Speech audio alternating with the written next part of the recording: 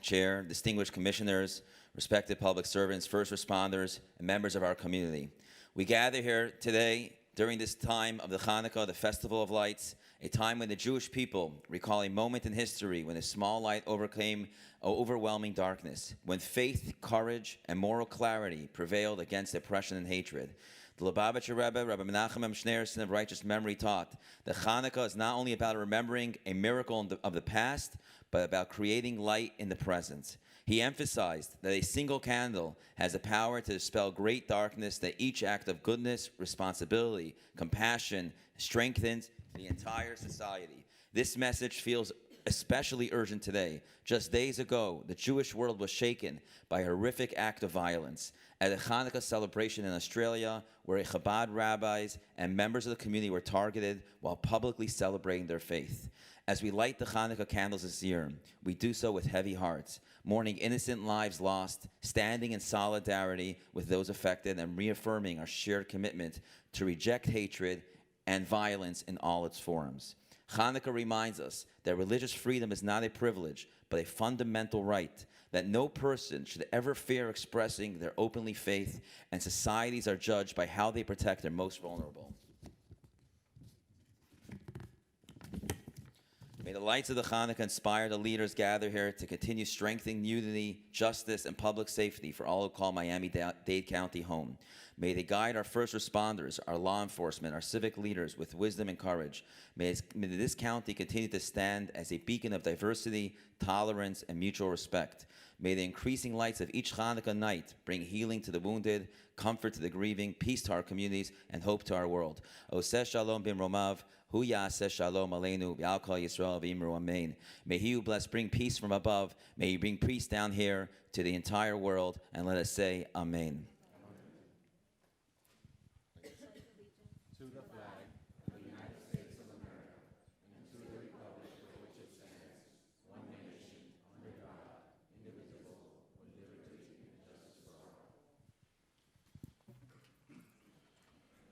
You may be seated.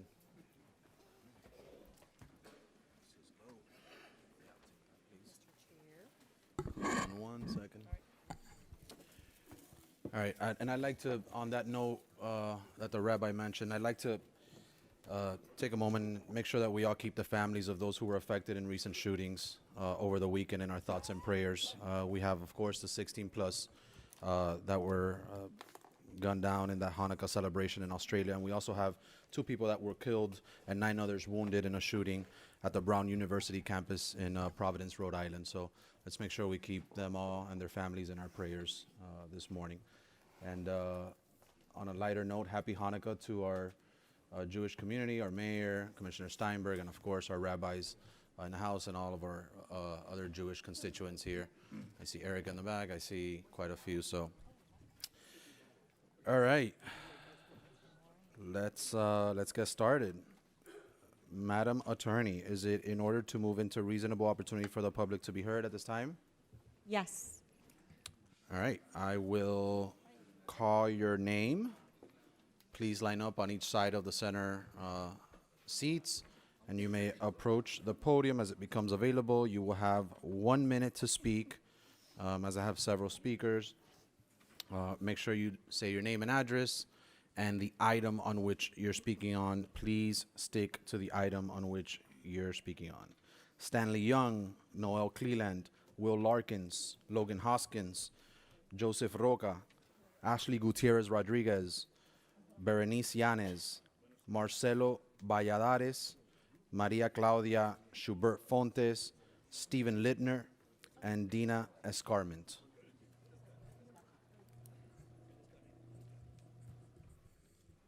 Sir.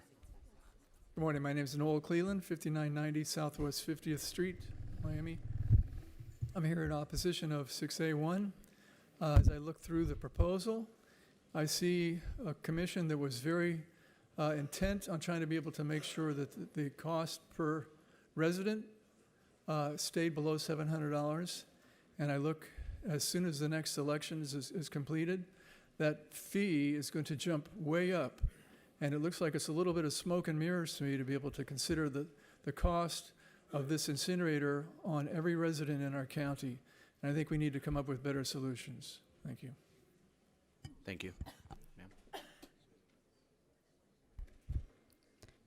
Hi, my name is Bernice Yanes, 500 Northeast 29th Street, Miami. I'm here speaking about item 6A1, the corporate proposals for the incinerator. And this feels very much like when your friend is like, I'm going to marry La Toxica. La Toxica being an incinerator that burned down and has not treated you well. La Toxica being a red flag where Covanta has to rename itself Reworld, and then FPL drops it because there's too many issues with it. We do know that like an incinerator pollutes. An incinerator is not recycling. Recycling is when you have a material, you do some kind of processing, you have that material back, like glass becomes, you recycle it into glass, cardboard can be recycled into another paper product. To take plastic and say you're recycling and you're getting energy is like I eat food and I shit, so I also recycle. I don't think it makes sense. No, okay, I'm sorry. So yeah, I would hope that you guys would look into how it doesn't make sense to move forward with the incinerator, especially when we have a simultaneous zero waste master plan, and that's what we should be focusing on. Thank you so much. Thank you. Sir? Hi, Marcelo Valladares, 16171 Southwest 73rd Street. I am the Everglades organizer with Sierra Club Florida. Sierra Club Florida continues to oppose incineration anywhere, anytime. Miami-Dade's history with incineration is one of leaving scars wherever it follows, and to see the county decision makers willing to accept proposed incinerator sites from corporations like FPL and FCC is extremely alarming, especially when all the areas proposed present a threat to the Everglades and our water quality. While Miami-Dade County is meant to serve this community, companies like FPL and FCC have no such obligation, and the only acceptable alternative to incineration is to adopt a diverse and holistic zero-waste approach as outlined in the county's own zero-waste master plan, bringing the county closer to a sustainable future with clean air, clean water, and a robust new industry. For our commissioners and our mayor to continue their support for incineration now is short-sighted and extremely worrying. And I hope you can consider, when you remove fluoride because it's a public safety concern, to then replace it with incinerator ash is really, really scary. Thank you. Thank you. Sir? Hello. Yep, that's you. Hello, everybody. My name is Joseph Broco. I'm from 16272 Southwest 75th, down in West Kendall. I'd like to say hi to everybody here, our mayor, our people around here.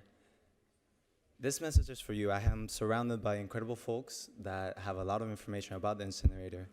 I'd just like you to know, I am 22 years old. My people here are all very young. You guys are sitting comfortable here. I hope you make the right decision, as we are watching. The younger generation is taking care, keeping up, and your cushy chairs that you sit on are being watched, and I hope you make the right decision on this incinerator. My people will speak very well on it, and I hope you listen to them. I'm surrounded by some very incredible folks, and anytime a meeting like this happens, we will be present. Hello? Still got 10 seconds. So yeah, I hope you enjoy the rest of your day. Thank you, sir. That'll be all. Have a great day. Thank you so much. Hi, y'all. My name is Will Larkins. I live at the FIU main campus. Hi, commissioners. Hope you're having a good day. I called out of work to be here. It seems kind of like a ridiculous thing that we're even having to be here in the first place, because nothing about this incinerator makes sense. It's going to poison our air and water. It's one of the most expensive forms of waste management. There are so many better ways that we could be handling our waste management. Separating organics and creating compost will reduce how big our landfills are, and that's way more economically sustainable. It's not going to reduce the air quality. We could be banning single-use plastics. There are so many progressive cities around the world that are forward-thinking and are banning single-use plastics because there are so many better options. We all have an extra bag we could be bringing to the grocery store, which could reduce the waste in the first place. Can you hold 1 second, please? Let me make sure everyone behind you that they're listening to you. So if we can ask everyone back there, please, to give him respect while he's speaking at the mic, I would greatly appreciate it. Thank you so much. Continue, sir. All right. Yeah, it's really just a shocking thing that we're even considering this in the first place when there are so many proven better options that are better for our residents, that are better for the environment, that are better for the Everglades. Composting, banning single-use plastics, among many other things. there is no reason to build this incinerator. Thank you so much. Next. Hello, everyone. My name is Ashley Gutierrez, 3710 Estepona Ave. I am a Doral resident. So we recently just fought the incinerator being the energy to waste to energy incinerator in Doral. We also had our last incinerator burned down last year. I was a witness to this. My everyday commute is passing by our Mount Trashmore. It's honestly really gross to see. After it rains, we can all smell it. It's disgusting. Not only am I a Doral resident, I am a citizen of Miami-Dade County. So for this to be built here, not only does it pollute our waters in the Everglades, it affects all of our ecosystem. Everything that we put out into our earth, everything we litter, comes right back out to us in our blood. It shouldn't be built, period, anywhere. There are many more sustainable options and more affordable on top of that. Thank you so much. Hi, good morning. Hello, good morning. My name is Maria Claudia Schubert Fontes, and I live at 10063 Costa del Sol Boulevard, Doral, Florida. I want to start by thanking the Commission for making huge strides over the past year to pass policies that promote waste diversion in our county. There's still a lot of work ahead of us to really achieve zero waste Miami. But investing in a costly incinerator does not get us closer to these goals. It locks us into an expensive and outdated technology. Incineration remains incredibly risky. The toxic ash produced creates severe health concerns, and the price to build and operate an incinerator results in a costly price tag for Miami-Dade residents. In 2023, when the Covanta fire occurred, my family's house was still surrounded by plumes of black smoke, even though the house sits almost 3 miles away from the rerolled site. A half-mile buffer will not protect our communities from the dangers of incineration. Although we might want to hope that ash won't be carried away by the wind or enter our drinking water, it's highly unlikely that no contamination will occur. I urge this commission to search for cost-saving solutions that promote a circular economy and ensure the health of our community is not compromised. Thank you. Thank you. Season's greetings, Commissioner and Mayor. Stephen Leitner, 1131 02nd Street, Bay Harbor Islands. Your own zero waste consultant estimates they'll be able to divert up to 90% of the waste stream from either landfill and hopefully not an incinerator. Burning waste produces ton for ton. A ton of waste produces a ton of CO2 that's emitted into our atmosphere. Dade County is ground zero for the impacts of climate, heat, stormwater, flooding, hurricanes. We can ill afford to build an incinerator dumping that CO2 into our atmosphere. There are no provisions in any report that I've seen for carbon capture and sequestration. Please don't build this incinerator. Thank you. Chair. Good morning. Good morning. Good morning, Commissioners. Good morning, Mayor. My name is Sebastian Caicedo. I serve as a Regional Director with Florida Rising. I'm here representing our members to speak the proposal of FPL potentially building an incinerator facility. If this is the case, I want to make sure that every commissioner in this commission is been talking to their constituencies to make sure that they're aware that there could be the possibility of an incinerator to be built in their communities. I think everyone here remembers what the community of Doral went through for over 40 years, and the final act, a terrible fire that exposed thousands of people for several weeks. This facility was finally closed, thank God. But now we have FPL here to propose an incinerator at the cost of our communities and the taxpayers, our money, our communities, our health. We need to move forward with the zero waste transition and diversion program, and that has been started by the mayor and some of the commissioners. This is the right way to do it. This is the way we need to go. Thank you, sir. Thank you. Good morning, Chair, Vice Chair, Commissioners, staff, and all those who attended. My name is Chaplain Stanley Young, Freedom Prison and Jail Ministry. Most of you know me, 500 Northwest 2nd Avenue. I'm here to speak on the CBO's allotment that is going to your district. I am 100% for it. That's 3A7 all the way down to 3A13. This is a good thing. This is a very good thing, since a lot of the CBOs was cut out of this budget that we have. We desperately need this money, and I will thank you for being favorable upon this this allotment, and I most definitely will be knocking on your doors someday soon. So thank you for all you're doing. God bless you. Happy New Year, Merry Christmas, and Happy Hanukkah. Thank you, sir. And that is all of the public speakers we have signed up to speak under reasonable opportunity. Thank you. What is your name, sir? What is it? I'm sorry? Work your way down. Yeah.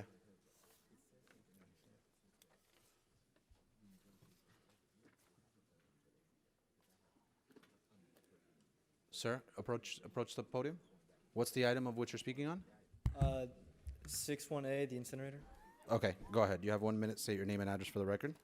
My name is Logan Hoskins. I live at 537 Aragon Avenue. After reading through the 2024 Annual Comprehensive Financial Report of the Miami-Dade Waste Management Enterprise Fund, in the financial section on page 15, the first paragraph states, the overall increase in expenses of $15.4 million was driven by the increase of transportation costs due to the waste and to energy plant closure. The high prices paid under the recycling contracts, higher garbage and trash costs were offset by the $22.4 million decrease in waste to energy costs as a result of the plant's cease operations, resulting from the fire, and a reduction of $14.5 million in general and administrative costs from the fiscal year of 2023 to 2024. This means that our infrastructure being destroyed not only saved the community money, this infrastructure should save the community money. It being destroyed should not save Miami more money. Thank you, sir. Mr. Chair, Yes, Mr. Zakala. Eric Scala, 2035 North Miami Avenue. I attempted to fill out a speaker card for an item 11A6. I was informed that the public hearing already happened on the item. I'd just like to put on the record that there's a sweeping, dramatic amendment to the item that was never publicly noticed until last night. Eric. And no public hearing has ever happened on it. Eric, don't do this to me, man. Yeah, no, I just wanted to put that on the record for you, Mr. Chair. Okay, Thank you. I'll verify with the lawyers. I'll make sure. Hey, Commissioner. Thank you for letting me know. All right. With that, a reasonable opportunity for the public to be heard is officially closed. And I do just want to take a second and recognize, I understand we have, can we quiet down in the chamber, please? Can we quiet down? I do just want to take a second and recognize, I know we have some folks here that came out to speak this morning on the mental health facility. Unfortunately, it's not on the agenda. It's not in the right posture. It'll be coming back at some point in the coming year, hopefully. But I want to recognize that you are seen and stay tuned. All right, Madam Attorney, can we set the agenda at this time? Yes, Mr. Chair. We do have some preliminary changes. 6A1 and its supplement, Senator Garcia would like to pull this item. 8H1, Senator Garcia adds this item to the pull list. 8N4, Commissioner Gonzalez and Commissioner Milian Orbis add this item to the pull list. Item 11A1, Commissioner Gilbert releases the item. He was the only polling commissioner, so with the setting of the agenda, 11A1 will be approved. 11A2, Commissioner Gonzalez adds this item to the pull list. Mr. Chair, on 11A5, Senator Garcia is adding this item to the pull list for an amendment. I can try to read the amendment now, if that's your pleasure. That would be my pleasure. Senator Garcia would like to amend 11A5 to specify that the final adopted budget shall be made available to each county commissioner and the public no later than 60 days after the county budget's adoption, that if this requirement is not met, the county mayor or mayor's designee shall provide a written report to the board no later than 60 days after the county budget's adoption, and that the mayor or mayor's designee shall make available a printed copy of the adopted budget for each county commissioner within 90 days after the county budget's adoption. As part of these amendments, conforming changes will be made to the title. He was the only polling commissioner, so with the approval of the setting of the agenda, 11A5 will be approved as amended. 11A6, Commissioner Bermudez adds this item to the poll list. 14A6, Senator Garcia adds this item to the poll list. 11A7, Commissioner Bastien is adding this to the poll list. And then I have Commissioner Regalado is adding her name as a polling commissioner to 11A6, 11A2. She is also pulling, I don't know what that is. I'm sorry, there's 8 and A. Commissioner Regalado, which, there's a pull, but I can't read. Is it 8 and 4? Commissioner Regalado.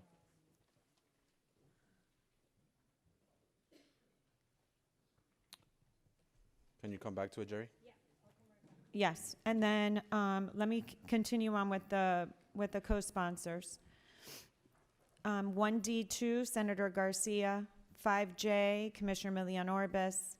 8N3, 11A1, Senator Garcia. 11A2, Senator Garcia and Commissioner Gonzalez. 11A3, Senator Garcia. 11A4, Senator Garcia and Commissioner Steinberg. 11A7, Senator Garcia. 11A8, Senator Garcia and Commissioner Steinberg. 14A2, Senator Garcia and Commissioner Gonzalez. Commissioner Regalado, is it 8 and 4? Okay, we will add Commissioner Regalado as a polling commissioner on 8 and 4.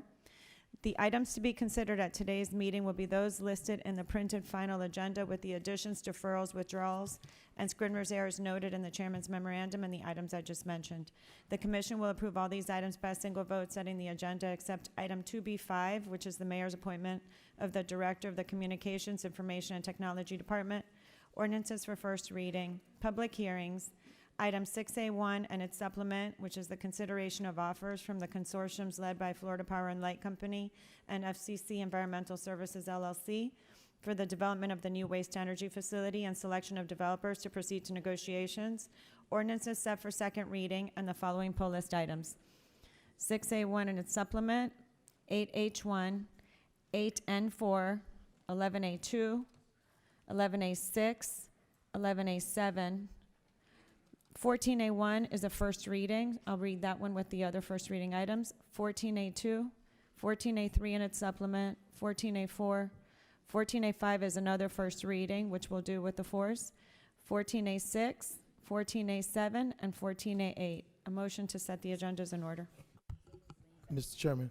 It's been moved by Commissioner Lopez, seconded by Commissioner Cohen-Higgins. And we got your pool finally, Commissioner Regalado. Sorry, I had, all right. Commissioner Hardiman on the agenda. Thank you, Mr. Chairman. Can you add 8K2 and its supplement to the pulling? Can you add it to be pulled, please? 8K2 to the Yes, pool list? and its supplement, yes. And its supplement. All right. Thank you. Please add 8K2 and its supplement to the pool list. All right. With that, we have a motion to set the agenda. We have a second by Commissioner Cohen-Higgins. All in favor signify by saying aye. Aye. All opposed, nay. Show the item, show the agenda here passed. All right, Madam Attorney, do you want to go ahead and take, Jerry, you're winging me down, talk to me. Well, I didn't know, Mr. Chair, you had a number of 14s that were not pulled. Do you want to do those quickly and Sure, take let's those do off the that. agenda? Sure, let's do that. Let's have, Commissioner Lopez can move. There would be items 14A2, 14A3 in its supplement, 14A4, 14A7, and 14A8 were not pulled. Can they be taken together? Yes. So Commissioner Lopez moves those items, seconded by Commissioner Gonzalez. All in favor signify by saying aye. All opposed, nay.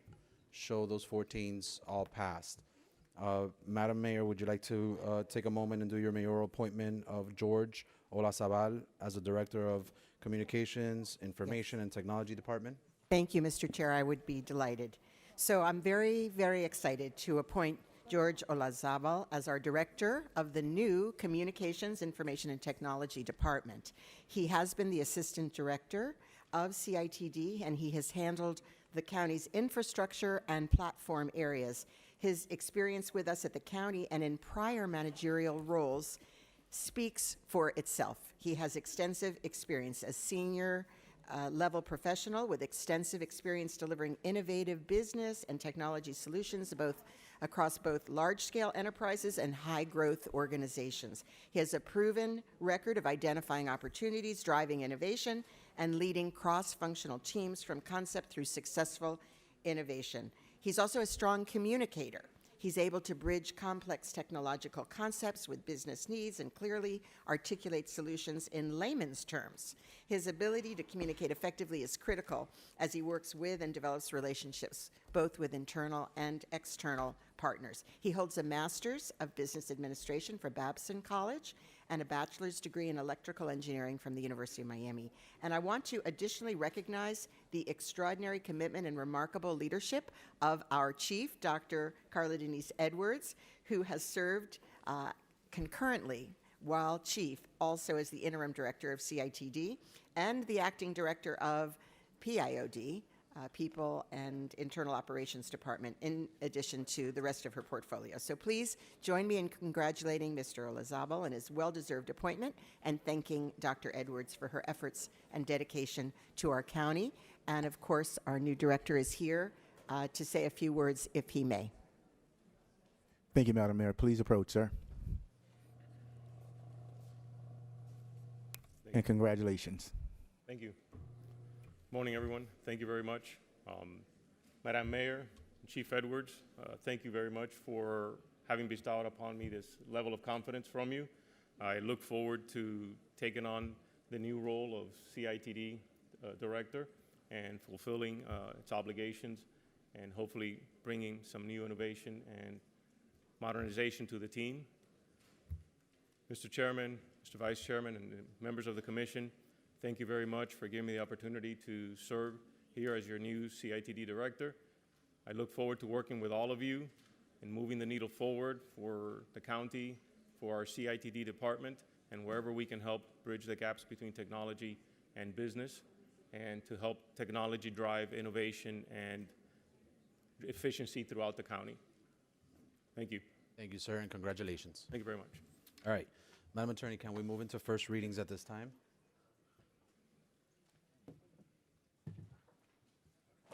Was that a yes? Yes, I'll read all of them.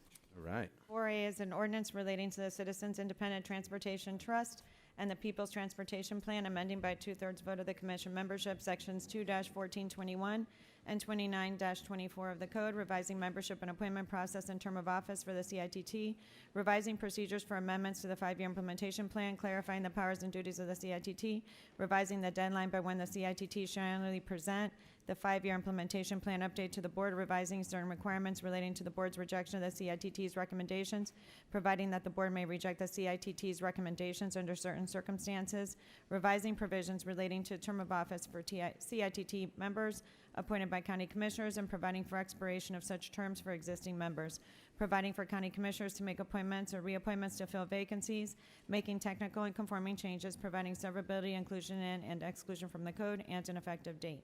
4B is an ordinance relating to Miami-Dade County Comprehensive Development Master Plan, providing disposition of application number CDMP 2025-008, located at the southwest corner of the intersection of Southwest 232 Street and Southwest 124 Court, east of US 1, filed by 232 Holdings LLC and 12499 Holdings LLC in the May 2025 cycle to amend the county's Comprehensive Development Master Plan, providing severability, exclusion from the code, and an effective date. 4C is an ordinance relating to Miami-Dade County Comprehensive Development Master Plan, providing disposition of application number CDMP 2025-0012, located on the east side of Southwest 137 Avenue and south of Theoretical Southwest 294 Street, west of the Homestead Air Reserve Base, filed by SIP Development LLC in the May 2025 cycle to amend the county's Comprehensive Development Master Plan, providing severability exclusion from the code and an effective date. 4D is an ordinance relating to the county's comprehensive development master plan, providing disposition of application number CDMP 2025-18 located on the southeast corner of Southwest 320th Street, Maury Drive, and Southwest 195 Avenue, filed by D.R. Horton, Inc. in the May 2025 cycle to amend the county's comprehensive development master plan, providing severability exclusion from the code and an effective date. 14A1 is an ordinance relating to zoning in the unincorporated area, amending section 33-28487 of the code, amending standard urban center district regulations to provide for certain digital point-of-sale signage in the downtown Kendall Urban Center District. Under certain circumstances, amending standard urban center regulations to provide for certain residential building identification signs, directing the mayor designee to take certain action, and establishing county policy relating to revenue sharing agreements and arrangements with respect to signage on county-owned and county-occupied properties, and establishing county policy as to how such revenue paid to the county should be used, providing severability, inclusion in the code, and an effective date. And 14A5 is an ordinance relating to the Office of Inspector General, amending Section 2-1076 of the code relating to minimum qualifications, term of office, contract, and selection committee for the Inspector General, providing severability, inclusion in the code, and an effective date. Mr. Chair, at the appropriate time, I have some requests to bifurcate. Go ahead, now's the time. Commissioner Regalado would like to bifurcate 4A, Senator Garcia, 14A1, and Commissioner Regalado, 14A5.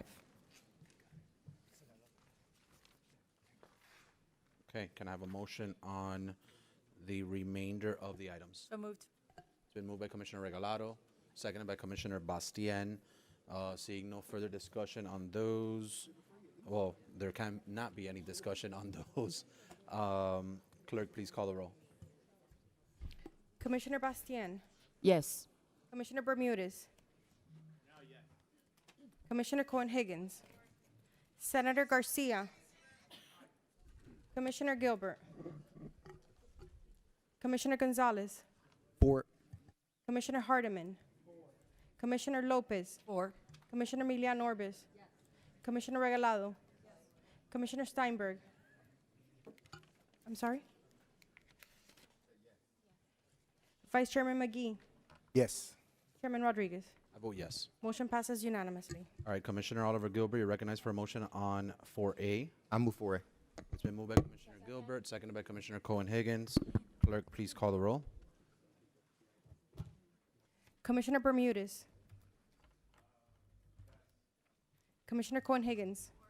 Senator Garcia. Commissioner Gilbert. Yes. Commissioner Gonzalez. Commissioner Hardiman. Commissioner Lopez. 4. Commissioner Milian Orbis. Commissioner Regalado. No. Commissioner Steinberg. Commissioner Bastien. Vice Chairman McGee. Yes. Chairman Rodriguez. Oh, yes. Motion passes 12-1. All right, and then 14A1 and 14A5, is it just one pooling commissioner or bifurcation? Can we move No, both on together, or- 14A1, it was Senator Garcia, and 14A5, Commissioner Regalado. Okay, so we'll just take one. So 14A1 is moved. Yes, just first reading. Moved by Commissioner Regalado, seconded by Senator Garcia. Clerk, do we need a voice vote or roll call on these? Roll call. Clerk, please call the roll. Commissioner Cohen-Higgins. Senator Garcia. Commissioner Gilbert. Yes. Commissioner Gonzalez. 4. Commissioner Hardiman. Commissioner Lopez. 4. Commissioner Milian Orbis. Commissioner Regalado. Commissioner Steinberg. Commissioner Bastien. Commissioner Bermudez. Yes. Vice Chairman McGee. Yes. Chairman Rodriguez. I vote yes. Motion passes unanimously. I move 14A5, Mr. Chairman. Commissioner Gilbert moves 14A5. It's seconded by Commissioner Lopez. Clerk, please call the roll. Senator Garcia. Commissioner Gilbert. Yes. Commissioner Gonzalez. 4. Commissioner Hardiman. Commissioner Lopez. Yes. Commissioner Milian Orbis. Commissioner Regalado. No. Commissioner Steinberg. Commissioner Bastien. Commissioner Bermudez. 4 for now because it's first reading. Commissioner Cohen-Higgins. Vice Chairman McGee. Yes. Chairman Rodriguez. I vote yes. Motion passes 12-1. All right, show all of the first reading items pass at this time. Madam Attorney, can we move into public hearing items? Yes, read them all. Sure, let's do that. 5A is an ordinance creating and establishing a special taxing district in the county, generally bounded on the north by theoretical southwest 181 Street, on the east by southwest 110th Avenue, on the south by theoretical southwest 181 Terrace, and Can we have some quiet in the chamber, please? on the west by Staff as theoretical well? Theoretical Southwest 111th Avenue, known and described as Eureka Townhouses Multipurpose Maintenance Special Taxing District, identifying services to be provided, authorizing and directing mayor's designee to cause to be maintained and operated various public improvements, and providing for exclusion from the code and an effective date.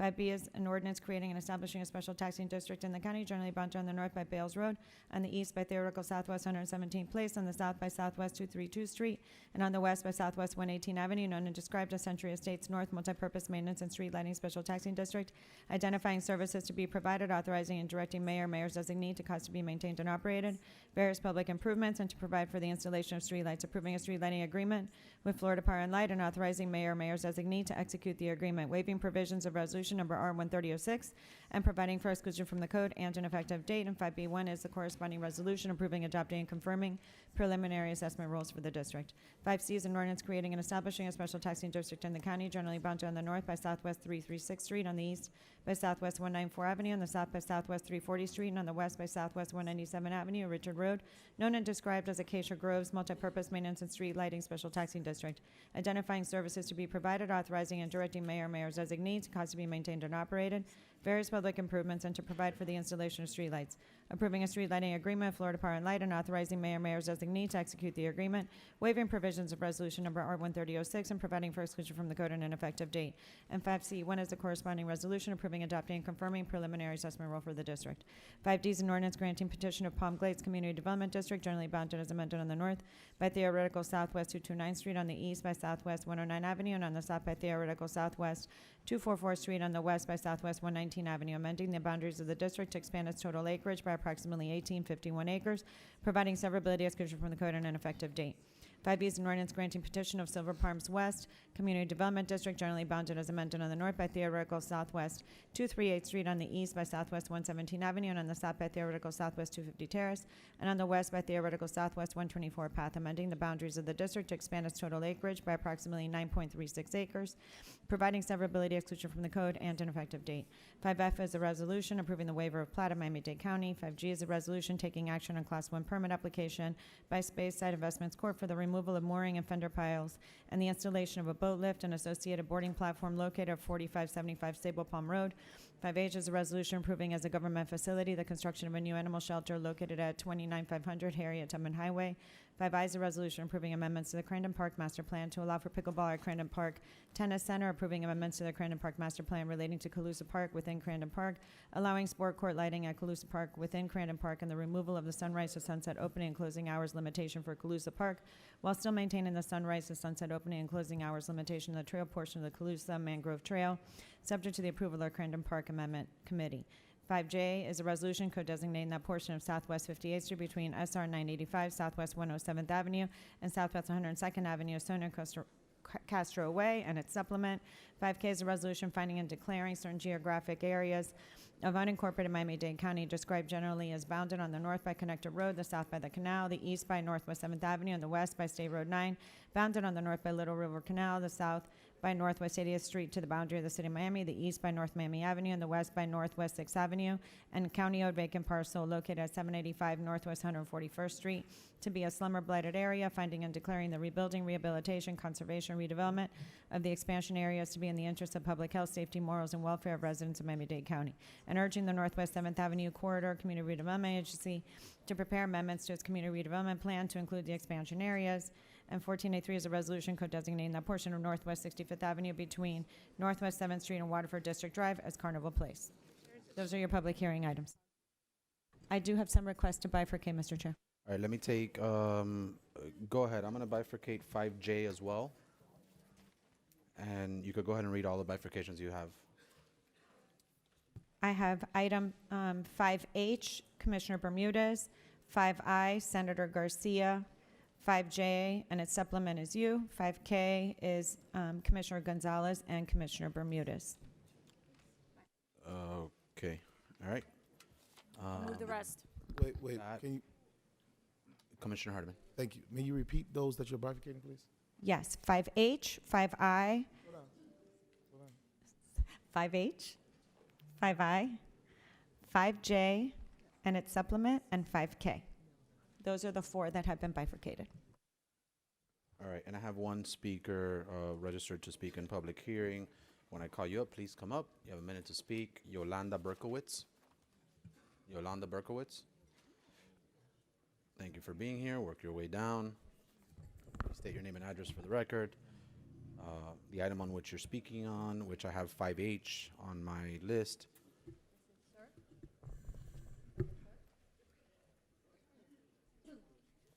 Good morning, Madam Mayor, Vice Chair, Mr. Chairman, thank you so much, esteemed board.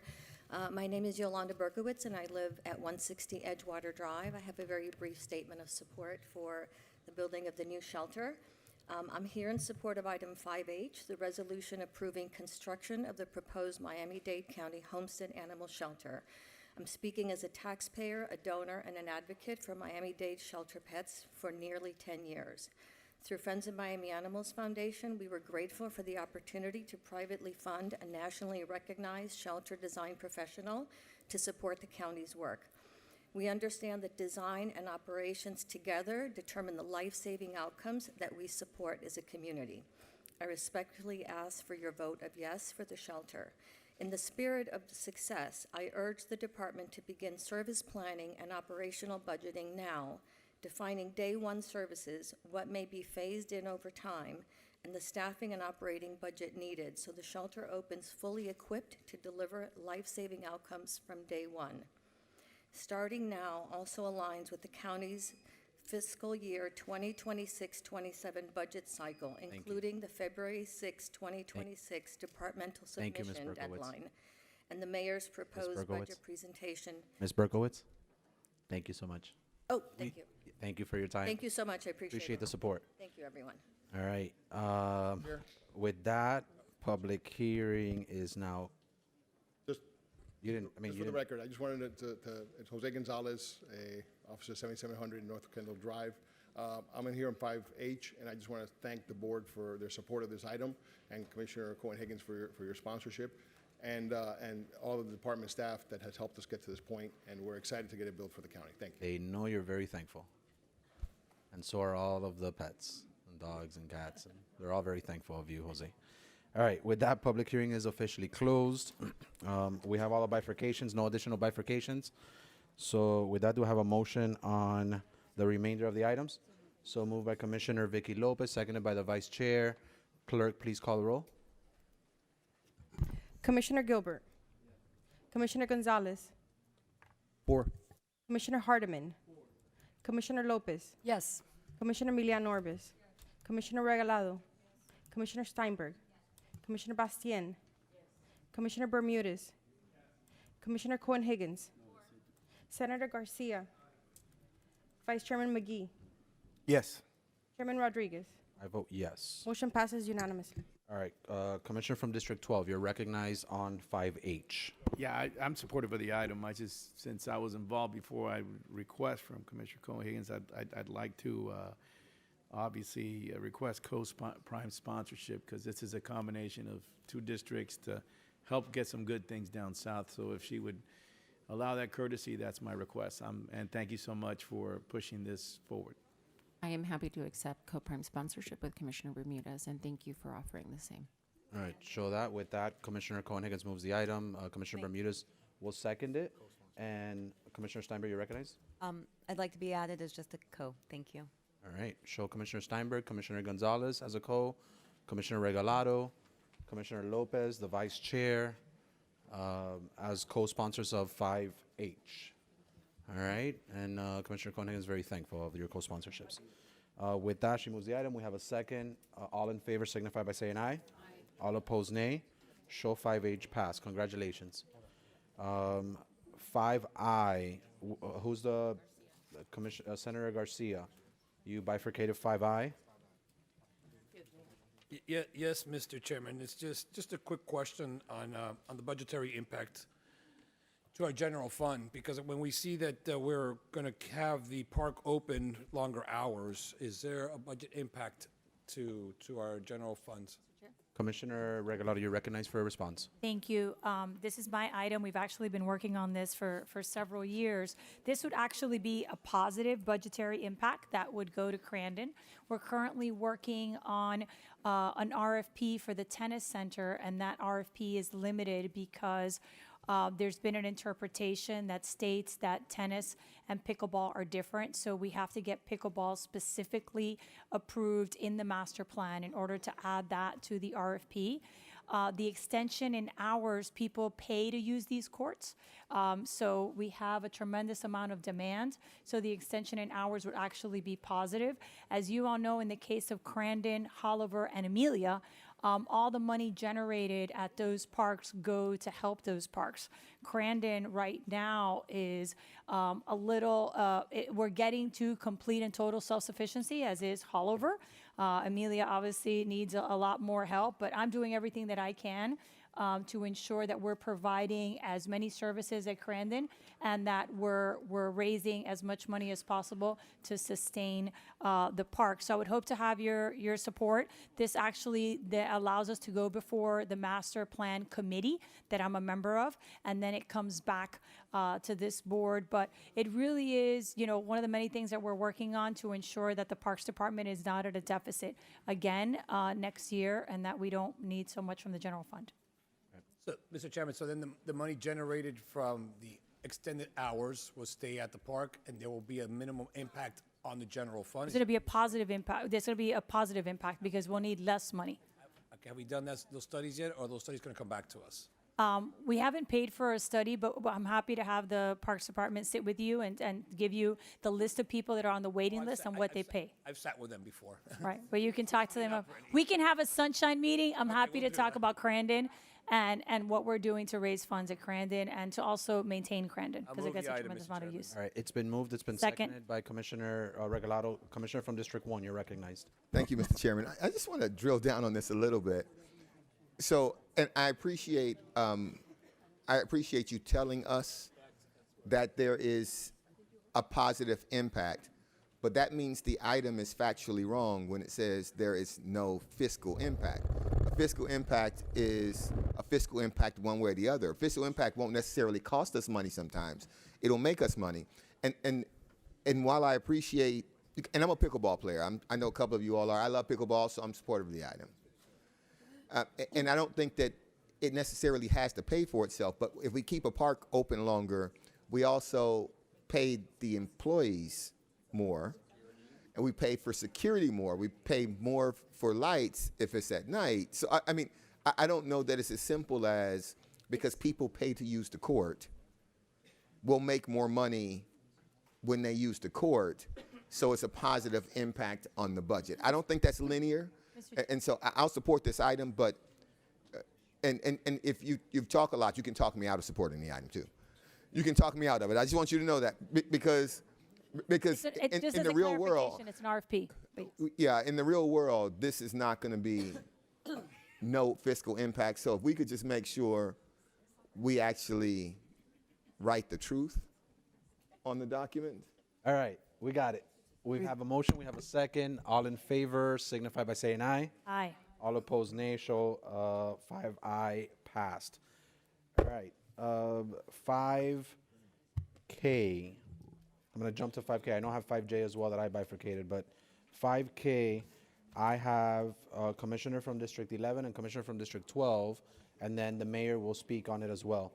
Commissioner from District 11, you're recognized. I just pulled it a vote no, Mr. Chair. Okay, commissioner from District 12? I'm going to vote no, but I want to say two things. Number one, it is not because of, I just feel that our CRAs, we really need to look at these things a lot closer across the board, number one. Number two, I'll point out, that there was a MAC study in this area for incorporation. I believe it's still in effect. And I'm not big for expansions of the existing CRAs or even new CRAs. And I want to put that on the record clearly now, early and often, as they used to vote in the city of Miami. All right, thank you, Commissioner. Madam Mayor, you're recognized. Thank you, Mr. Chair. So this item accepts the finding of necessity study, which is guided by state law, which of course is valid. I want to put it in context along the lines of what Commissioner Bermudez just said. Last year we faced a very difficult situation. We called it a perfect fiscal storm, and we expect similar headwinds this year. Certainly, we're facing the prospects of significant cuts from our state legislature in the form of tax reform. And so given the uncertain fiscal environment that we're facing as a county, I am uncomfortable with further CRA expansions because we cannot afford them.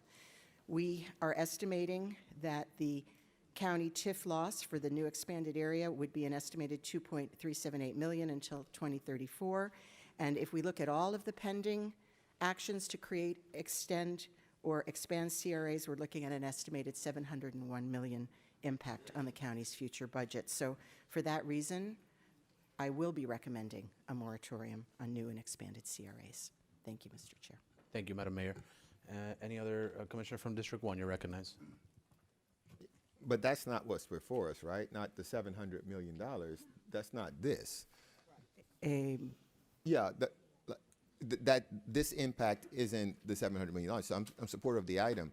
And I too, Commissioner Bermudez, understand that new incorporations, CRA expansions, those things are going to have an effect.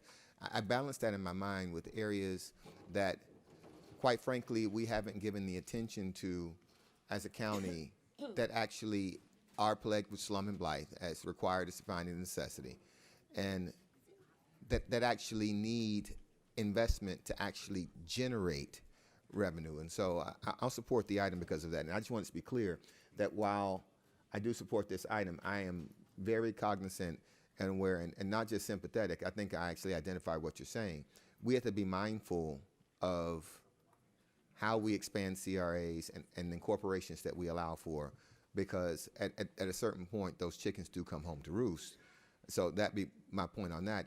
And then, Madam Mayor, with regard to the staff analysis on the last item that we just did, that RFQ, if we're going to pay attention to how much money is affecting the general fund, you got to actually put the fiscal impact for items that actually have a fiscal impact. So we can't do it on one item and not do it on the others. But I'll move this item. It's been moved. Duly noted. Thank you, Mayor. It's been moved by Commissioner Bastien, seconded by Commissioner Gilbert. And Commissioner Gilbert, I was going to say a lot of what you said, so I won't repeat it. I'll just echo. I do want to be extra cautious with these CRA items as we move forward. This one has a minimal impact to our county budget, which is why I believe the administration recommended it and could be supportive of it. But moving forward, I would be extra cautious with all of these CRA items. You guys know that about me. Commissioner Hardeman, you're recognized. Yeah, so CRAs are incredibly important to Miami-Dade County, really to many counties in the state of Florida. And I understand that a CRA is a creature of the state, which means that the state gives us this authority to do this, and I'm grateful for it. But from the moment that we've had the ability to create CRAs, we've had people try to eradicate them, right? So every step of the way. When I was in the city of Miami, I had to fight against Miami-Dade County taking more and more away from the CRAs that I represented. And so I said it to you all to say, we have this way of saying mine. This is mine. These dollars are mine. It's Miami-Dade County, and this money is mine. The money doesn't disappear. The money is transferred from one pot to another pot to cover an area that we seem to forget. And so we have partners with our CRAs. Your partner may be Miami-Dade County. It may be some CRAs have constituents on them. They're your partners that you appoint to those positions to take care of those dollars, to invest it in spaces that we historically, and I'm not talking about you, but I'm talking about the years before you, the people whose names are on these buildings, they did not invest into these spaces. And so, I understand that this is an entirely new board, but there's no one on this board that's had more experience with CRAs than me to see the impact. And especially when you look at what's down the street from this very government center. So we know what they can do.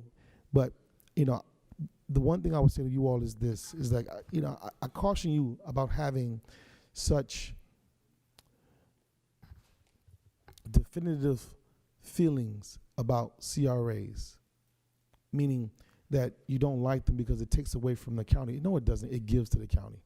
You wouldn't have Miami-Wilson if not for a CRA. Period. You look at Lincoln Road. Lincoln Road utilizes a CRA. I mean, these are things that you all marvel about, but you use CRAs in order to establish them because no one had the ability singularly to invest in those spaces, or they even cared to do it to ensure those areas are better. Now, you have some areas that CRAs are created for housing and other infrastructure that's not there because no one else was going to do it. So it takes a keen eye to ensure that those areas have some sort of investment. And so, you may say this takes away from our budget. Yeah, but it's invested back into the neighborhoods that need it, the communities that need it. So you're not losing this money. And even if we had that money, I can guarantee you that most of us we are not a part of the decision making as far as where this money goes. So yeah, you might have earned, and what's most incredible about it is that the money that's being taken is not being taken from your district, Mr. Chairman. It's not taken from your district, Commissioner Gonzalez. It's not taken from Mickey Steinberg's district, unless she has a CRA. She does. But the point is that it's taken from the district in which the money is actually generated. It's created. If there's no growth in that area, you don't acquire the additional dollars to invest into that space. So what's the problem with taking growth in funds and funding from an area that's doing better and investing it back into the area? Why is that a problem? If we were talking about impact fees, we would say, oh, well, downtown Miami is the highest, for instance, in the city of Miami, downtown Miami is the highest generator of tax revenue. And so we shouldn't take that tax revenue and spend it in Shenandoah. Why should we do that? That's not fair. We should keep it all in downtown Miami. You don't like that argument because downtown Miami does so well. So we should invest in the spaces that are trying to do better. That's why the CRA is there. This is an item that's identifying slum and blight. I don't understand why people who live in districts who don't have slum and blight have a problem when districts that have slum and blight say, hey, we want to identify the slum and blight so we can eradicate it. And to do that, the state created this thing called CRAs. We would like to utilize it. What's the problem with that? What's the problem with that? I think we need to, in the county, we need to get over ourselves about CRAs. Now, if you have misappropriation of dollars, then talk about that. If you have spending that doesn't meet the muster of the plan, then talk about that. But when you're talking about CRAs that actually identify slum and blight, that create a plan that's approved by the county, that's approved by the state, that's approved by the city that it represents, and then have board members that are actually doing their job, then we need to get over ourselves. The CRAs on a whole are doing a good job. And if you are aware of the good work that these CRAs are doing, or you're not aware, you should ask these executive directors. We in Miami-Dade County have award-winning CRAs year in and year out. There's a thing called the FRA, the Florida Redevelopment, or something like that, Florida Agency, right, or association. They have awards. They look at all the CRAs throughout the state, and they identify the projects that they're working through. And routinely, year after year, Miami-Dade County gets awards. I think we just walked away with an award for Block 55. You know what Block 55 is? Is where the Target is right down the street.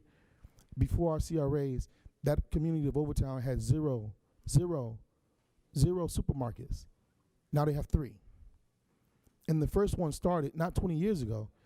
It started 10 years ago with CRA investment.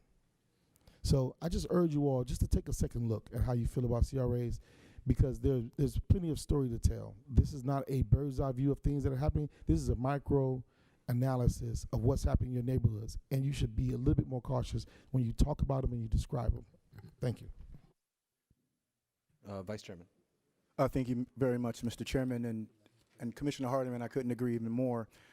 I saw it as simply saying micro-targeting, and your words were spot on. There is this idea that money that goes into the CRA mysteriously disappears. that money doesn't disappear. It goes back to what we've heard today so far, is that the state created this vehicle to address slum and blight. And when you say slum and blight, essentially what you're trying to do is draw in more dollars to help eradicate poverty. This is a poverty fighting tool. And to broadly stroke with a paintbrush, being against all expansions, without knowing the backdrop or the background of the particular CRA, I think it doesn't give us any justice. Lastly, listen to these two words, right? Slum and blight. Listen to those words, slum and blight. In and of itself, it tells you that there has been a reduction in services in those areas for those areas to fall to that level. And if the areas in that level of slum and blight and cloth in the slum and blight, that simply means there has been a lack of attention given to that area as it relates to infrastructure, as it relates to parks, as it relates to business, as it relates to the very people who actually love those communities. And lastly, I just want to make sure we're clear when we're talking about money leaving the community. CRA dollars are trapped within a geographical boundary. And because they're trapped inside of this geographical boundary, it allows for the executive director and the board of that particular CRA by state law to actually meet with community members and decide what's important for that particular area, because they know that area more so than many of us. So Commissioner Bastien, I fully support this. I'm also saying that, again, I echo Commissioner Hardiman's comments, is that we have to be a little more careful in how we cloth our words as it relates to the CRAs, because we don't want to give it a bad name when, in fact, it was created by state legislation. So with that said, thank you very much, Mr. Chairman. Commissioner from District 13, you recognize. Thank you, Mr. Chairman. Just want to ask, and I appreciate the mayor's comments, because I guess we have to take care of the county's budget, but we also have to keep in mind what the CRAs do and the positive impact that it has on certain and local communities and so forth. But Madam Mayor, you made a question. You talked about the budget impacts for next year. What is the administration doing currently to start addressing some of those impacts? And I don't think we need to start addressing what's happening in Tallahassee, because we don't know what's going to happen in Tallahassee, but we know what we have in our budget. And last year we passed a budget that we just put Band-Aids without doing anything prospectively. What are we doing currently then? Because we just made a comment that we don't want to touch CRAs because it takes more money from the budget. But what are we doing prospectively now to make sure that we have a budget that will be responsive to the people? And thank you, through the chair. You're recognized, Madam Mayor. Yes, so will we, try to first of stay- all, we have developed scenarios of all the possible state items and what the impact would be on our general fund. So we have a range of from lowest impact to greatest impact. And in fact, we had a meeting yesterday that the chair joined us with the cities and other special taxing districts for them to also look at the impact so we could look at it countywide. We are developing scenarios as to the actual implications in terms of impacts on services, not specifically on the county budget, but exactly what would be at risk from the various scenarios. And we have directed our departments to put forth budgets this year that accommodate potential cuts. So we are working through departments through the usual budget process, but with very much in mind the reality of the budget situation. And we've also told the Appropriations Committee chair that we would be regularly reporting as we make progress on that. Mr. Chairman. Thank you. Commissioner from District 7. Thank you. And I want to thank Commissioner Hardiman for his comments on CRAs. I would tell the administration that if they're considering weighing in on the CRAs, maybe the better thing is best practices, because there is something to be said for best practices in CRAs and for limitations on expenditures that this board considers not an investment. So, for example, I believe that CRAs should heavily invest in infrastructure.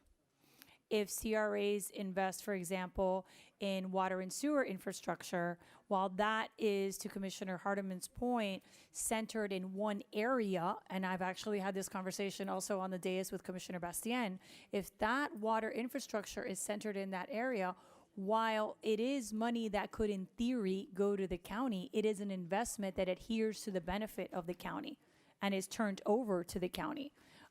And we have so many areas. In our last PCC meeting, Commissioner Hardiman was talking about an issue with flooding in his district. We have so many issues with stormwater, with septic to sewer, with lack of capacity.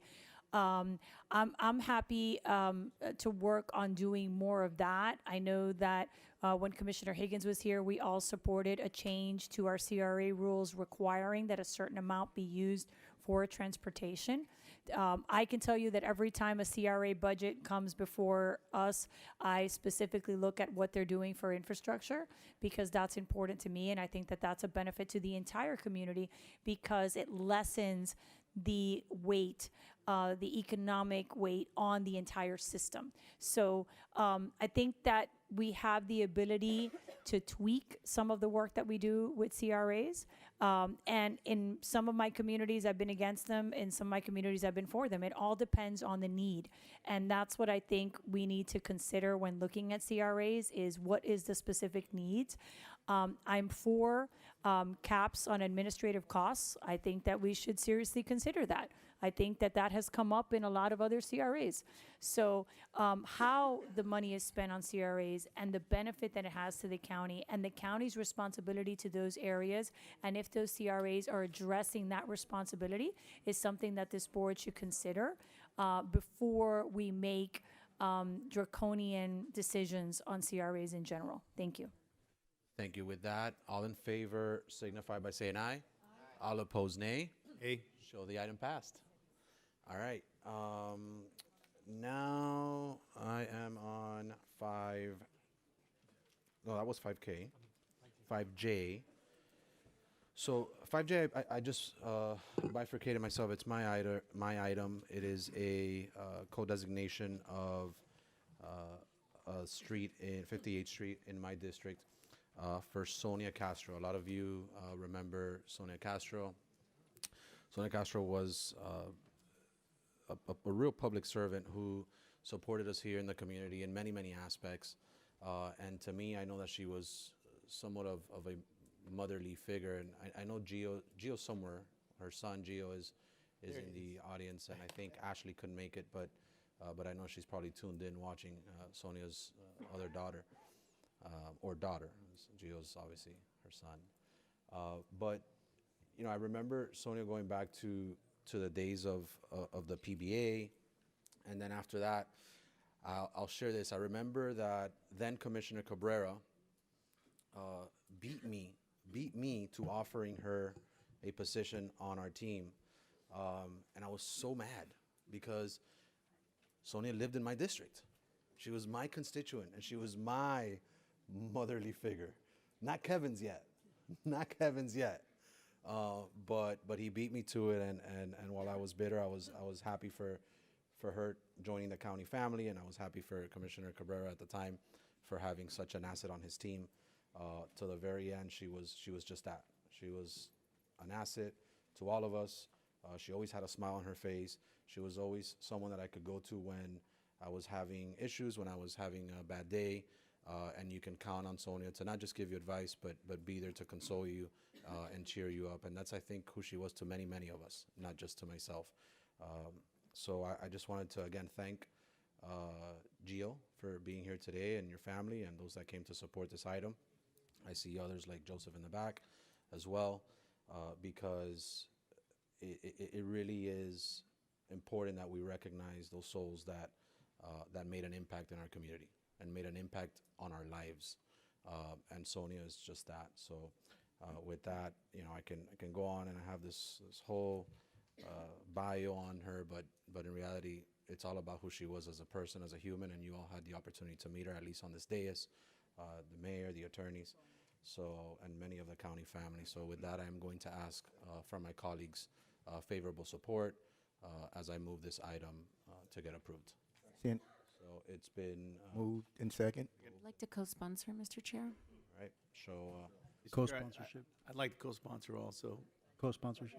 all right, I like that. All right, show the entire day is co-sponsoring the street naming of Sonia Castro Way on Southwest 58th Street.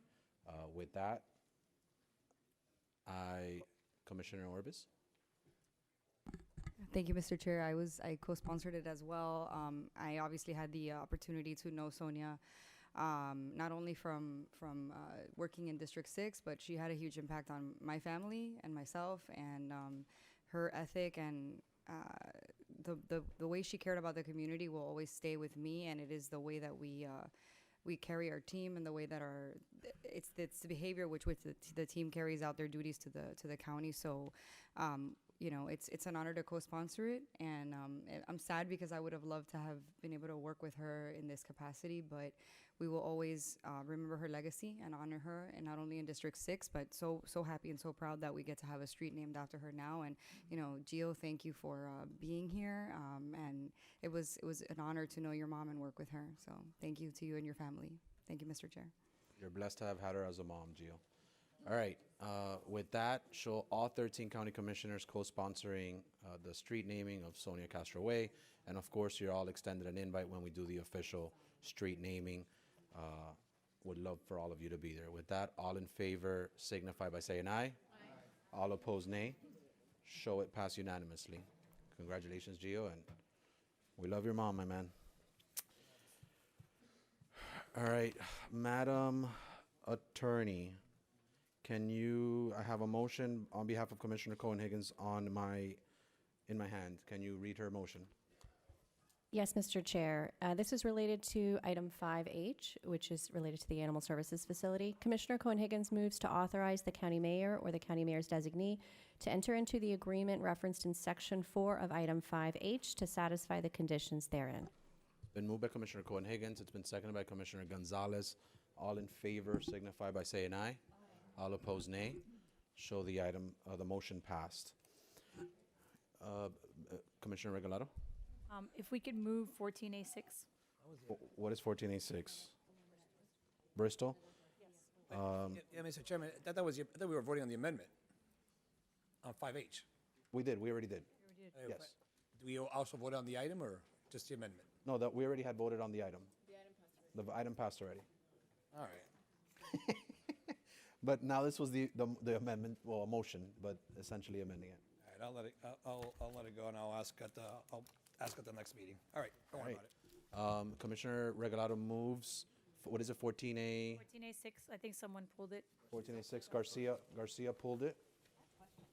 Garcia? Senator Garcia? Bueller? Yeah. On 14A6, which is the Bristol item, I know you're a pooling commissioner. We can move that. It's been moved by Commissioner Regalado and seconded by Commissioner Cohen-Higgins. You recognize on it? Listen, I think 14A6, I think what I remember from this one, give me a minute, it's a termination clause. If there was no termination clause when we originally did this contract, I'm trying to figure out what happened. Why was there no termination clause? Commissioner Regalado, you're recognized. Thank you. We can ask Ralph to come up, but pretty much we discussed this at the last meeting, Senator. This wasn't the best contract, right? Remember we talked about how the leasehold was actually extended beyond the life of the building. So this is a retaking of that lease because there was no other legal action. We've actually been working on this for a very long time. It is such an important piece of our puzzle, in terms of providing services, both passenger and cargo at MIA. So that's why it was expedited. I know that we worked on it all weekend. We included a term sheet. There's still more negotiations, but this really has been a complex situation given the lease that we were provided with. But obviously moving forward, as I mentioned in the last meeting, I'm bringing an item to committee in February, hopefully, where we do no longer enter into leases where the lease extends the life of the building. So we're hoping to rectify that at Port Miami and at MIA and hopefully countywide when we get to it. But it was sadly a practice that we hope that this board will never replicate. Fair enough. Thank you. We hope to have your support.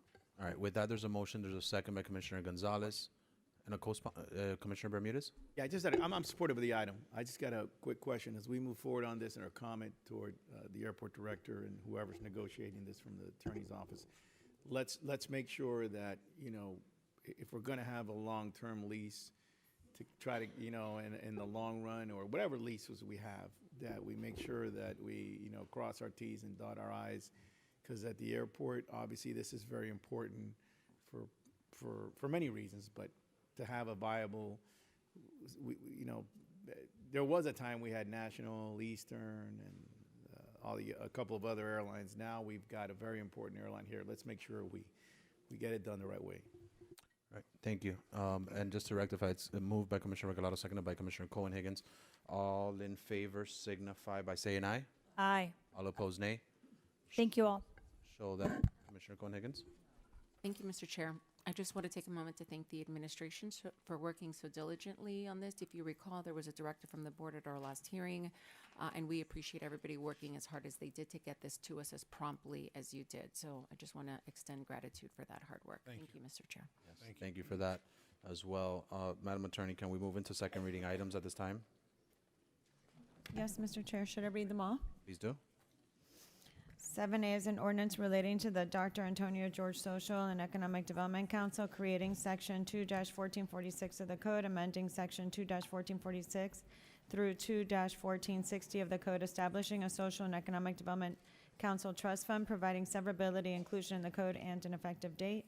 7B is an ordinance relating to the Office of Intergovernmental Affairs, amending Article 118 of the Code, providing that the Office of Intergovernmental Affairs shall be responsible for administration and operation of the Miami-Dade County Youth Engagement Program, a legislative internship program for the placement of students in unpaid internships at the Miami-Dade Board of County Commissioners, making technical and conforming changes and providing severability, inclusion in the Code, and an effective date.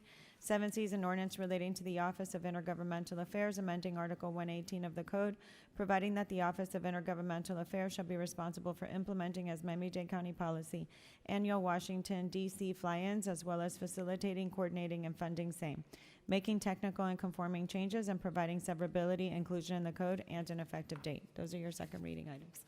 All right, do I have any bifurcations? Seeing no bifurcations, do I have a motion to move them? Motion. It's been moved by Commissioner Orbis, seconded by Commissioner Lopez. Seeing no discussion on any of these items, clerk, please call the roll. Commissioner Hardeman? Commissioner Lopez? Yes.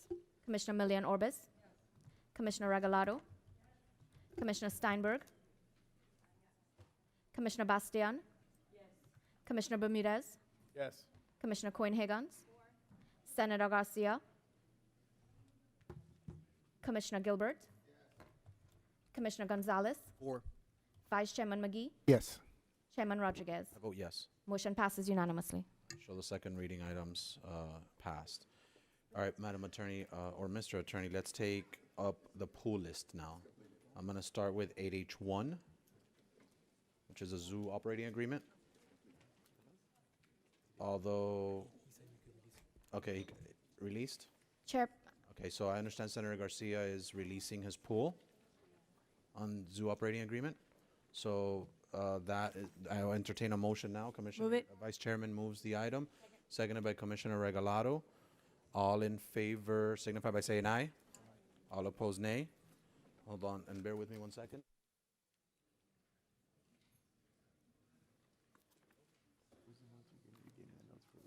All right. 8 and 4. Commissioner from District 11, you're recognized as one of the pooling commissioners. 8 and 4. It's Metro Connect. Thank you, Mr. Chair. So I released this poll. We were able to speak to the administration. We were able to speak to the department. I had some concerns, but they have been resolved, so I've released this poll. Okay, show Commissioner from District 11 releasing the pool. Commissioner from District 7. Yes, I want to thank staff. We actually talked about this at committee, and I know that for some districts it's difficult. My district is also impacted. But as we move forward, as I said at committee, it's really important for us to change a dynamic in terms of transit. So I want to thank the administration. I know that it's been difficult dealing with the commissioners, but all of us are impacted by it. And like I said at committee, I think if someone that has dialysis has to pay $350, everyone has to pay $350. So I think that it's a really important step towards equity when we talk about transportation. So happy to move it.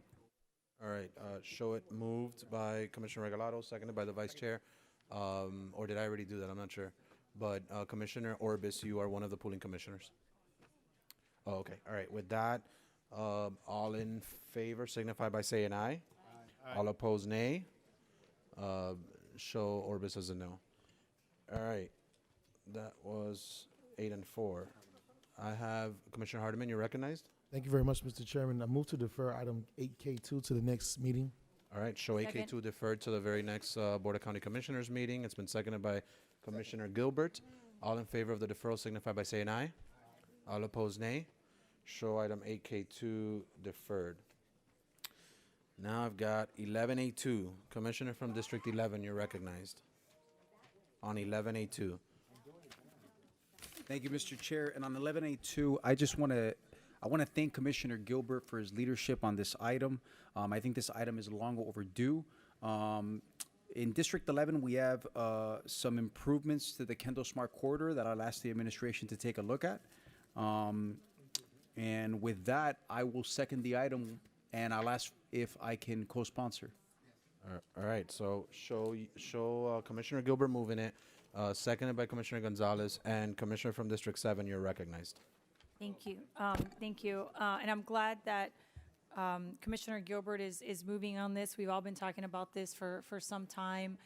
The one thing that I would add to this that I know is and isn't associated with the SMART program is potentially, I think that we should get an update on where we are with the synchronizing of the lights. I say that because, for example, Kendall Drive is an area that is in my district that's a parking lot, and it is part of the SMART program.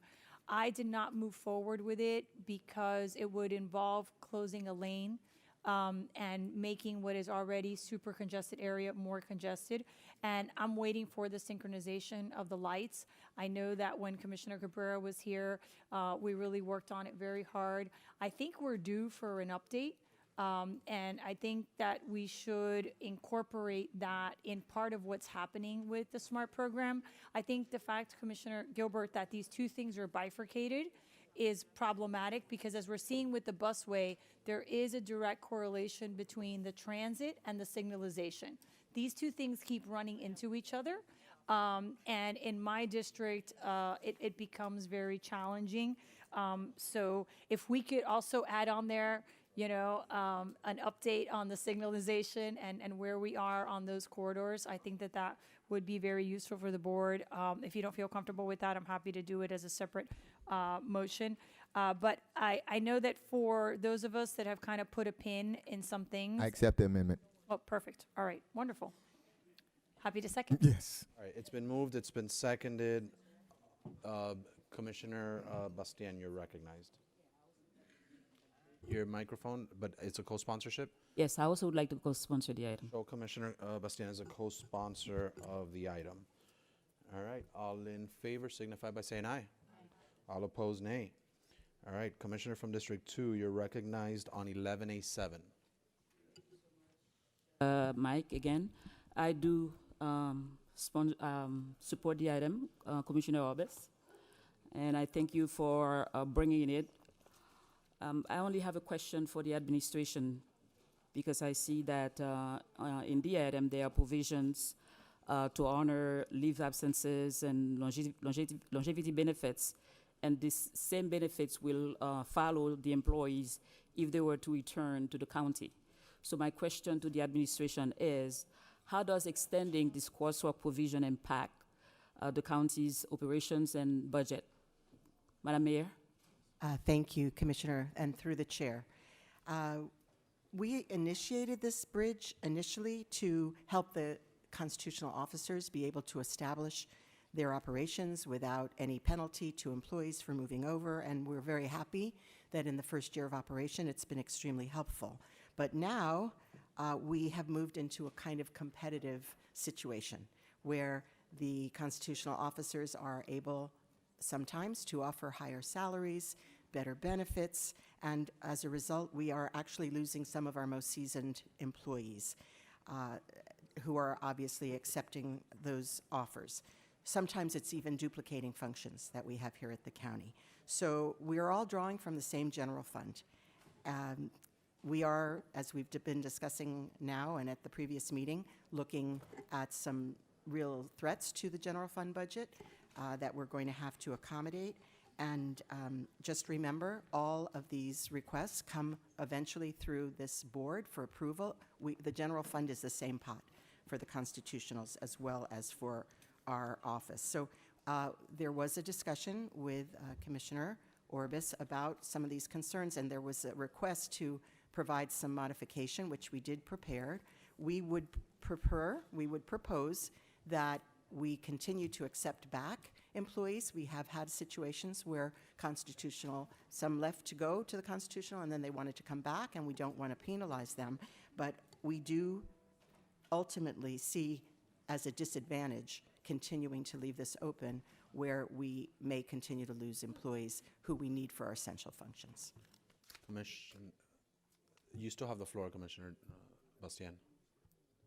So, how do you feel about this proposal, Commissioner Orbis? Answering Commissioner. May I? Yeah. Absolutely. It is Thank your you, item. Mr. Chair. So this was an item that was originally established, the policy was established in 2024, and Commissioner Gilbert was the sponsor. And the intent was to protect our employees and to help them to be able to transition over. And as we saw in the last budget season, we had a scare where we were going to lose employees. So we anticipate this coming budget season, we're also going to end up pretty tight, and we're going to face more budget issues this year. And if we have property tax reform, we may have even more issues going forward. So the intent of this item is to help our employees to transition and to give them an additional year to be able to take their longevity with them and their annual leave, their benefits that they have accrued, their balances that they have accrued over the years of service. That is the intent of this. And also to save the county from separation costs that will inevitably occur if we lose them. It is not the intent to encourage employees to leave the county. If they are leaving, that is not the intent of this item, and I don't think it was the original intent of the original item from 2024. This is simply an extension of the item that was already passed by this board in 2024, which will help our employees to not lose their jobs and their status as public servants. Yeah, I think it is important, and I think it's an important item because, as we know, as I've always said, our employees are our best assets. May I so, Madam Mayor, you have something to say? Yes, thank you so much. It was, of course, as Commissioner Orbis says, exactly the intent to assist the employees as well as the constitutionals. It was negotiated with them that we would have this bridge that would go back and forth. At this time, I can tell you that none of the employees who are facing loss of jobs due to budget cuts were employed by constitutionals. In fact, we found places for them all within county government. I would not be opposed to, for those who might be facing job loss, to be able to transfer, but to leave it open as we have now is now at a disadvantage to us and costing us not only more money because they are going to positions where they're paid more, which comes ultimately back to our budget, but it also is putting us at a real disadvantage in terms of expertise and being able to replace that expertise and, as I said, sometimes duplicating functions. Mr. Chair, if I may, the item is not in perpetuity. It only extends for a year. Madam Mayor, with all due respect, your staff did not reach out to me until actually, they still haven't reached out to me. So I received the paper with some proposed changes. Nobody reached out to me with the concerns. I wish I had them before because I would have definitely worked with you to alleviate those concerns. So at this time, I don't have any changes to make because they were not given to me. And this is not going to be in perpetuity. This is only extending the crosswalk that this board already approved by one more year because to allow for them to transition over to the constitutional offices or vice versa. That's simply, this policy is just extending existing policy by 1 year.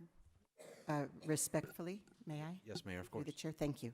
Again, as far as anyone who might lose a job, we certainly want to protect them and their employment, but it is unfortunately not subject, at this time, it's not to our advantage to continue the open doorway for a year because it is increasing our costs by allowing employees to be given offers that the constitutionals do not have the same restrictions that we do at this time in terms of salary and benefits.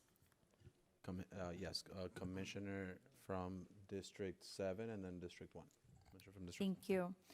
And my concerns are, and I understand the desire to extend it. However, the constitutional officers have all been making their own decisions, and they all have fully fleshed out budgets. They're not going to be hiring like they were hiring a year ago.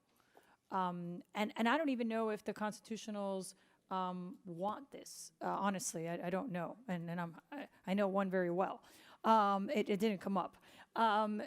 So I think they're, at least the ones that I've spoken to, are locked in with their budgets. There's no longer that ebb and flow that we had when we were first doing this.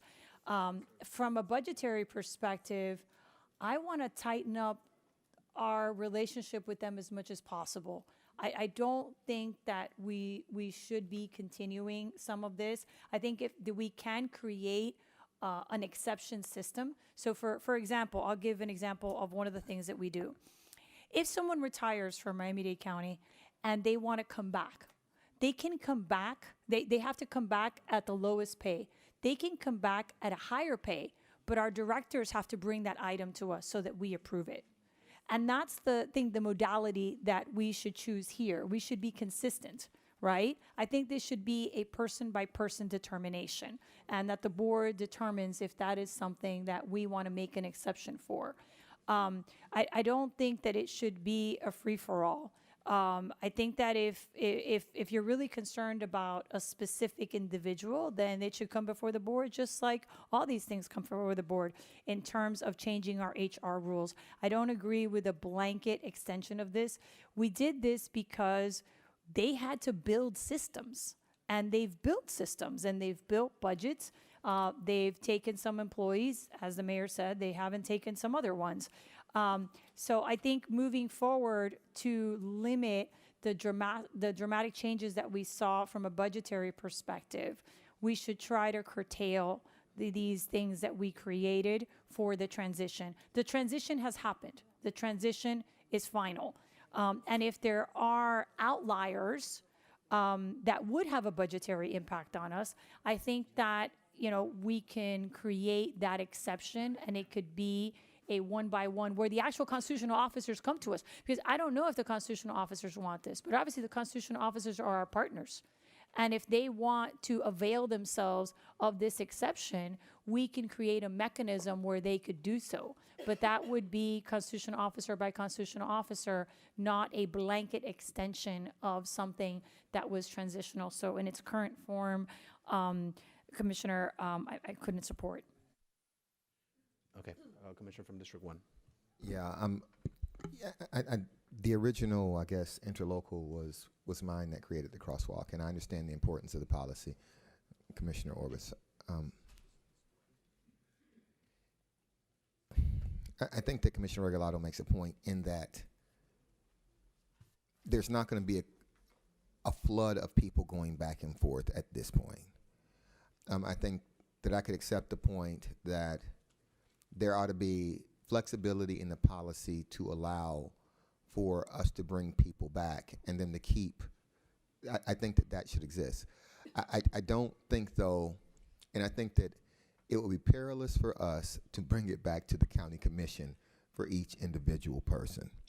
If we're going to have a policy that does that, give the administration the ability to actually do that on a case-by-case basis. I don't know that we want to be in the business of voting on specific employees as they enter or return back to the county, because we do, we confirm department heads and stuff, but we don't really get into hiring and stuff like that in most instances. So we don't delve that deeply into it. So I think that would be challenging.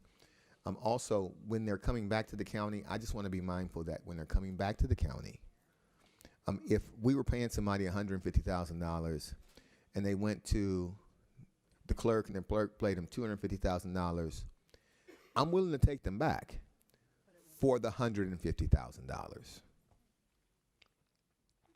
So, and if we really want them back, I want the mayor to have the latitude to negotiate it, because we might, in the real world, we might recruit somebody back.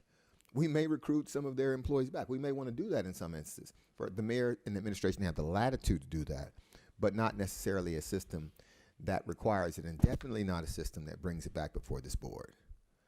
I would be vehemently against it coming back before the board. Vice Chair, for a response. Yeah, I just want to clarify something, and the county attorney can speak to this.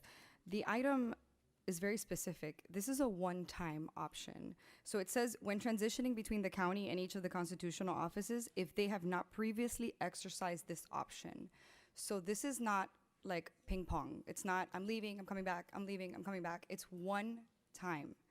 It is not in perpetuity. It's not, I left yesterday, I'm coming back tomorrow at a higher salary to cost the county more.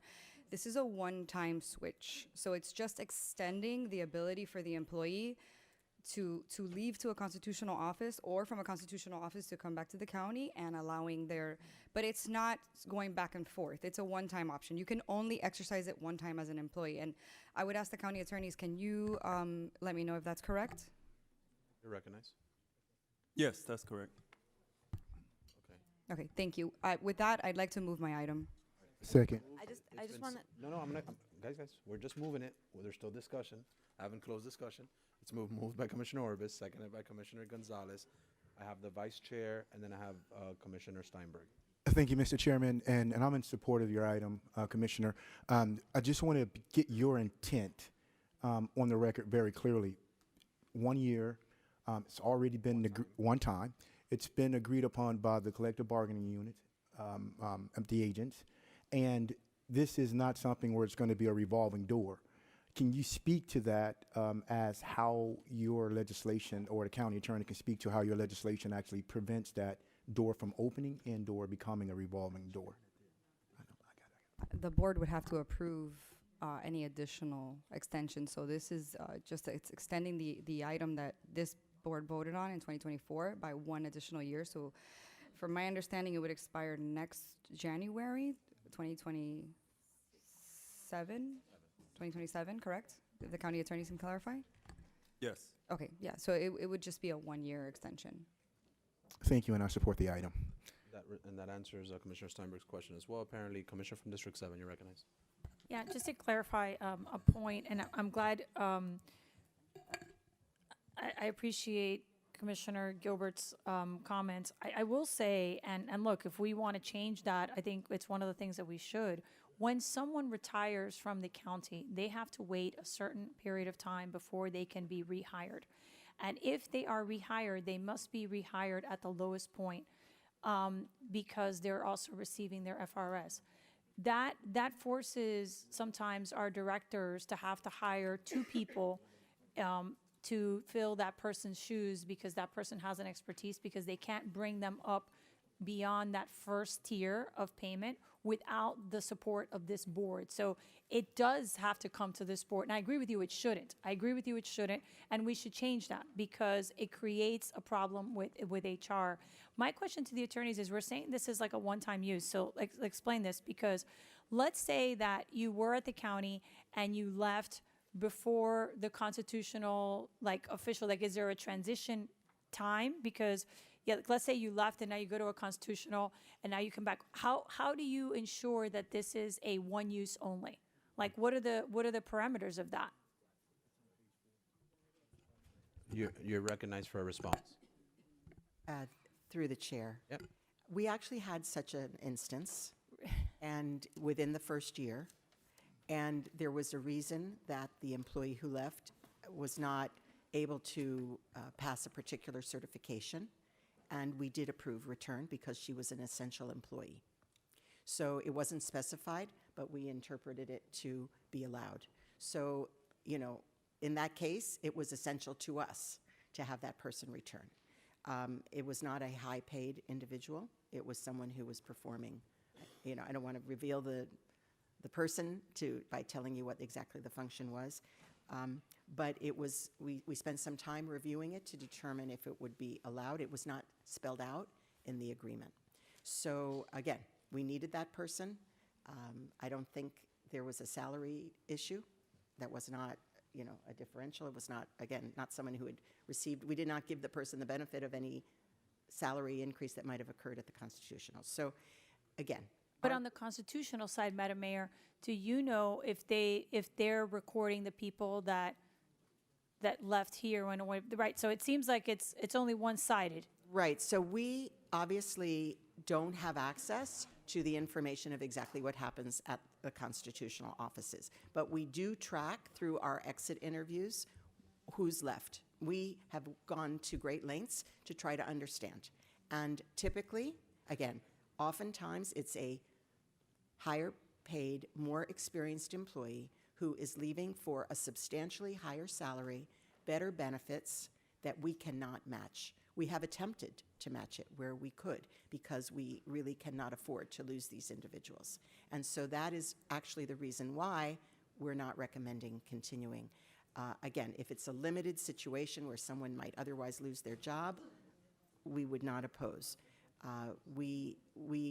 If it's an essential, it's up to us. We don't have to Commissioner Gilbert's point, we don't have to accept the employee, right? The constitutional does not have to take an employee. So it's always subject to the need and the desirability of having the employee. So that to be said, we are concerned about having it be open-ended for another year. And how many people do we know how many people how many people use this? Yes, I'm going used to their ask Chief Edwards to address the specifics. Right. The other question to the attorneys, since we don't have the information from the constitutionals, and unfortunately the constitutionals are not here, how do we know that they're tracking it on their end? So it appears like this one-time use is on our end, right? But how do we know? So for example, let's say that someone left like right before this was enacted and they went to a constitutional office and now they want to come back. That they would not fall under this. Like, what's the time period? Well, through the chair, just to let you know that our Deputy Director, PIOD, Virginia Washington, who handles human resources, is also available for questions. Thank you. But to the attorneys first, and then we'll go to her. It's the number of people. Yes, as the language of the interlocal transition agreements contain the one-year crosswalk provisions. The employees that are subject to the crosswalk are those who transitioned on the transition date in January of 2025. So the folks that were, if there's anybody that transitioned before then, they wouldn't be captured by this. That's correct. Okay. And have we heard anything from the constitutionals for or against this item? Or for or against? Has any of the constitutionals required an extension of this? We'll put it that way.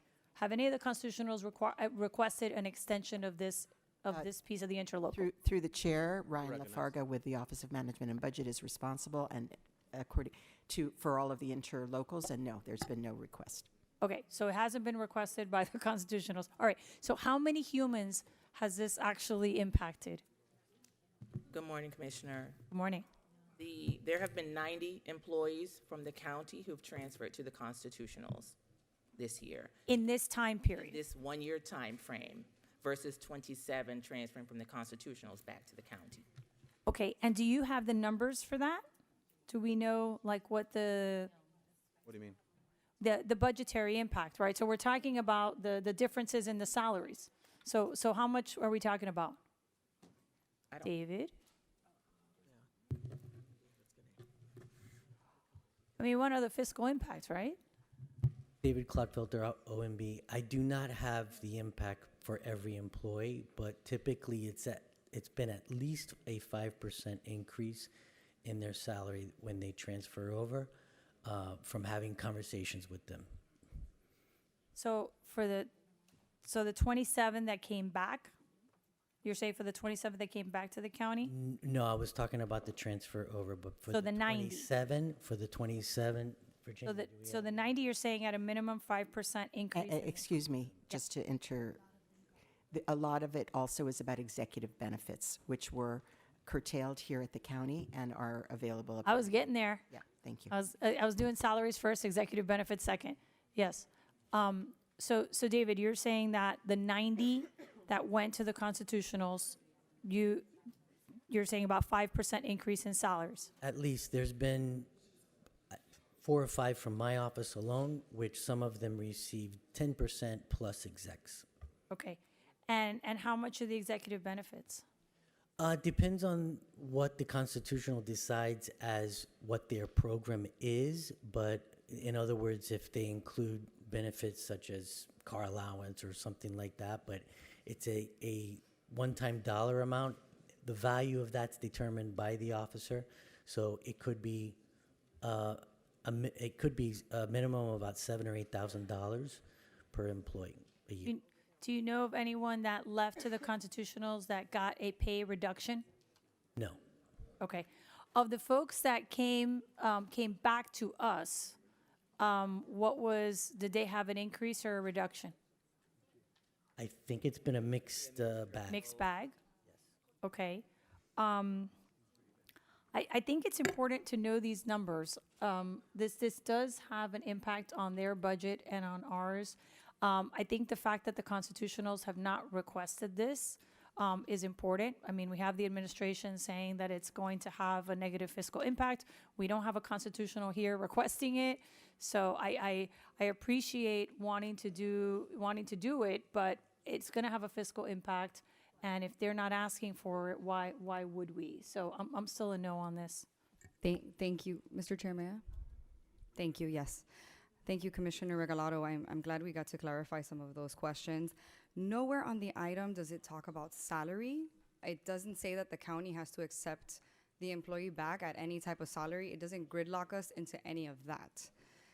This is simply to help the employees to transition without losing their longevity, their years of service, and their accrued sick and annual balances that they have worked their entire career for. That is all this does. It extends it by 1 year. It does not say that the administration has to bring back an employee at a certain salary. It does not say the constitutional offices have to accept them at a certain salary. That is up to the hiring person, the director of that department. It has nothing to do with that. So, like I said, I move the item.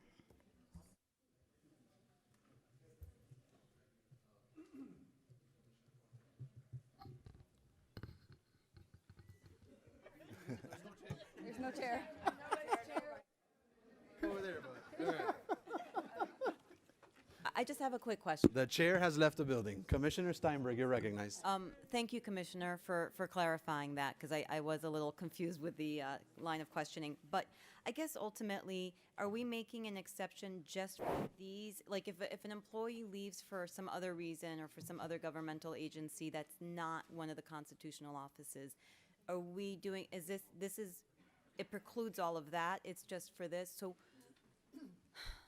okay. All right, thank you.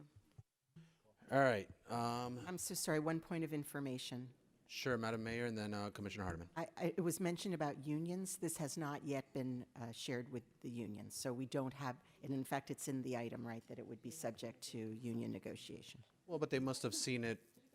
They must have seen it when it went to committee. I'm sure they would have caught that. They catch it all. It would require a union negotiation. Okay. All right. Commissioner Hardeman, you're recognized. Yeah, I don't want the last comment that the mayor just said to fly by me.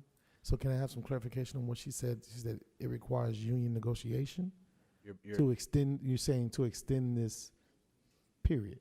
Madam Mayor and/or Chief Edwards, you're recognized. Through the chair, Commissioner Orbis did write into the item that it is subject to not only union negotiation but the constitutional offices. So we would have to create a new agreement, and that agreement would have to be agreed to by the constitutionals and by the union in order for this to move forward.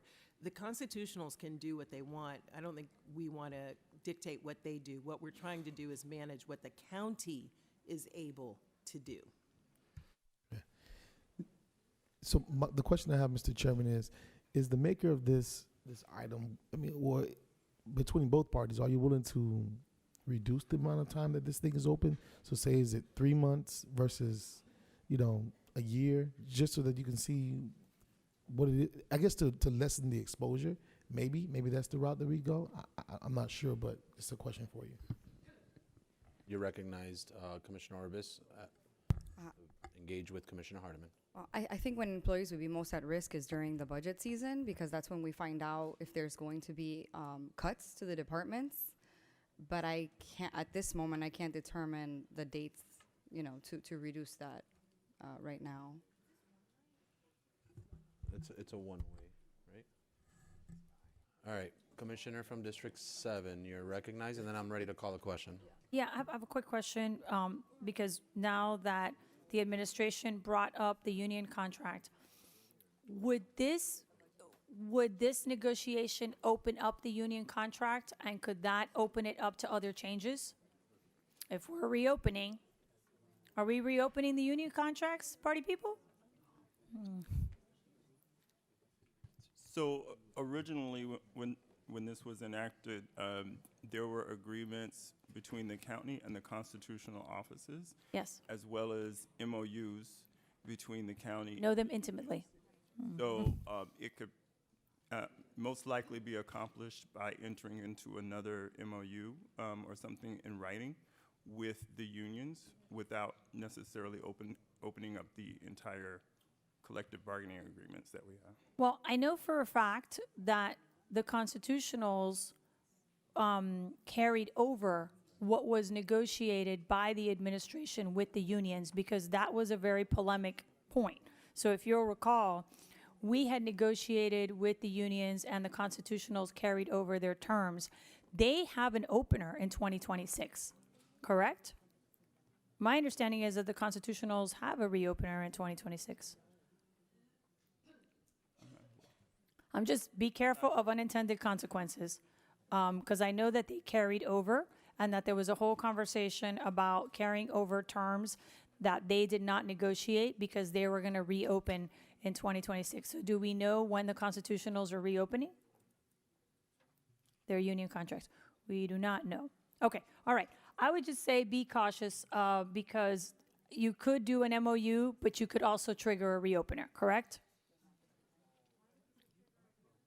You could trigger a reopener, depending on where they are in their negotiations, because they may not be in a place where an MOU can cover them if they do not have an underlying contract, right? If they have a reopener in 2026, you have an MOU because you negotiated their contracts before they became constitutionals. So the MOU rode on top of the foundation of the union contract. I believe they have a reopener in 26. If that reopener is there, you cannot have an MOU that goes beyond the life of that contract. Point of correct? You're nodding, but yes. We would have to research that. You should research that, yes. All right. So again, there's a lot of questions here. All right. With that, on 11A7, right? 11A7. All right. With that, I'll call a question. All in favor signify by saying aye. All opposed, nay. Show the item passed. All right. And are we ready to take up 11A6? All right. I'll start with, I have a few pulling commissioners, but I'll start with the sponsoring commissioner. Yes. Senator Garcia. Yes, thank you, Mr. Chairman. And we had a conversation in committee about this item, and this item has to do with truck parking. As we know, in 2010, there was a study that suggested, they recommended that we needed 12,000 extra parking spaces, and it arbitrarily imposed a 10 acreage minimum to have a truck parking designation. What this legislation before you does, it allows for entities to come together under an LLC or corporation. Those that may have less than 10 acres to come together as one entity and have that be sufficient to meet the minimum requirement. I don't want to change the minimum requirement of the 10 acres, but just how do you get to 10 acres? That's what it does. And it also looks at certain areas west of of Chrome that's looking out in that area where has some illegal parking to have the administration come back to us with CDMP applications with their recommendations if there's any more additional parking needed in that area. So that's what we have before you. Both parts of this ordinance or legislation that we have before us requires the legislation, the administration to come back to us with any changes. Okay. All right, and thank you, Senator Garcia. And then I have a few pooling commissioners, but I'll start with D1. Commissioner from District 1, you're recognized. Thank you, Mr. Chairman, and thank you, Senator Garcia, for this item. I agree that there needs to be, we need to look at how we do truck parking, because I live in Miami Gardens, and trucks park in my neighborhood. And so I call and complain about them all the time. So I understand there needs to be a place for it to go. I think that this item, well-intentioned, I'm comfortable with the second part where we actually file an application that looks at it right now and asks them, hey, in this area, can we find more truck parking? I'm not comfortable yet with the first part. I was hopeful that we could separate them and then work on that. And I'm very, very, very sympathetic to the idea that there are people who've been doing this for years, and we're trying to find ways to actually allow them to continue to take care of their families and help drive our economy. And so I think that we can work on those things as goals separately from our efforts to actually find new truck parking and identify new truck parking in an area. And so I don't know if there's comfort level with doing something like that, but I think that would be something we could work with. Senator Garcia. Listen, Mr. Chairman, I can, if you're amenable to it, we can have a sunshine meeting, have a conversation and move forward with it if you're okay with that, because I think it's important to, listen, I understand the concept of helping the big guys, well, not big guys, people have made investments in these properties and have 10 acres, and I get that, but there's also a lot of people out there that this has been their livelihoods, and we want to make sure we help them as well. I think there's room for everyone, but in hearing what you're saying, I'm perfectly fine with deferring it, but I do ask if we can maybe ask the administration to hold enforcement unless it's life safety issues and so forth. Obviously, we want to make sure we go after those life safety issues and make sure they do those corrections. But if you guys can help me on that as we move forward with this deferral, I would really appreciate that. I second the deferral. Okay, I just wanted to, again, we're still, yeah, I like that. I'm comfortable with the second part, though, filing an application for the second part right now, though, because I think that we need to get that ball rolling. I think part of the problem is that for so long, we didn't actually, the county, and to our credit, we've actually been fairly proactive in looking at this issue on this dais. But previously, we didn't actually assertively, forward-looking, make places for all these trucks that actually empower our economy. And that's what they're doing. Those trucks are carrying goods that people buy, they buy stuff, it fuels our tax. I mean, they're powering our economy. We didn't actually provide for that. So I think we should file the CDMP for the second part application, direct the administration to do that. And then the other part, let's defer it, and then let's just try to figure out a way to solve the problem. So does that require a motion? So to the attorneys, there's a motion to defer. There's also presumably a motion to bifurcate a section and move forward on one for now. Is it, what do you need done for your purposes? You can't have two motions at the same time. Correct, but that's why I want the attorneys to give me a. So, Mr. Chair, the board could vote on the portion that is to be acted on today, which I understand would be the portion that includes authorization for additional commercial vehicle storage in appropriate locations in western Miami-Dade County within a half mile of Chrome between Kendall Drive and Southwest 184th Street, with that application filed no later than 90 days after the resolution's effective date. So you could vote on that bifurcated or second part of the item. The question would be, would that also include the suspension of enforcement for the limited period of a year, or just the? I would like that as well. Unless it's life safety, obviously. So, I'm going to everybody. Trust me, we're not going to take a vote before everybody gets their minute. All right. So what I'm understanding is you want the extra area and the 1 year sort of pause on anything outside of life safety permitting or life safety violations. Well, at least until this legislation comes to fruition. I'm not saying a year, but until it comes to fruition, because we're still working on it. So up to a year or until this comes to fruition, whichever one comes first. Okay? All right, so Commissioner Gilbert, you want to bifurcate that section that the attorneys just read and move just that first, and then can you withdraw your deferral for a second for posture? So show the deferral withdrawn. You're going to bifurcate that section, move it, seconded by Commissioner Cohen-Higgins, and then so discussion on the bifurcation portion. Commissioner from District 7. Thank you. I support the bifurcation in that I think that we should consider the area in Chrome. I think that's a good idea. And I agree with Commissioner Gilbert that we shouldn't wait on that. My concern about the suspension is that when this came up, this is the second time this comes up. When this came up the first time and we dealt with it in infrastructure, we dealt with different pieces of it. And one of the problems was that everyone was in violation until they got the permit. So when you talk about suspending the violations on this, on people who have this particular issue, there are people who have more than 10 who are in violation. There are people who had violations and are in settlement and are paying those settlements. So if we're going to suspend, you need to suspend everything. You need to suspend the payments for the settlement. You need to suspend the people who are in violation for the bigger. You need to suspend the people who are in violation for the lesser, right? And I don't think we should do that because that's a lot of money once you put them all together. But I don't think you can arbitrarily say this particular person gets a suspension and everybody else has to continue with the violations and has to continue paying. So I understand the desire to help that particular person or people, but I think we have a paradigm. We passed an ordinance, and when we dealt with this first time, we explained that it wasn't, 10 isn't arbitrary. 20 was what was recommended by the staff, and it had to do with the turning radius. And there were people who invested a lot of money and a lot of time to do this properly.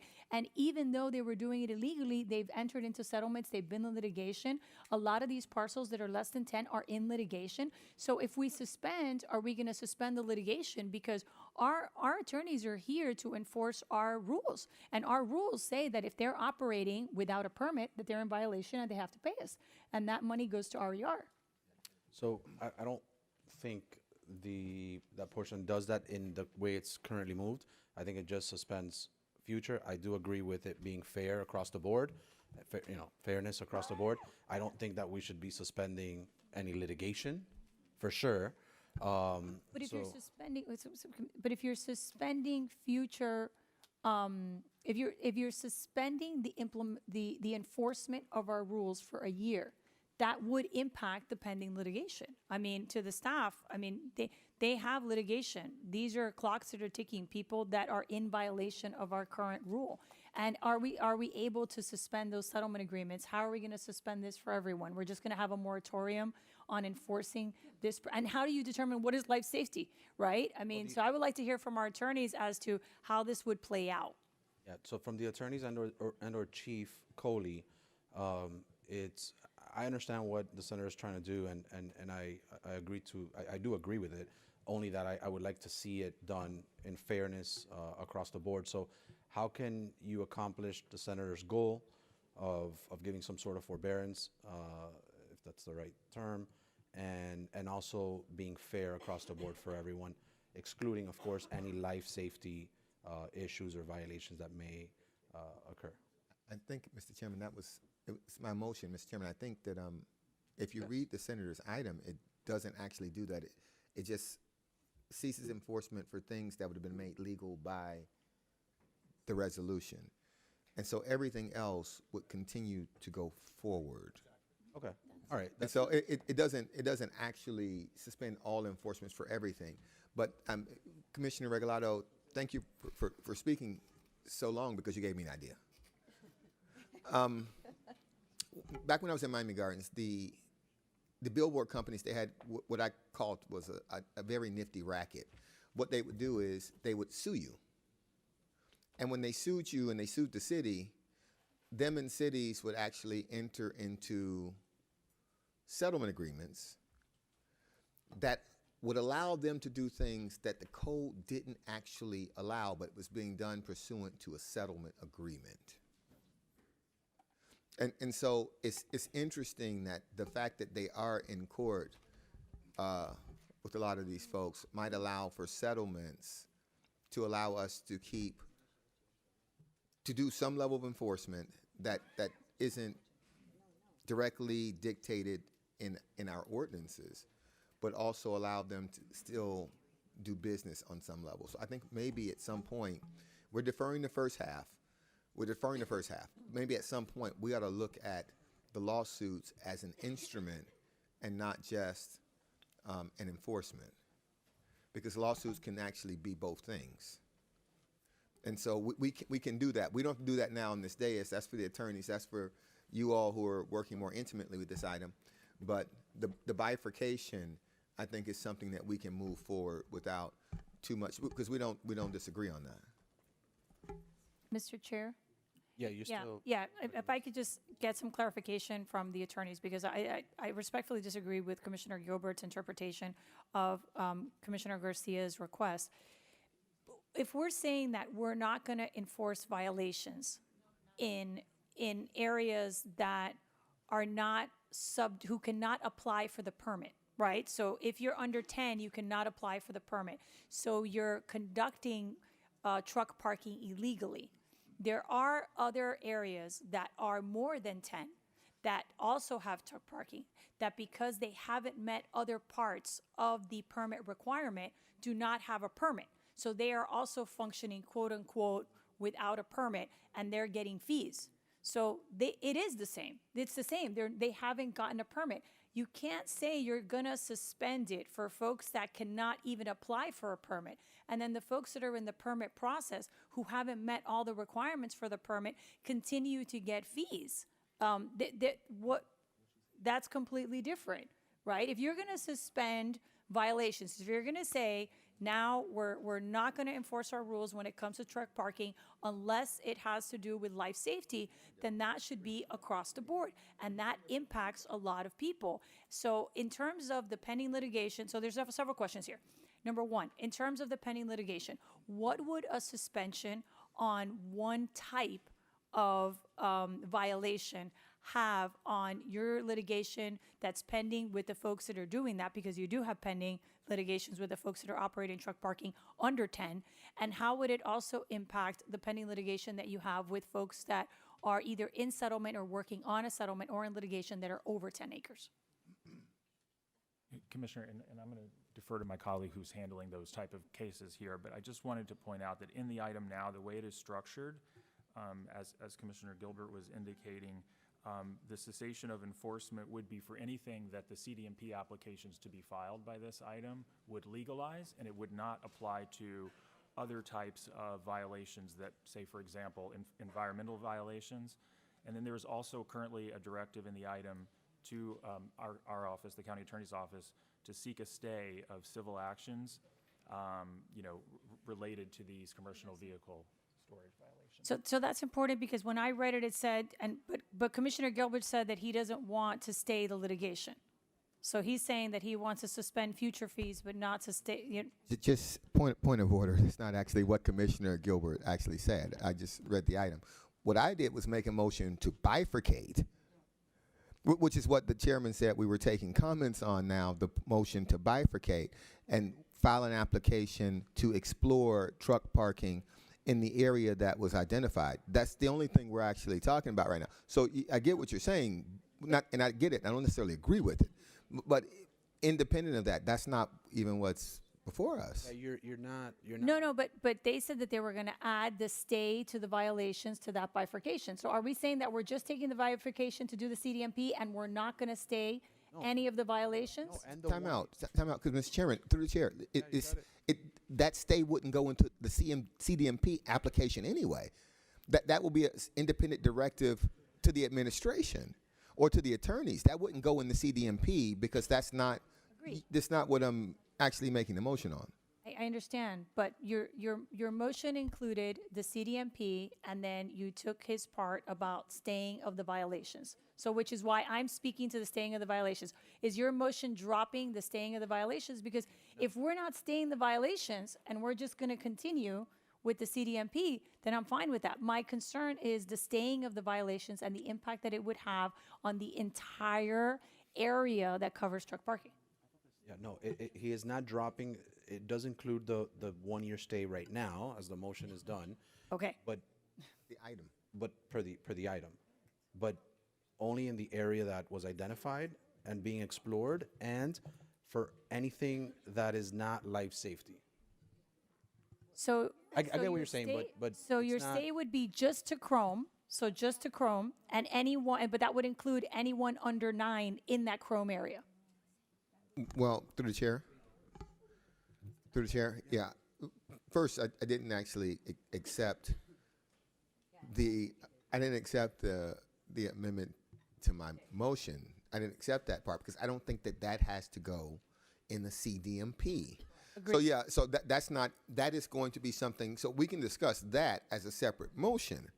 And I believe that we have the ability to use enforcement discretion without actually talking about it all the time. The question you asked to the attorneys previously, I'm vehemently opposed to them actually answering because I don't want them to talk about what our legal witnesses' strategies and capacity is on the dais in those items. So I don't want them to answer that question. I didn't necessarily want to have this extended conversation about this because I feel like it's something that we can work out. We can find ways to accomplish some of the goals that the senator wants, actually explore other areas to do truck parking, and not, completely devour the safeguards in our code at the same time. I don't think those things are all mutually exclusive at this point. Okay. And so I think that we can do that. I think it's the best way to do that. All right, I have an idea. So let's clarify the motion. Right? Commissioner, Yeah. let me do that. Please. So let's do something. I'm going to take up everybody's concerns in order. First, we have a motion which I guess does not include. Yes, Commissioner Steinberg, give me a second. We have a motion just to bring a CDMP application, and you can rectify this, Mr. Attorney, just to bring a CDMP application expanding the sub area or a layover, whatever it's called in our county, to have additional zone of truck parking in that area that was identified without the 1 year thing. We're going to get to that now. Don't think we have a motion and we have a second by Commissioner Gonzalez. Just on that, and everybody else will get to speak on the other stuff, but just on that, is there any discussion? Seeing none, this is a voice vote. All in favor signify by saying aye. Aye. All opposed, nay. Okay, now, all right, so we have one nay. All right, now, let's do a deferral, and we can still come back to the 1 year I thing. want to talk, Mr. Chair. Yeah. Let other No, I'm still, listen, I gave you an opportunity to talk right before. But I want to be able to talk about all these things that we're discussing today, because this has Yes, serious you're gonna impacts get- on this county. Okay. And it has serious impacts on how this. You're recognized now. You're recognized now. Okay, perfect, thank you. Let's go, since we talk about litigation, let's talk about. Your microphone. You see this? I was going to provide this to all of you because that's the case. In my district, by the way, Senator, for the second time, in my district, that is, and this, by the way, does not include the 10 minimum of 10 violations. So that doesn't include the violations in there. That'd be a lot thicker, which include violations of South Florida Building Code, include RER violations, Durham consent agreements, stormwater violations, hazardous waste materials. So, to staff and to the attorneys, it's amazing because I'm an attorney, like some of these people are here too. When are you guys going to give us a straight answer? Because were you aware when you saw this item that there was this litigation?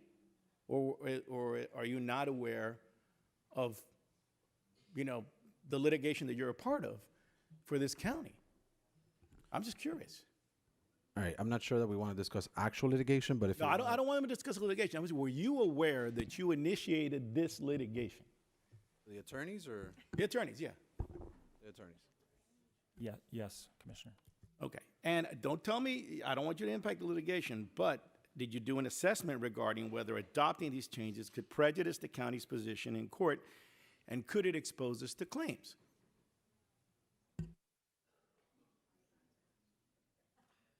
Commissioner, we'd be happy to talk to you about that separately. Okay. Well, I'm going to tell you what I know we can't talk about. that people have paid for settlements. Commissioner Regalado is exactly, she's right on point. People have paid.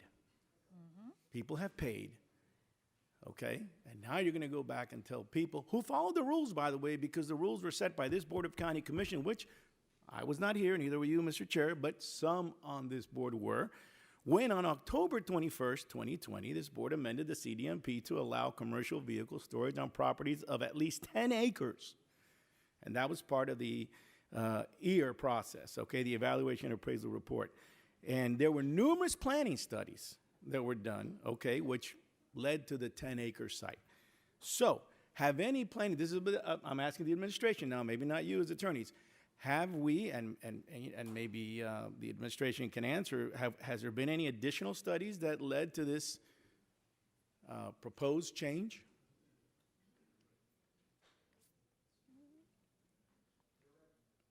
Yeah. Madam Director, please introduce yourself and you're recognized for an ebb and flowing conversation. Good morning. The study that we have is the one from 2010 that cited the need for approximately 12,000 spaces based on the evaluation at the time. What I can tell you in terms of the analysis we had time to do, and I know you have a series of questions that I have yet to give you answers on. We have approximately 8,000 spaces that are permitted or under process to, become legal truck parking spaces. We have 8,000 between the area in your district and the C9 in the north, and the area that has been designated down south. We also have the transport hub that was approved a few years ago to the west of the airport. So those in total, it's about over 8,000, under 9,000. So we are still looking to bring online several thousand others just to meet the demand from the 2010 study, which we would like to refresh. Let me go back and ask you the question that I asked. That's a very, because you referred to a 2010 study, but this was passed on October 21st, 2020, which I assume at that time you discussed the 2010 study. But my question to you is a yes or no. Are there any new additional studies that have led to this proposed change? Yes or no? Right. We have not done an evaluation in conjunction with this item, no. Let me ask you a question. Does the county normally, with the exception of following board policy, which is something relatively big, that's because you never want to talk about, that famous fictional line that was created 50 years ago. Does the county ever, when we initiate CDMP applications, there's still going to be a cost, correct? A cost in the sense? It's your time. You don't initiate CDMP applications for everybody that wants a CDMP application, right? Staff does the evaluation. It's your staff time. So if somebody wants to do a CDMP application, somebody that feels that they want to change the CDMP, they can pay for it, right? Isn't that what they normally do? Private applications can be filed. The board may also file its own legislative initiatives. Do you normally see the board file applications for private entities? We've had a number of legislative filings and directions come from the board. Didn't ask you that. You said private applications. Do you normally see private applications being filed by this board? If you mean a legislative change that assists a private entity, yes, that tends to be the impetus. Frankly, it was the impetus for the original designation of truck parking. Were you aware of this pending litigation? Yes, I know we do have a number of enforcement cases, and I wanted to clarify that the point that the stay, as we would interpret it if it is adopted, would be You're not a lawyer, only. so you can't interpret what the court says. You can give me your opinion, but you're not a lawyer, so you can't assume what the judge, or you're not a judge, last I checked. But go ahead. I was just going to say with the question that was being debated that, I know, for example, in District 8, we have a number of pending truck parking cases that are were the subject of a lot of concern in the Redland area, for example. In those, that would not be subject to any kind of stay. It would have only been in the areas to be affected by this CDMP application. I just wanted to clarify because there was a lot of discussion about how the stay would be implemented and proliferation of illegal sites. So in those areas where we already have these cases initiated and any new cases that would come up, that would not preclude our continuing to take action. Is it normal? Well, I thank you for your answer, but I believe in the process. Like I said last meeting, I think treating members of or residents of this county differently in similar situations is patently unfair to me. But anyways, were you aware of this litigation? Yes. Okay. Is it normal for you to pretty much say, okay, it's okay. We have, and some of the violations are RER, Durham, et cetera. Basically, is that something that normally we would say, okay, let's just wait another year, see if we can change the CDMP to and not have them impact. Is that something that we normally do? It doesn't happen every day, but the board has passed amnesties. It has been the policy of the board to do that. It doesn't happen all the time, but it has happened. Could not this applicant do a CDMP application themselves, or could not this applicant also seek a variance? I don't know that they would be able to get a zoning variance without the text change first. So that's where it's certainly the legislative prerogative of the board. That would not preclude a private applicant from attempting to initiate a text change on their own, but we've had both instances occur. We have private applications, as you know, that come on your monthly agendas, and we have also had legislative text type of changes coming from the commission as well. Okay, when you determined that 10 acres were a reasonable size for whatever, let's call it, I might use the word size, but you determined that 10 acres were reasonable. You were here, right? I'd want to clarify, the acreage limitation did not originate with staff.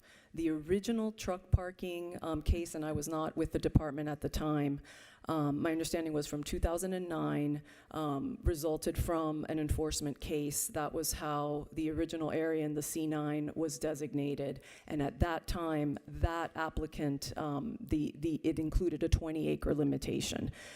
We have looked over the years at the number of legal spaces. I believe the recommendation was adopted through. You can look at him. He's winking at you. Go ahead. Where were you on October 21st, 2020, when this was passed? Were you here? The reduction was discussed by the commission, and the 10 acres was adopted. Did you speak that day? No, I don't believe I spoke on that issue. I don't remember, but I don't recall speaking on truck parking at that time. Can you tell me why my colleagues and I were not provided information on the pending litigation when this item was discussed at committee and is being discussed today? I was not asked to provide that information. I can certainly provide you any information you'd like. This goes back, and I'm not picking on you, even though I'm speaking to you. It goes back to information for all of us, and I think that's very important. But you are aware that people are following the rules that were set in October of 2020, which is soon going to be 5+ years ago, correct? And there are people that made investments, not only in my district, but in other districts, to follow the rules that were set by this board. Absolutely, yes. Okay, so do you know why this, I know you probably don't, but because you're not, unless you were a mind reader, do you know why this applicant has not gone ahead and filed a CDMP application? I have not had any discussion with any particular applicant. Okay, look, listen, I'm going to vote no across the board on this for a very, very simple reason. Once again, we are litigating, well, no, let me rephrase that. Once again, we are providing perks for certain individuals from the dais. I don't even know why this came up, because this particular person and entity, I don't say a person because she also has an entity, came to my district, and I said, the rules are X, and if you want to change the rules, then you got to do Y. Apparently now somebody in another district has decided to change those rules, which, by the way, should not apply only to my district, should apply to his district, because what's good for the goose should be good for the gander. And this is why people lose faith in government, because what they see is that from this dais, then sometimes if you are, and I don't know why, and I'm not going to guess because I'm not a mind reader. I wish I was, because then I'd be reading a lot of minds on this dais. But the fact that we are actually going out of our way to change a rule that's going to impact, by the way, and you know, if it's going to impact me, it should impact District 8. I know she's not here, and she eloquently, and so is he stepping out very intelligently. But it should impact everybody. It shouldn't impact one district. And, you know, if we change rules and people invest, I'm going to track this property. I'm going to make sure that I know who buys it, how much they sell it for, because I don't want to be Shakespearean, but there is something rotten in Denmark, okay? There is something going on here that makes no sense whatsoever. Zippo, zero, nada, okay? County attorneys that can't give answers. A person who, every time we talk about Durham and violations, it's like the end of the world. But now we're going to go ahead and we're going to just say, hey, this is not something that really, you know, this entity that's had 10 serious violations is, well, you know, what the heck, let's stop it for a year, see what happens. Let's do their application, see if we can change it. And then, you know, I think I'm going to vote no on it. But, you know, all I want is for fair rules. All people in this county want are fair rules. And all people want from us as elected officials is to be fair. Not to always agree with them, but to be fair. Not to favor one over others because of who they know all the time. And not to do it from this dais. Every time I've asked you about the infamous line that was agreed to 50 plus years ago, you tell me, oh, but, you know, these guys, you know, then the line's going to be moved again, and then, you know, it won't be 5 years. Every time I've told you, can we actually, no, I don't want any. Thank you. They're trying to feed me, so I stopped talking, but I'm not going to stop talking. I want to know why every time I ask you that question, you tell me, oh, but they're going to come back and change it 2 years later. We don't want that. And every time I tell you, oh, Lourdes, that's fine, but let's bring everybody together, developers, environmentalists, everybody together in a room, and let's look at this situation, okay? And you tell me they're going to change it the next day. I don't want that to happen. Well, guess what? We're changing something that you guys studied, and some of my colleagues were here in 2020, which made logical sense. So, you know, where is the consistency? You know, where is the, and then everybody's got to, you know, it's, you know, truthfully, it's starting to bother me because as a resident now, not only as an elected official and as a representative of District 12, it really started to bother me. It's really starting to bother me because it's starting to tell me that maybe some of these bloggers, which I don't agree with, some of these individuals, maybe they're right. This is a second time.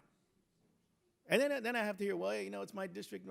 Well, you know, what is my district, the one that takes all the beatings? The one that you can come into my district anytime you want because, you know, a person can come to my office and say, well, I can't get that. Let me just, you know, figure out how I can, you know. So, no, I think it's wrong. And I'm not, you know, I find it egregious.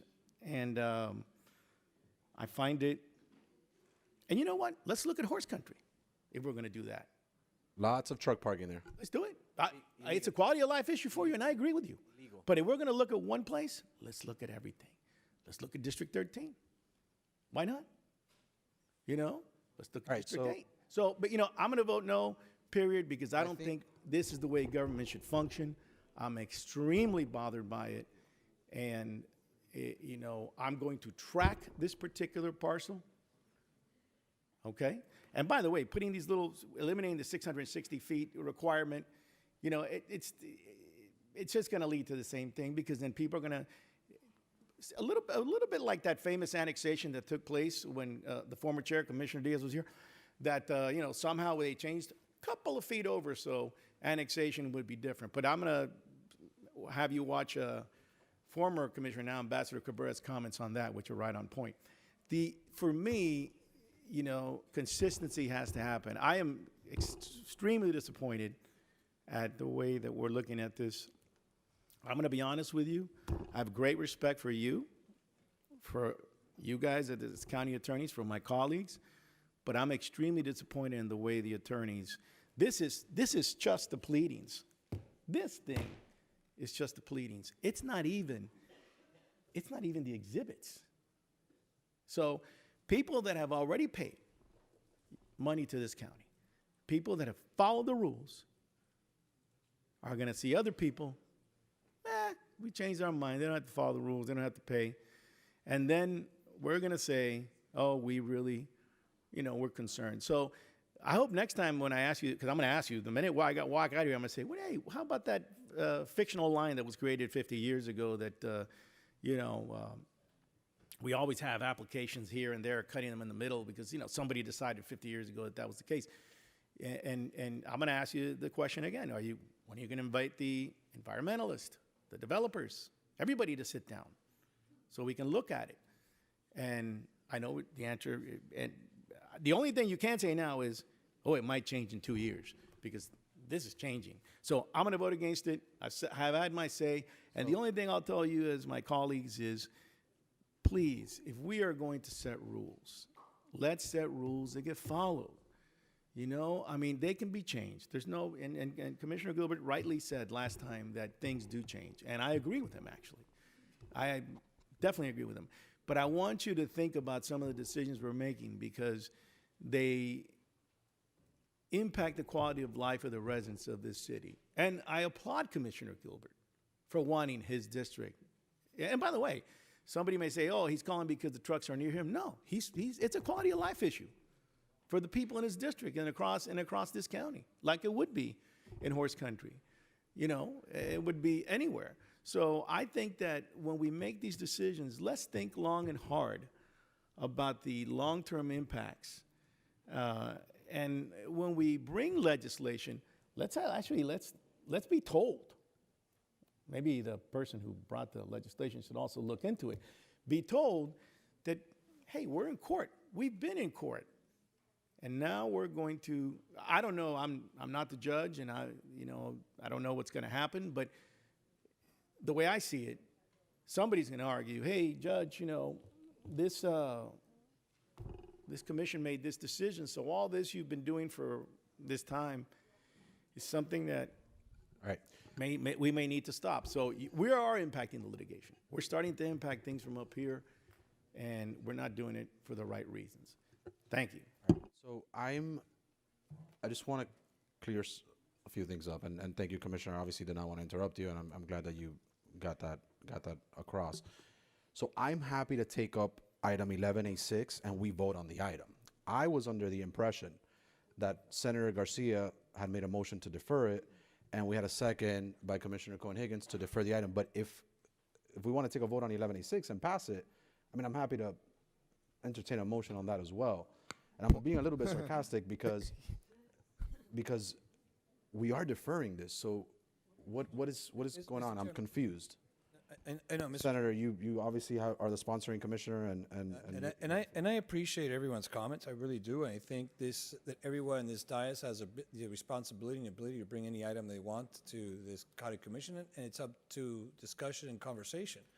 However, when we say we're training people differently, let us not forget that we treated the people of Doral very differently when it came to this incinerator, that we took the incinerator. We said incinerator was going to be in Doral when that was the cheapest place to do it. So we did treat the people of Doral very differently.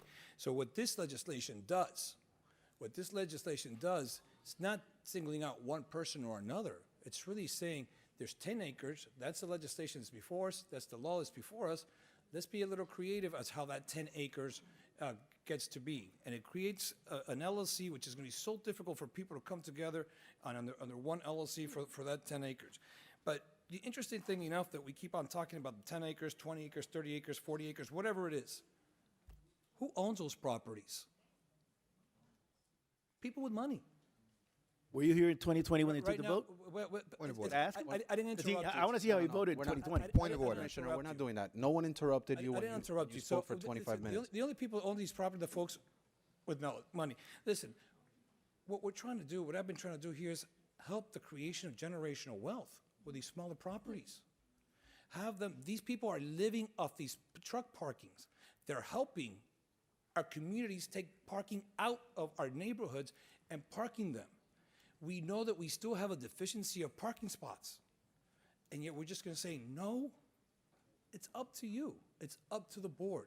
And I respect every single one of the commissioners on your vote, whether it's a yes or no.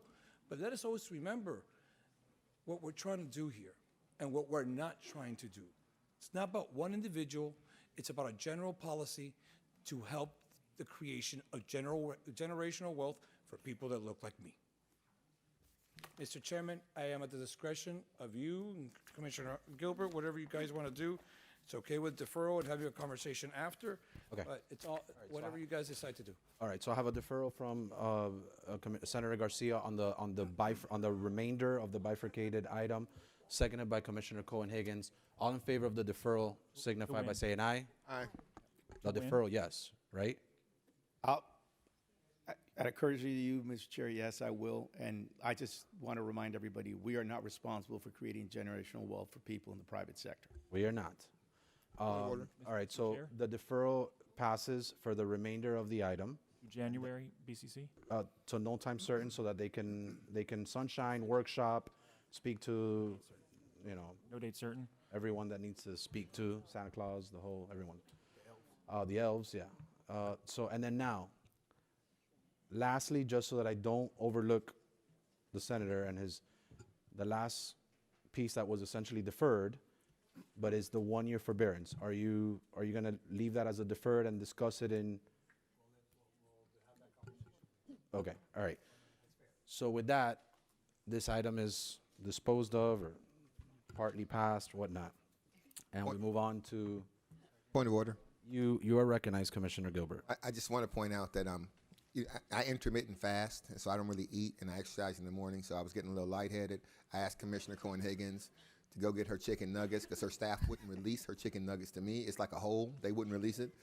And so she was actually going to get her chicken nuggets and her fries. She wasn't walking out on a vote. Actually bring it back to me. I just want to point out that that's my bad, y'all. I just want to eat Chick-fil-A. Yeah, that's all I wanted. I wanted Chick-fil-A. And so she took a stray for no reason at all. Like she was just getting chicken for somebody. She took a stray. And so it was really messed up. Apologies. My staff has said they're going to start packing me snacks because I was on the borderline of hangry. And so it was a lot. So that's my bad, Commissioner Cohen-Higgins. My bad, Commissioner Bermudez. Listen, thank you so much for the Chick-fil-A, Commissioner. I appreciate it very much.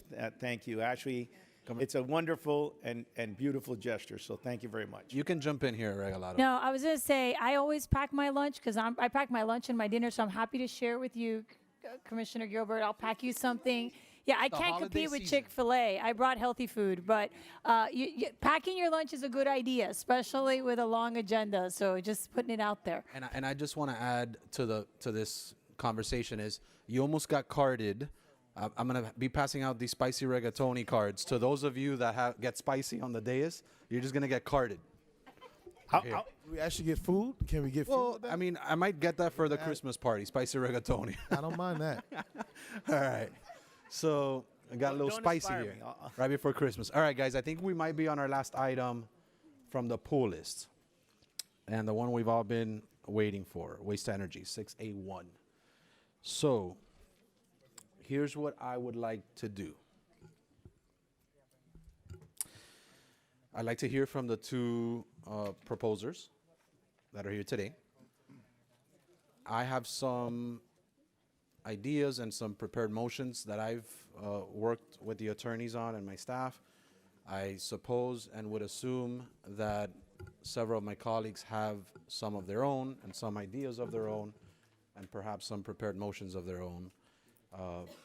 But I will say a little bit of where my head is ahead of the presentations so that my colleagues can sort of see where my head is at least. And it's in in a world that it may be possible, can we have some silence in the back from the staff mostly? In a world where this could potentially be a possibility, I would like to explore for both proposers, because I've reviewed their proposals in detail and have been briefed many, many times by many different staff members. And I see some good in both. And I see where some may have more strengths and others may have a weakness where the other has a strength. So I would like to see a world where they both work together and come together to see if there's a world where they can come to an agreement and negotiate with the county as one. It doesn't have to happen today. It can potentially come back to us in January, so that we're not prolonging this or pushing it, kicking the can down the road much longer. But that is my wish. With that, I don't want to hold back from the two proposers to come up and give their 10-minute presentation that I had agreed to earlier, and I'm sure it was communicated. If not, this is your communication that you have 10 minutes to present your proposal, each company. If you can do it in under 10 minutes, I think this entire body will greatly appreciate it, but this is an important enough issue to us that, of course, we are here for it and want to make sure we fully understand the complexities of your proposals. I second your motion, Mr. Chairman. Well, yes, I mean, I'd like to hear from them first. I'm happy to make the motion now. Yeah. And I have the official. If the attorneys want to read my motion now, I was going to wait till the end. But if the attorneys want to read my motion now, and then we can discuss that. We could hear from them, and then I'll open the floor afterwards. But go ahead, if you can read my motion. Chairman Rodriguez moves to direct the county mayor or county mayor's designee to negotiate and finalize an agreement with a joint developer consortium comprised of Florida Power and Light Company and FCC Environmental Services LLC, and bring back such negotiated agreement to the board for consideration at the board's January 21st, 2026 meeting. In the event an agreement cannot be finalized by the board's January 21, 2026 meeting pursuant to Rule 506J of the Boards of Rules of Procedure, the county shall place on the agenda of the board's January 21st, 2026 meeting without committee review a written report disclosing the status of the contract negotiations and clarifying the potential terms of the agreement being negotiated, including but not limited to site location, ownership of site improvements, financing, tipping fees, technologies and capacities, capital and development costs, operational costs, revenues to the county, identity of key team members, and the term of the agreement. All right, so it's been moved, it's been seconded by Commissioner Gilbert, and as I call you up to do your presentation, it's important that, and I'll say this, because of the cone, I've not been able to speak to the two proposals, so I don't necessarily know that they're amenable to this, but I'd like to hear within their presentation, now that you see what my intent is, if it is something that you'd be amenable to, and then there's complexities, and I don't know if this board actually wants to do this, but one of the questions that I'm going to have for the attorneys at some point is how we can go about lifting the cone of silence for this this proposal RFP, because it's making it difficult to really understand what X company meant by this, what they meant, what they didn't mean, and because of the way it was structured, that we as a body are essentially the selection committee, whereas normally it would come as a recommendation by the mayor and the cone would be lifted by this time. So it's by lifting the cone, we're not doing anything different than had this RFP been done through the regular route. But because we are the selection committee, it's still under the cone. So it makes it challenging to work with and understand the complexities within each proposal from the companies themselves or the consortiums of those companies. But with that, I'm going to call up, I'm going to start with FP&L and their group. And of course, as I stated, you'll have up to 10 minutes to speak. You don't need to take up the entire time, but you're welcome to. And please, of course, introduce yourselves. And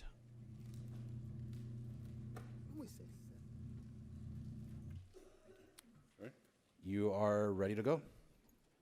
Good morning, Chairman, Vice Chairman, Commissioners, Madam Mayor, Chief Coley, County staff. It is our pleasure to be here today to discuss the opportunity to partner with Miami-Dade County on an innovative waste-to-energy solution, one that will provide substantial financial, environmental, and operational benefits for the county and its residents. So before we dive into, let me see, is this working? There you go. Before we dive into our waste-to-energy solution, I wanted to talk a little bit about our company, NextEra Energy. We are the world's largest power company delivering all forms of energy across a national footprint. This has resulted in NextEra becoming one of the top 5 capital investors in the country, not just in energy, but across all industries. Nobody has our scale, and nobody has our track record of execution and the balance sheet needed to build all forms of energy at scale. As you know, we are anchored by 2 businesses, FPL, the largest rate-regulated utility, and NextEra Energy Resources, the largest developer and builder of energy infrastructure in the country. FPL leverages NextEra Energy's investment-grade balance sheet, extensive supply chain, engineering, and permitting capabilities. Essentially, you name it, we develop it, we build it, and we operate it, and we do that better than anyone in the country. In fact, if you compare FPL's operating costs to the utility average, we are 70% below that cost and 50% below our nearest competitor. FPL is one of the largest capital investors in Florida, and we know how to own and operate large, complex projects. We do this all the time. In good news, the nation's largest utility is also Miami-Dade County's local utility, and one with deep roots. Our company started right here in Miami over 100 years ago, and we are proud to continue to serve one of the 1.2 million customer accounts in this county, providing reliable service at the lowest possible cost. FPL brings extensive power generation, construction, and operations experience, managing over 36 gigawatts of power plants across 116 sites in Florida. By leveraging our unmatched expertise in construction and operations, the county and its residents will receive the best overall value from our proposed waste-to-energy solution. And the good news is, we also have a track record of successful first-of-a-kind solutions right here in Miami-Dade County. We are longstanding partners with the county and have worked together on many innovative projects, from the Clean Water Recovery Center, which is one of Florida's largest water reuse initiatives, or Port Miami and the shore power infrastructure, where Miami became the first port on the East Coast to electrify passenger fleets, to numerous advanced solar and battery storage projects that you see on the screen. We have the experience and proven track record in operating large and complex infrastructure projects. And we look forward to the opportunity to work together again with the county on another innovative project that provides resiliency and delivers exceptional value to Miami-Dade County residents. With that, I'll pass it over to my colleague, Matthew Kozo, who will provide more details on our proposal. Good morning, members of the board, county administration. My name is Matthew Kozo, and I'm the developer at Florida Power and Light. We really appreciate the opportunity to present our proposal to you today and reinforce the value of what FPL can bring to Miami-Dade County. We are very passionate about our approach. It's a creative, comprehensive model, and it will bring benefits to the community for decades to come. The county's interests are at the center of our proposed model, reducing cost and reducing risks. As you follow along, you will notice the tabs across the top. The presentation is designed to demonstrate how FPL meets all of the decision criteria. Our comprehensive approach provides the county cost certainty year over year, which ensures the county has no upfront costs or out-of-pocket expenses until the facility goes operational. Our model further reduces the county's long-term risk of ownership, such as rising costs, changes in regulations, and long-term maintenance and capital investments.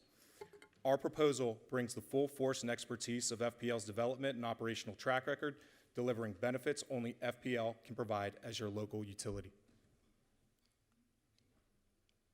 We want to make it clear. Our proposal is for sole ownership and accountability for the successful development and operation of the waste-to-energy facility. FPL has a wide range of experience operating various forms of energy infrastructure. While we are confident in our fleet-wide abilities, we also have a great appreciation for the unique skills required to deliver on waste-to-energy. That is why we partnered with the world-class technology provider and operator, Canadivia Innova. Canadivia Innova brings industry-leading technology and extensive global operations, managing over 50 waste-to-energy plants worldwide, processing over 7 million tons of waste annually. In fact, KVI constructed and operates the largest facility in the world, a 5,500 ton per day plant in Dubai that went operational in 2023. Our partnership with KVI is vertically integrated. The supply and operations of the equipment functions result in additional benefits and efficiencies to the county.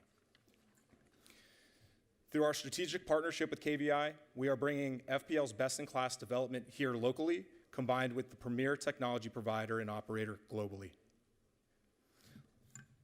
Our campus design complies with all board directives and resolutions. The waste-to-energy facility is designed to process 60% of the department's current managed waste. The facility is designed with growth in mind and can accommodate future expansion as the county grows.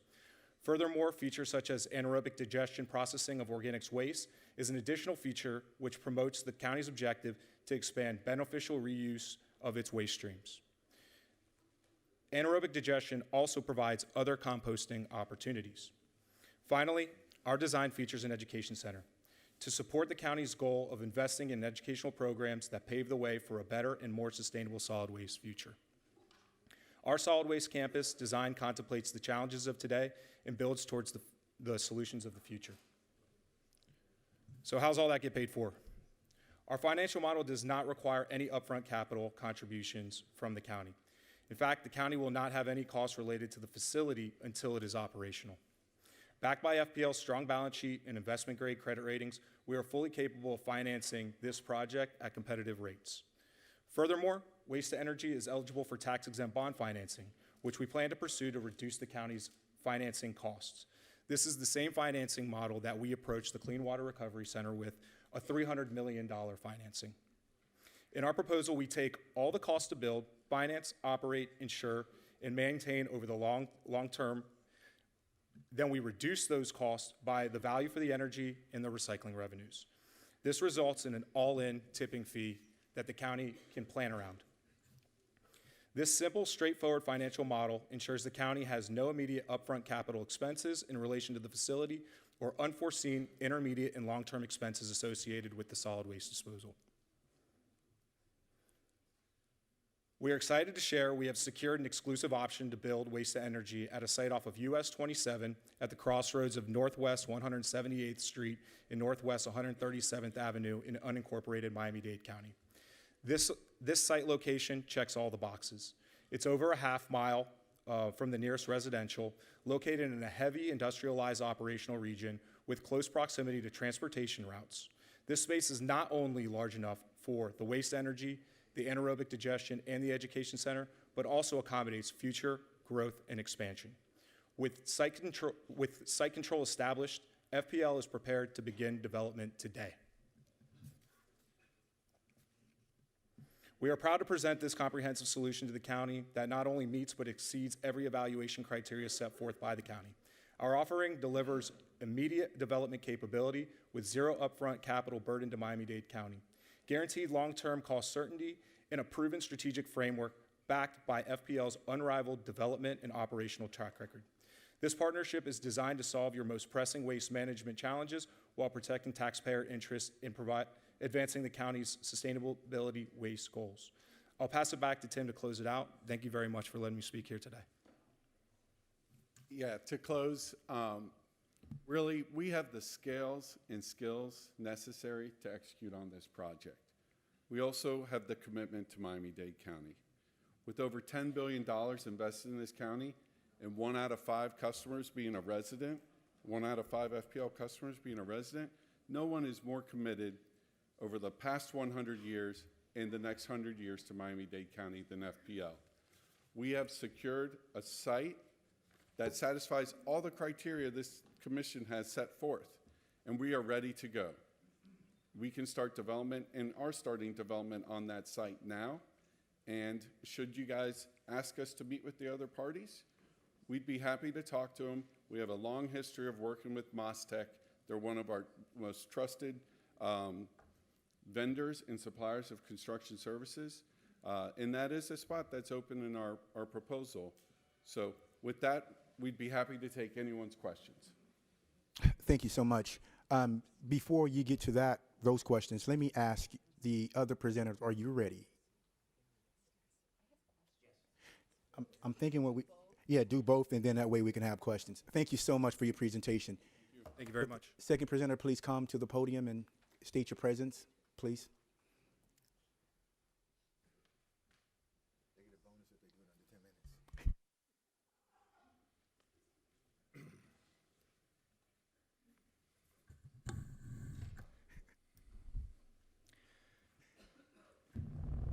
Thank you. Good morning, Mr. Chairman, Commissioners. It's my pleasure to introduce Dan Brazel, CEO of FCC Environmental Services. Thank you. Thank you, Miguel. Good afternoon, Chairman Rodriguez, Commissioners, Madam Mayor, and County leadership. Thank you for the opportunity to present to you today. On behalf of FCC Environmental Services and our partners who are here with me today, Ben Gilbert, Senior Vice President of MasTec, Kenny Young, CEO of Babcock & Wilcox, and our world-class design team, Worley and Ramble. We are honored to share our vision for the sustainable solid waste campus. Our commitment is clear: to serve Miami-Dade with integrity, transparency, and long-term reliability. This project is essential for the county's future, and FCC is prepared to be your trusted partner in delivering a solution that is resilient, cost-effective, and built to last. I now have a short video to play before we dive into the details. Whoop. Okay.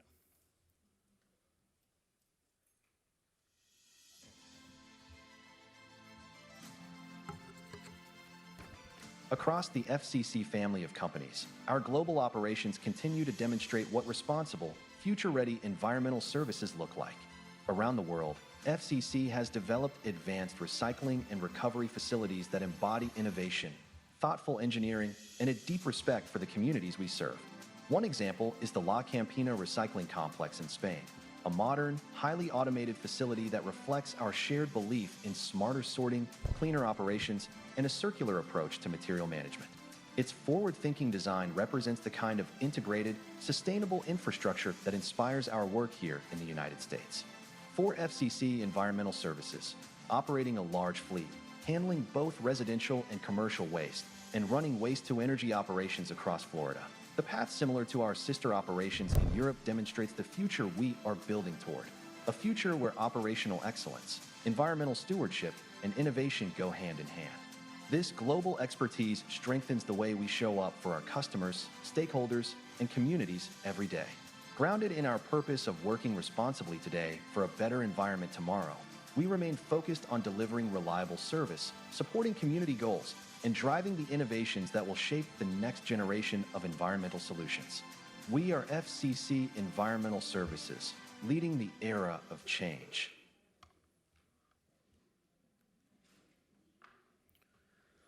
Miami-Dade is entering a defining moment.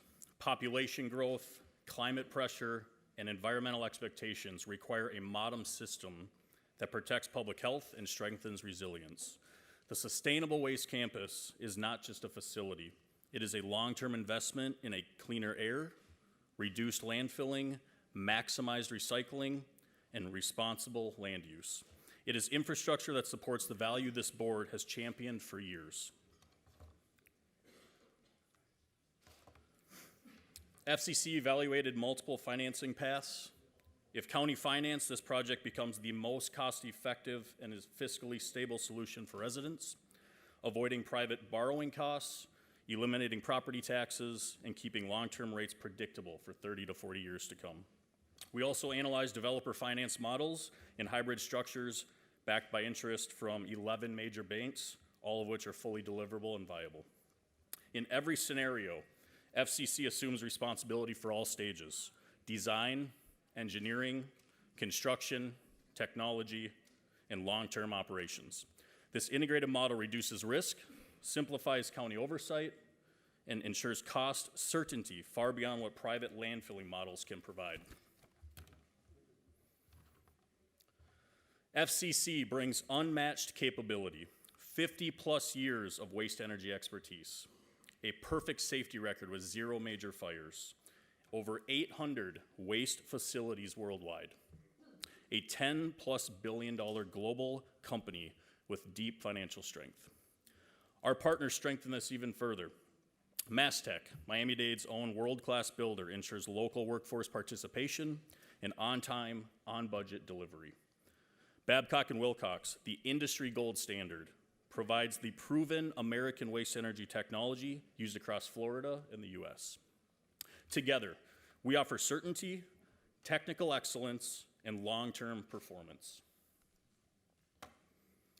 Public service is the foundation of FCC. Since 1911, serving municipalities has been our core mission. Here in Florida, our record is strong. We serve nearly 5 million residents with 13 collection contracts, 2 recycling facilities, and 2 waste energy facilities. We own and operate the South Broward Waste Energy Plant, and on January 1st of 2026, we begin operating the Pinellas County facility, which is one of the state's largest. Our daily performance demonstrates reliability, discipline, and commitment. This campus reflects Miami-Dade's identity as a global leader in sustainability.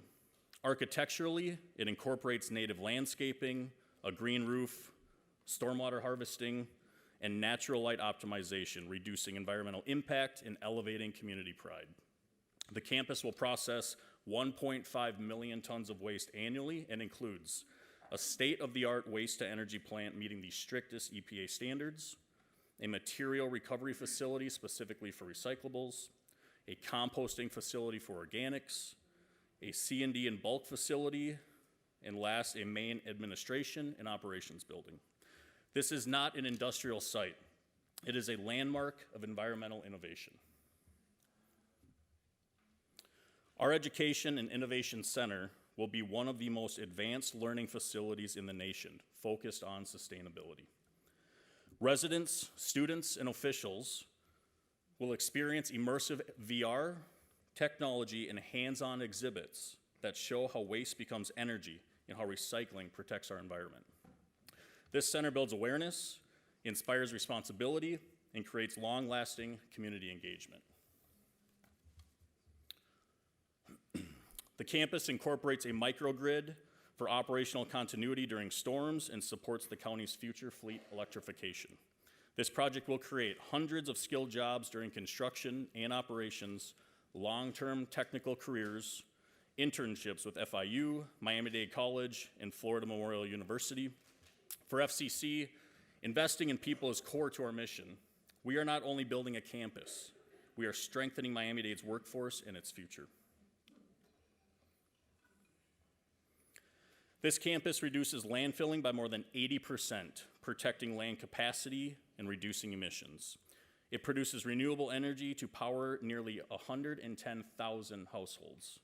It also maximizes resource recovery, including 35,000 tons of metal each year, enough to rebuild the Hard Rock Stadium canopy twice, and reuses ash for road base or concrete responsibly. This is an infrastructure designed for long-term environmental stewardship.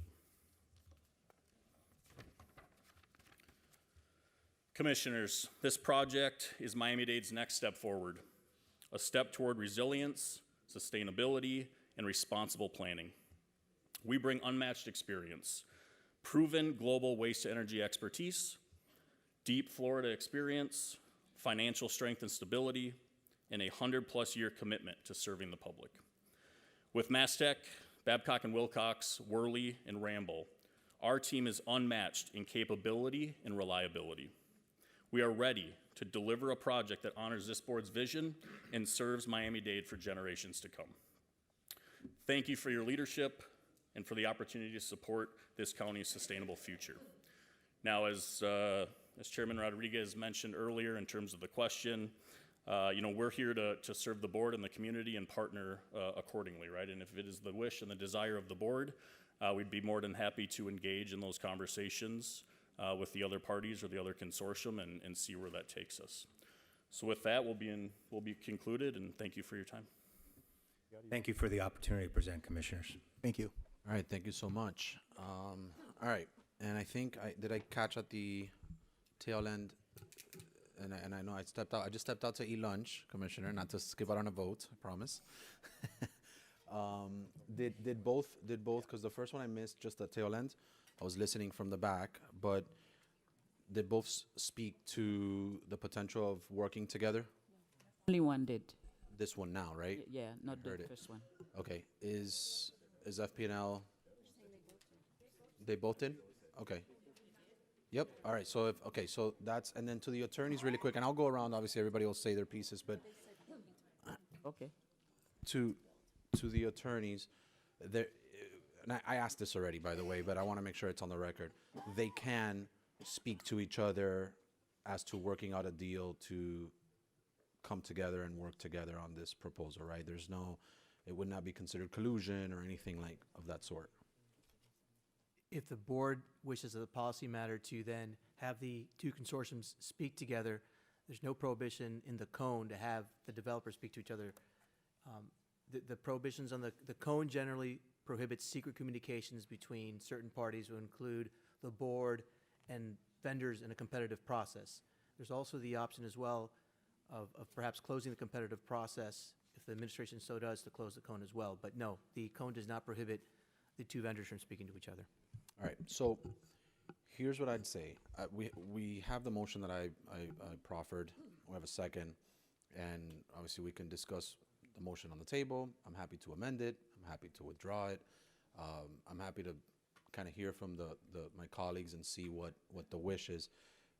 Again, the idea for me is that we start to slowly, even if it's slowly, that we start to make decisions as to what we're going to do long term to solve this issue. And I think that this would be one step in the right direction. With that, I'd also like to hear from my colleagues as to the pros and cons, as if we should lift and how we do that with the attorneys, if we should lift the cone of silence so that we can, and the con to that is easy, right? I'm going to say the part nobody would say, right? But the con to that is that we're going to start getting lobbied a lot. But we're also going to have that opportunity to ask the questions that we have directly of these companies and get the answers that we're looking for, the right answer. So I don't know who wants to go first. Keep in mind, if we do pass my motion, this will come back in January with hopefully an answer if the two consortiums can work together, and some advancement in the negotiations with the administration. So we will have a second bite at the apple. So don't show all your cards here today. Don't spend 45 minutes speaking on the item today when it could potentially come back in January. But with that, do you want to start? All right, Commissioner from District 7, you're recognized. Thank you. And I do have some questions. I mean, I think they do need some guidance. I already ate my lunch, so I'm good. I do think that we should ask questions and provide some guidance as to the parts of their proposals that we like, because the proposals are very different. And I'll give you a perfect example. I still find it challenging that one of the proposals doesn't have an actual site, because one of the things that we talked about is that if to get a price, we need a site. So FPL brought a site, and that gives us a firmer price. The other proposal is giving us options. I love options, but that doesn't give us a firm number. One of the things that I think we need to discuss as a board is the information that was provided by the administration in the memo. So the cost of this in the 8 years that it takes to build, what it is going to cost our ratepayers, because this will continue to be borne on the back of our ratepayers. So I think we need to spend some time on that. And FPL tries to answer that by saying, okay, we're going to finance it, right? It's not going to cost you anything until you open it. But now we have to look at those numbers and see, okay, but what is it going to cost when we open it? The one thing that I didn't see in both of the proposals, and I know that I discussed it when this came up in our special meeting and when we put this thing out there, is ability to work with other counties to provide a tri-county solution. I do not think that Miami-Dade County should be the only ones to bear this burden. If this is something that this board wants to do, there needs to be flexibility to work with other counties that are also looking for this type of service. So I think we need to be thoughtful because this is going to be built, in 8 years. A lot can happen in 8 years. We know that Broward has created an authority, that Broward is looking to build an incinerator, that Broward has needs. We know that Monroe moves their trash through us. We know that in Palm Beach, they already have one and they're thinking about building another one. So from the beginning, I said that it should actually be a 4-county solution, which is why I proffered the opportunity to also build in Broward. So I would like to hear the proposers' thoughts on that, who's open to that. And also, I think, for example, I love the fact that FCC did composting and recycling. That's a big part of the work that I do. That was one of my requirements, that we do a large part of composting and recycling. That wasn't in the FPL one. But in the FPL one, we have anaerobic digesters. I love me some anaerobic digesters. I think that's a great idea. Are they going to be able to take our sludge? Because Roy and I would be very excited if you're going to take sludge, right? If you're going to take sludge, that's a different conversation, right? Or you're just doing regular, instead of composting, you're doing it anaerobic, right? So one of the things that I've asked this board to consider is not just the trash that we create in unincorporated Miami-Dade, but the trash that our municipalities funnel through us, and then also the waste that we create at water and sewer. There's different pieces of this. I love the fact that FCC is talking about how they're going to use the ash. I didn't see that in the FPL one. So there are differences that I think that this board should discuss. So my question to the chairman, my question to the vice chair, is, are we going to ask them about their presentations first and then go to our comments? What's the plan? Because we had them both present, but we weren't able to ask them questions about their particular presentations. Thank you, Commissioner. And I do believe this is the opportunity, and the idea of having them to present first now gives you the opportunity to digest whatever they said and now dissect that at this particular moment. So if you have questions at this moment, I say ask your questions, but keep in mind it's 12:44 now, and I haven't eaten. So pack your lunch. All right. So to FPL, I guess, about the anaerobic digesters. We had talked about composting. Obviously, recycling is a part of what we do. There was a conversation about a campus. You decided to go with the digesters. Can you explain that and then talk about the other 2 components, and if you will have space on your site to handle those other 2 components? Absolutely. And keep in mind the conversation is just going to go over between the 2 of you. Okay. Thank you. Thank you, Commissioner. So yes, we did include anaerobic digestion as part of our campus approach. Our anaerobic digestion design takes in source-separated organics and processes them into a renewable natural gas product. Through the biological process, on the back end, you have a compost-rich digestate material, which can be land applied or used in agriculture. It can be contributed to the existing composting operations throughout the county. So that's where we say there are composting opportunities beyond the initial handling of the anaerobic digestion through the anaerobic digestion process. Is the system that you're planning to build for anaerobic digestion, can it handle something as dense as sludge? I would have to consult with our project team partners and KVI to get you that specific answer. We did look at this on the basis of, and I see Mike Phillips coming down now. Food waste and sludge are two different things. That's right, absolutely. So I want to give you the, Okay, so you'll get back to us on the sludge, but you were just thinking food waste, correct? we can address that question. Yeah, so from a biology standpoint, we would need to have a dedicated anaerobic digestion for the sludge. Sir, what is your name for the record? My name is Mike Phillips. I work with Canadivia Nova. Got it. Commissioner? Okay, would you all be open to that, to having two anaerobic digesters? We got a lot of sludge. It's very expensive. So at this time, we have actually 4 anaerobic digesters on the site. So right now, the plan was to focus on food and green waste. If sludge becomes an item that's of interest and critical, then we can have that evaluation and consider that as well. Sludge is one of our most expensive waste products. Even though it doesn't go directly to our solid waste department, it comes out of water and sewer. It is very expensive for this board. So I'm glad to hear that.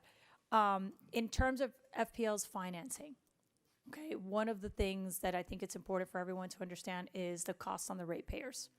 You know, we just during our budget spent a lot of time on this. How much capacity do you have? How much capacity are you expecting to take when you open? And what is that opening, since we're not spreading it out, right? So the administration's memo spread out the cost, right?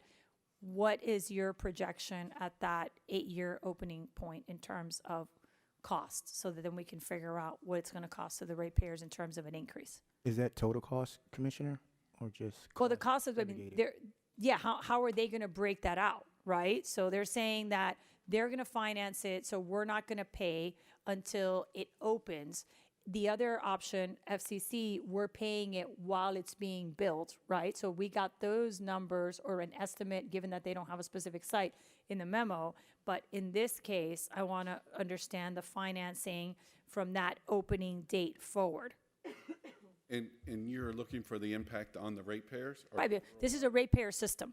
Right. So our solution that we've planned and are proposing, we feel like will provide benefits to the general body of ratepayers over the life of the project. In the first few years, there will be a small impact on the bill. We haven't really dialed all of that in, but it will be in the range of $1 a megawatt hour. So a very small, less than 1% impact on our bill. And again, over the life of the asset, and really this is how we'll get the project approved by the Public Service Commission, is that it will provide benefits. The energy and capacity of having this power plant in the FPL system in the heart of Miami-Dade County is going to be very important and provide value to all of our customers. But I think you're talking about two different ratepayers. Yeah. So I'm talking about the Miami-Dade County. Right. You're talking about the FPL ratepayer. Yeah. We share, but not all the same, right? And I think your colleague understands the difference. Yes. Yeah, so I'll speak in present day dollar because I think it's a little bit easier to understand it. Agree.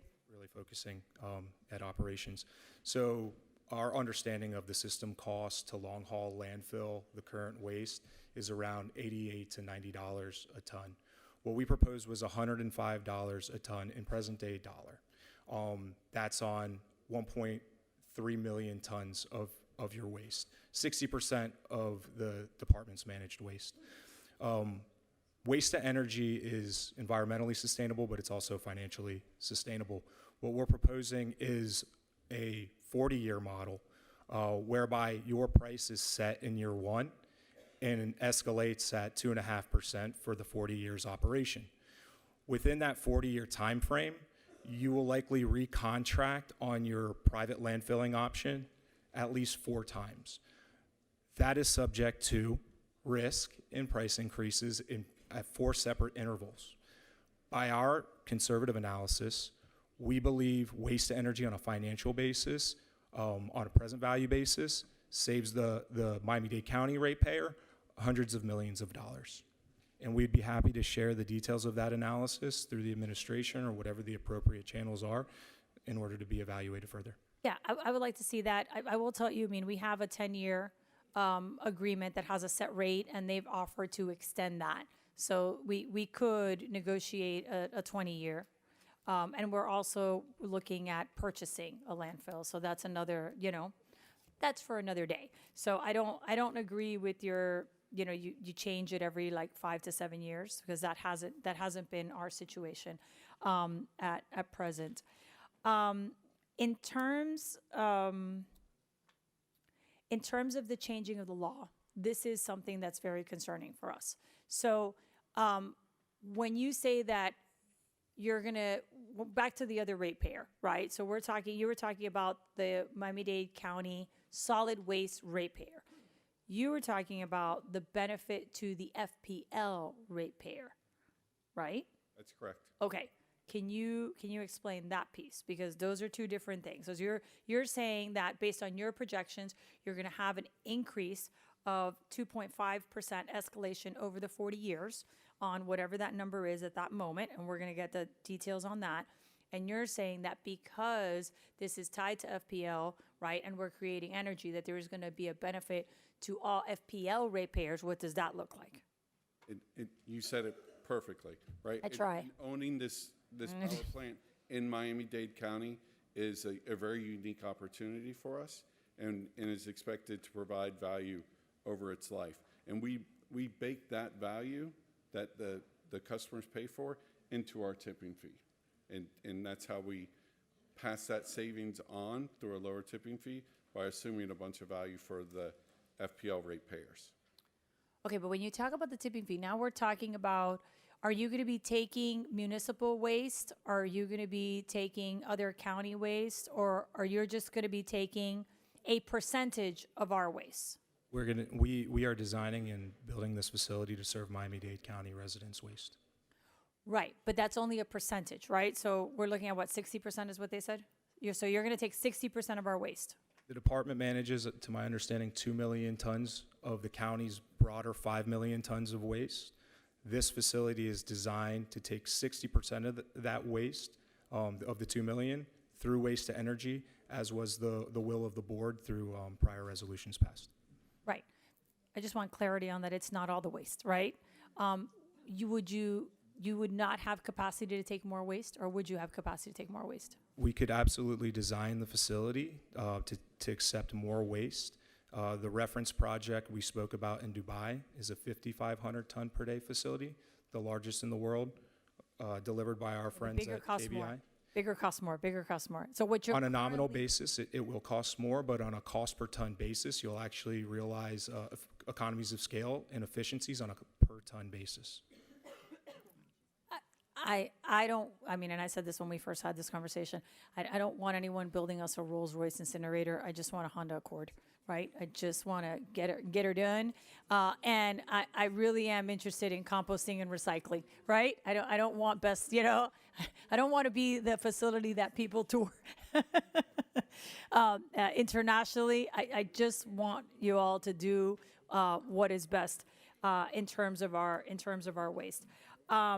With the specs that you have now, could you take more waste? I think the answer is no. With the specs that you have now. With the specs that we have now, we'll be limited to roughly 1.3 million tons of waste annually through waste energy, and around 180,000 tons of waste through anaerobic digestion, for a total of about 1.5 million of the 2 million managed tons of waste. Okay. And if the county were to somehow find a way to reduce its waste footprint, would you be open to taking waste from municipalities or for someone else? Absolutely. Okay. All right. I think that's important. Commissioner, Yes. not to interrupt you, but I just want to remind everyone that the negotiations and what happens with the administration based upon what's in front of us, it's coming back January 21st. Is that correct? Right? It depends. That is a motion that's pending. Right. So if the motion passes, everything comes back to 21st, and we get to ask questions then about the negotiations between the administrations and the consortium based on what we're hearing today. Is that correct? Yes, if the motion passes, there'll be an opportunity January 21st to ask additional questions, either with a finalized agreement before you or report on the status of the contract negotiations. And the reason I brought that up is because I wanted to see, and to make sure that we value everybody's time is that maybe what we do is we allow the negotiations to go through, and then if there's an impasse, a status report comes about, then we can question it at the next meeting, because I got a strong suspicion that we're going to be doing this again on the 21st when it does come back. So I would say, in the interest of time, it probably is better to allow for the negotiations to take place, come back, we then question it, and then we then get a full package answer as to everything we're doing now. Because Commissioner Regalado, not just to you, but what I'm afraid of is if we go down this rabbit hole here, and there is a motion on a table for negotiations, it can actually put the administration in a worse position than it is in as it relates to negotiating with the consortium. So that's what I just want to put on the record to make sure that we're clear. And I appreciate that, Mr. Vice Chair. I mean, I disagree. I mean, I saw the proposals. I'm asking for drill down questions. You know, I would like to see the figures. I think that the administration did a good job in a very short period of time of getting us as much information as they had access to. There was definitely a very limited time from, you know, when they had to analyze what they were given and turn something around to us. So I just want more detail.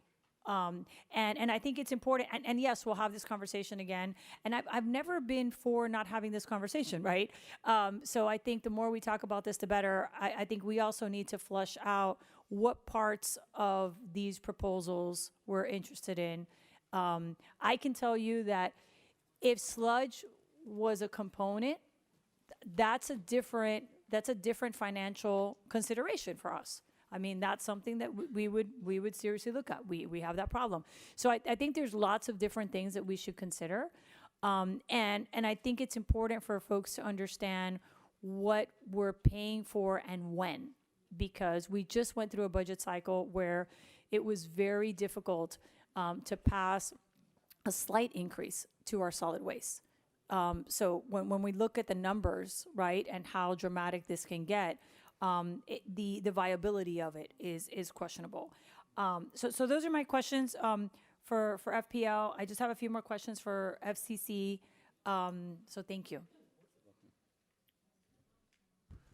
So Commissioner Regalado, did you ask them to provide you with a better analysis than what they previously presented? Is that what I'm hearing that you're asking for? Yeah, they said that they would provide it to the administration, the breakdown of, we talked about it. We said 2.5% escalation, and they're going to bring more information on the sludge.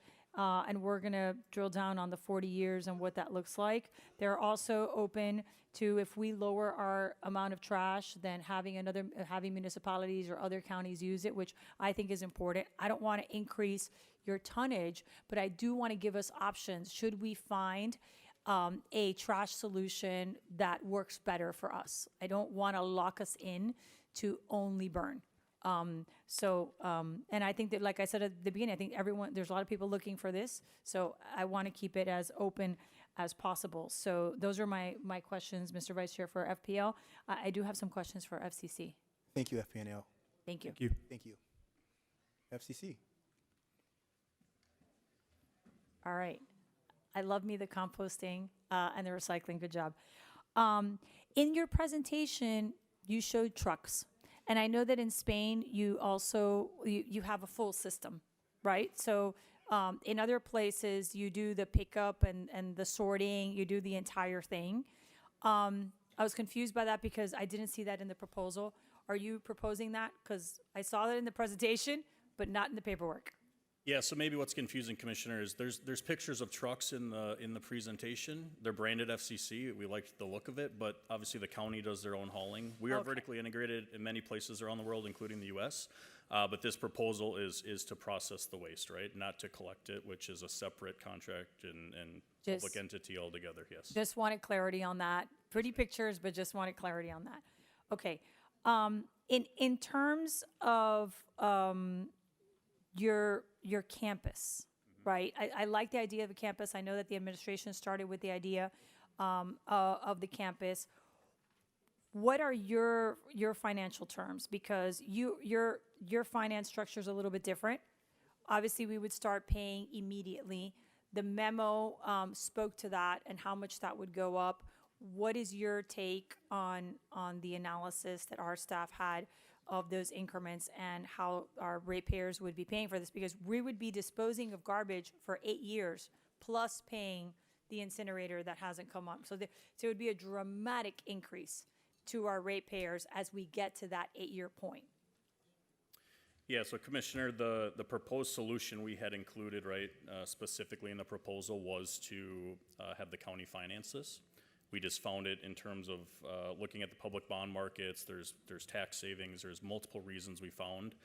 We even mentioned, we talked to 11 major banks, right, that are fundable, and there's other bonds that can be covered here. But our original proposal, one of two, right, is that the investment would be had on the front side by the county, which would then trigger sooner, right, but then in the long term reduces the exposure for the county and the ratepayer. The second option is a similar financing model that FPL has proposed, that we have considered, but we view it as a more expensive overall cost burden to the county, and why we've presented you with the investment being the county. Roy, what are your thoughts on that? Commissioner, the department, we hired 3 different consultants, a financial consultant along with our bond engineers and design engineers to evaluate the proposals. They're here to speak to that if you want to ask them. We've asked them to be here. And the table that you have in your memo from the mayor gives the result of their work that reduces both companies' financial proposals into an annual fee, and you can see what that does to the fee. If you would like to know how they calculated that, we can ask them to come up also. Okay. All right. We'll do that. In terms of your model, are you open to other counties and other municipalities using the site? I mean, obviously your ownership situation is a little bit different, right? So it would kind of be like our decision, since you're just an operator, right? So it would just be contractually for us to ensure that there's an open door there so that we could contract with other folks. Right? I think we're very open, Commissioner, to what the desire is of the county, right? I mean, we've developed this campus because that was what was requested, right? A waste energy facility for 1.3 million tons. Your volume obviously can consume all of that capacity. We also have the recycling facility that's spec'd at 60,000 tons, which could expand easily. We run multiple MRFs around the U.S. that do over 100,000 tons a year. And then we have the large composting operation, right, for organics that does 140,000 tons a year. So all those elements can be expanded. Could we consider and partner with you all in terms of a regional type campus? Very open to that discussion, if that's the will of the board and the county. I told you at the beginning, I love the composting, I love the recycling. I think it was very thoughtful the way that you did it. Now, like I said at the beginning, the giving us location options is concerning to me because every single one of those location options is different. And there's a different cost associated with them. So is there a reason why we don't just have one? I just wish it was more apples to apples, right? I feel like we got apples to pears over here because you're saying, well, these 3 options can happen. Yeah, so good question. I think when we looked at kind of the short time to put this very complex proposal together, right, we focused heavily on design, contractor, infrastructure, all that things. The 3 sites that we have mentioned are all viable. We've engaged in conversations with all of them. We have a very dialed-in price point, but we haven't committed to any of them. And here's why, for clarity. I don't think it's fair as a partner coming into this to pick a piece of land and try to force a project into it. Rather, for example, your question on the biosolids or sludge, if that comes into play, maybe one of these properties doesn't work, maybe there needs to be a different property size.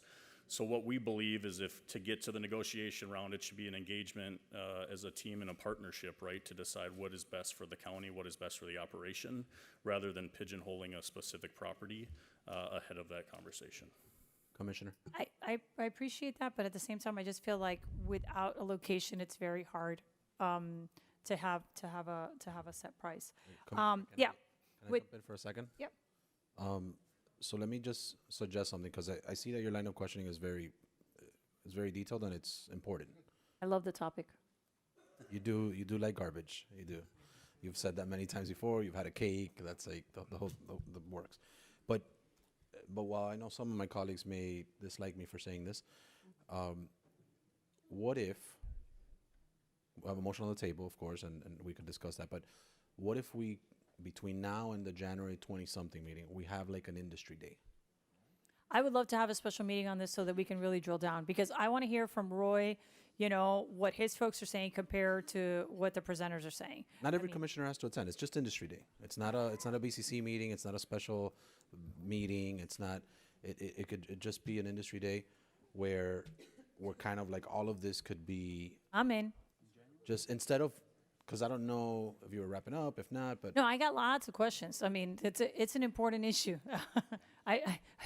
So I mean, I'm happy to work to do an industry day where both companies can potentially, you know, come to more of a workshop environment of sorts. I'm sure, you know, it could be done mid-January when people are back from their vacations. I know, just a thought, and I'm open to. No, and I appreciate that, because I think the memo is very specific. I think the folks that we hired to analyze it is very specific, but this was a very short timeline. And I mean, I reviewed it, but I didn't sleep a lot, right?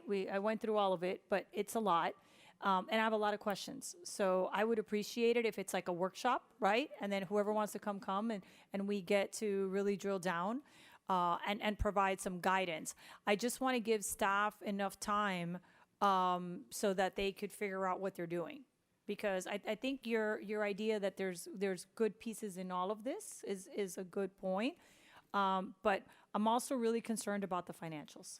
You know, we gotta figure out exactly what this looks like before we move forward. All right, so let's work on an industry day.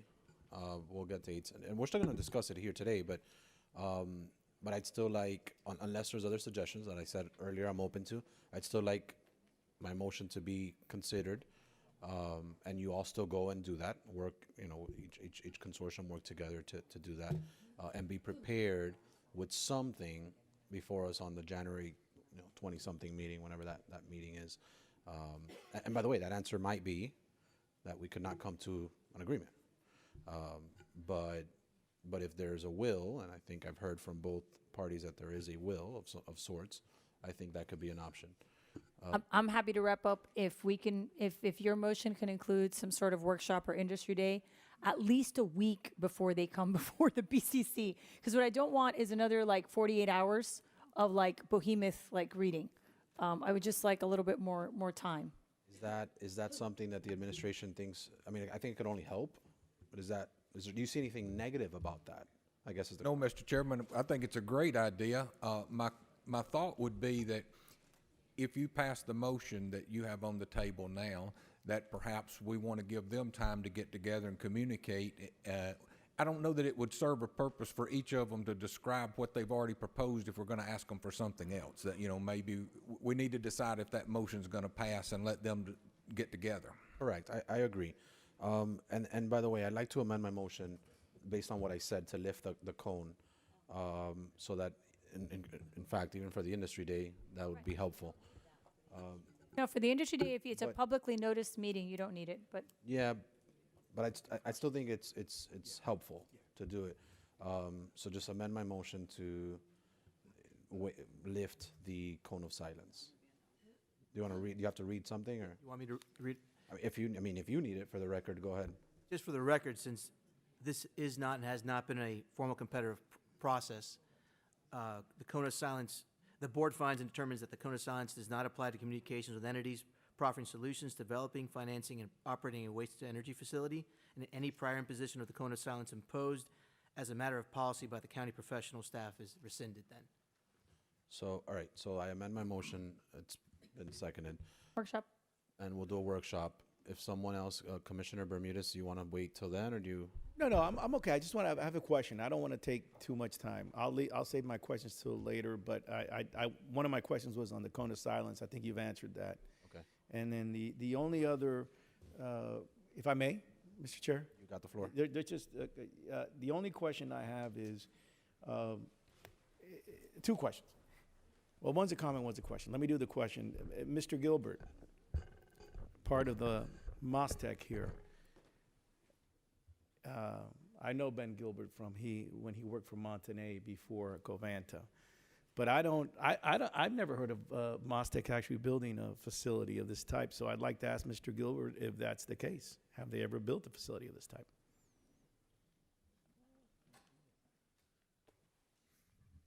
Ben Gilbert with Mostec. Yes, Commissioner, we build energy facilities throughout the country. We build big, full-service, full-standing biomass facilities. We have built portions and components of waste energy facilities here in Florida. We're building one of them now. We built one about 15 years ago. We have built numerous other power plants. We've built many other similar large industrial facilities, agricultural facilities, processing facilities, mining facilities. Facilities of this type is what I'm interested in, Mr. Gilbert. Yes. It's not a negative comment. I'm just asking you. We have all the relevant components of building this facility that we have built. Okay, that's a fair answer. You've had all the relevant components. You've done something similar, but you haven't done something like this. I'm fine. Okay, the second thing would be a comment to the county attorney's office. And this goes to the multitude of lobbyists, including one that apparently is in D.C.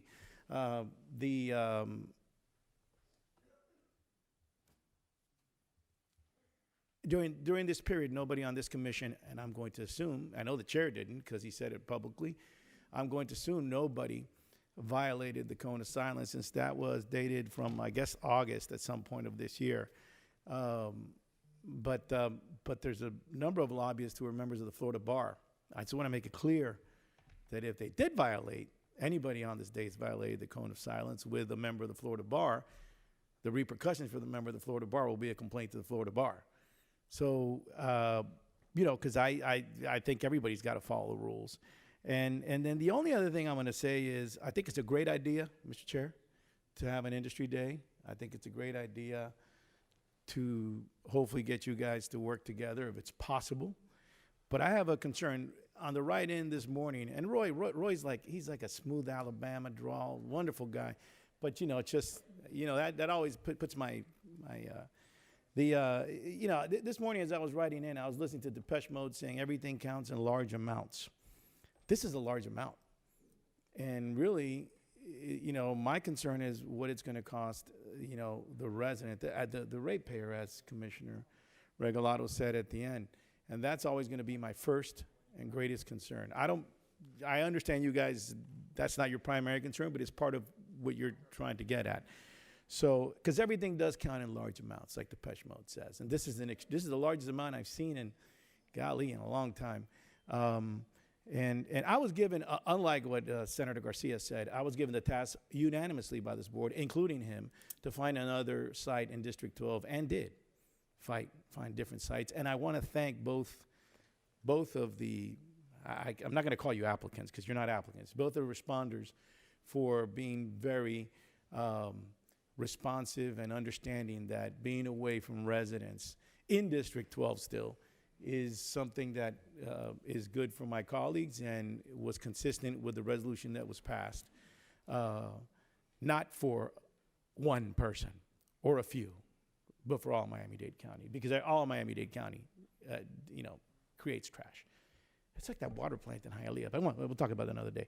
The question for me is always going to be geared so you get ready for the industry day. So since I haven't had a chance to talk to you, I think I've spoken to both at some point before the cone of silence came in, which I assume most of us did. But I'm also assuming that most of us have not spoken to them probably since late August. So I'd just like you to, I'll echo Commissioner Regalado's comments that the numbers are very important. So and when I say the numbers, it's the numbers to a sustainable number for the residents of Miami-Dade County. I still believe, because this will only take 60%, and rightly so, that we have to have really a truthful, frank discussion on many other things that have to be considered. And I hope you consider, if you do, because I know those people in Broward, they're going to do a reverse, like some of my colleagues here. The guy from Miramar is probably going to say, hey, why doesn't Miami-Dade County take our trash? After he was here complaining about it. But that's a different story for a different day. If that happens, then we need to know, because if you start taking in a new facility something from Broward, let's say you start servicing Broward, then should inure to the benefit of the residents of Miami-Dade County that are the ones that are really taking the lead in this, as opposed, or you take, the municipalities, for example, which you did to a certain extent. I just want to make it clear that, the dollars are, the cost to the residents is going to be the most important thing here for me. If you can show that the cost to the residents is something that's, good in the short, mid, and long run, that's the most important thing. And I thank you again. Both of you are fantastic, by the way. I don't want anybody to think that that's not the case, and I thank you. And I know you were asking, Commissioner Regalado is right. It's almost impossible for anybody to, it is impossible for anybody, very difficult for anybody to take information on a Saturday or a Friday and go through all that and not be able to ask you questions and ask you. And I thank you for respecting the rules. I thank the chair for adding the lifting of the cone, because I think it is important to be able to ask you specific questions. So, with that, that's just my say, I wish that the county attorney would have been, when I asked them about, hey, what about this cone of silence? Nobody's going to be able to 3-4 days get information. And, it's almost impossible. And maybe after the memo came out, I don't know. But the bottom line is, I would hope that the county attorneys also guides us. No particular Mr. Hope, county attorney. Thank you for the picture, by the way. I want to make sure that we all work together, and I hope, Roy, you understand it. And understand that our goal is to get to what's best for Miami-Dade County in the short, mid, and long term.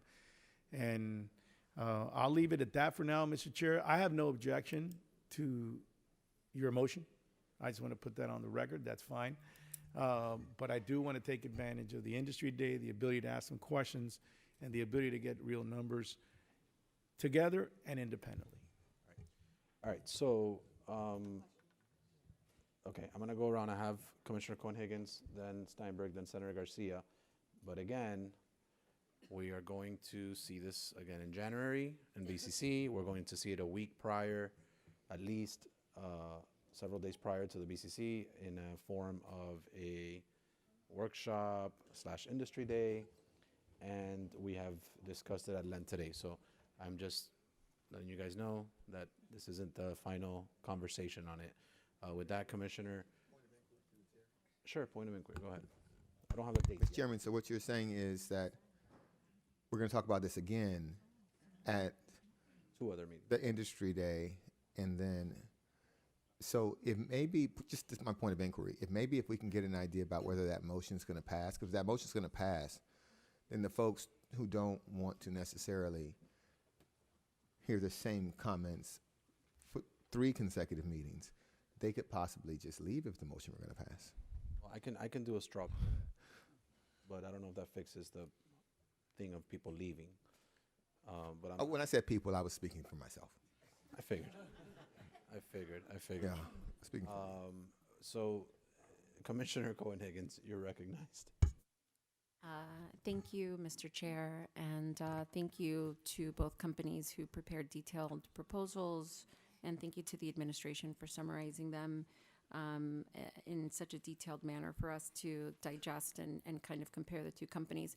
I, like Commissioner from District 7, have a series of questions because I thought the directive from this board back in October was that we were going to make a decision today. But I keep getting fooled time and time again on this topic and on this issue, because every time the hearing comes, and I thank our residents from the community who come out every single time this is on an agenda to hear this board speak and potentially lean towards making a decision, we do the same thing yet again, which is to move it to a later date. So I too am interested in a straw poll if it is the will of this board to yet again not make another decision on waste to energy. I will save my time and my comments. I do think, however, that we have to accept the reality that at some point we are going to have to sit here for hours and for as long as it takes and make a decision regarding who will build a waste to energy facility in Miami-Dade County, whether that's today or in January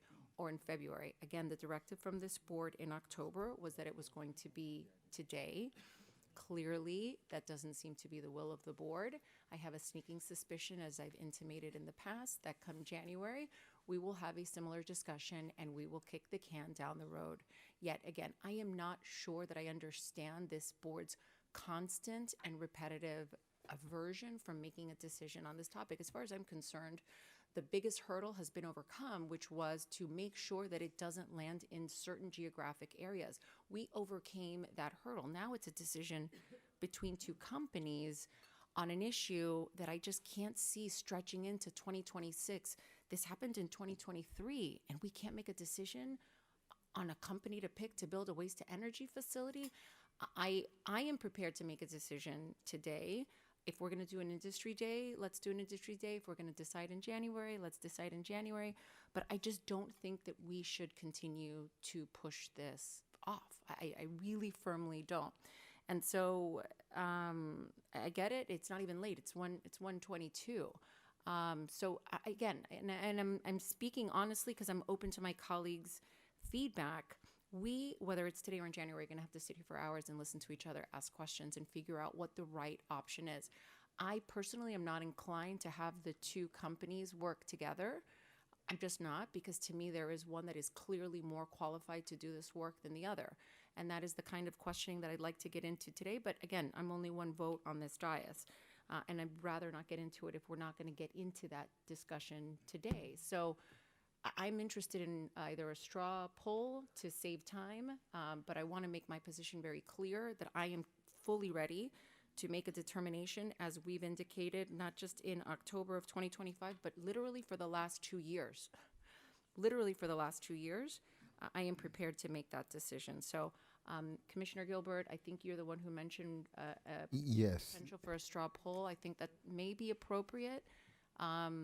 Because again, I don't want to waste anyone's time. All right, so by raise of hands, all in favor of my motion that's on the floor right now, and it's been amended to waive the cone. Go ahead. It's a question about your motion, because I agree with Commissioner Cohen-Higgins. We've got to bring this to an end.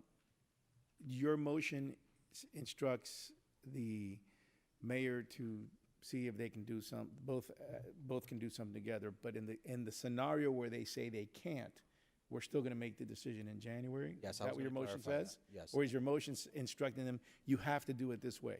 No. So let me clarify it, because when Commissioner Cohen-Higgins triggered that same thought that I wanted to clarify is, come January 21st, I think is the meeting, right? The BCC meeting in January? Come January 21st, hopefully they can come back here and say that they've worked out an agreement where both companies are working together. And in that period of time, the administration, from now through January 21, the administration shall still continue to work with either the combined companies or each individual company on, there's still a lot of information that I understand the administration requires and needs from each individual consortium that they did not have for today. A lot of those, which are questions that perhaps Raquel Regalado was asking just a bit ago. So in that time, the process, the time does not pause. The information continues to get gathered, negotiations continue, and then come January 21st, if they stand before us and they've agreed to work together, and at that point, not to the liking of some of my colleagues, but at that point, if they need an additional 30, 60 days because they've agreed to come together and they need to just work on the agreement, then that'll come back for a final vote. But I am prepared as well to make a decision on January 21st, shall the negotiations from the administration with the companies allow for that, given that time. So to be clear, and Commissioner Cohen-Higgins is a perfect example, because I agree with her. If on January 21st, the best option is one or the other, we'll be making a decision then, correct? Yes. So January 21, it will be my intention to make a decision on what company we're going with, whether it be the two of them that joined or whether it be one or the other. And then at that point, once we make that selection, of course, as we understand, the administration must finalize negotiations with them and then bring us a final. But yes, I am prepared on January 21st, to Cohen-Higgins' point, to make a decision. And frankly, I agree, Commissioner Cohen-Higgins. I am prepared to make a decision today, but I think it will be advantageous to see if they, there's some yin and yang to each company that can have chemistry. So I'd like to see if that's an option. It may not be. But if it is, I'd like to see that. Yes. Go ahead, Commissioner Cohen-Higgins. Thank you, Mr. Chair. And I don't want to belabor the point, but I do think it's advantageous to the board to have two companies compete. This is a very lucrative project for whichever company is awarded this project, and the idea of them combining, I feel, reduces the idea of having a competitive process where our residents have the benefit of whoever's able to give us the better deal. And that may or may not play out. It may play out that they get together and they come together and there's some sort of a deal struck where it's the lowest rates possible. But I think that the idea of working under an environment where there are two companies competing is a better environment for the residents of Miami-Dade County in the end, because if the cone is lifted, we can then have these conversations with the lobby corps and work as a body to get the best rates for the residents of Miami-Dade County, which will be eliminated if they join forces, because then we're just dealing with one company. So I am, for those reasons, I can't support the idea of them joining together. And again, we'll see what the will of the board is. Thank you, Mr. Chair. Okay. Commissioner Steinberg, you had a quick question, or did you get? No, Commissioner. I'm the. I recognize people. I love you, but. Okay, great. What did you have in mind? This question is actually for you, Chairman. What did you have in mind in terms of when you talk about Industry Day and workshop? What are you envisioning? Because I'm not sure that I understand what you're. I want to make sure we're on. I want to better understand where your head is at.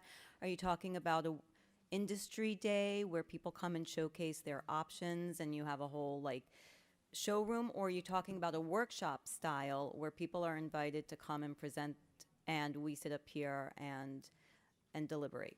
Yes, the latter, Commissioner.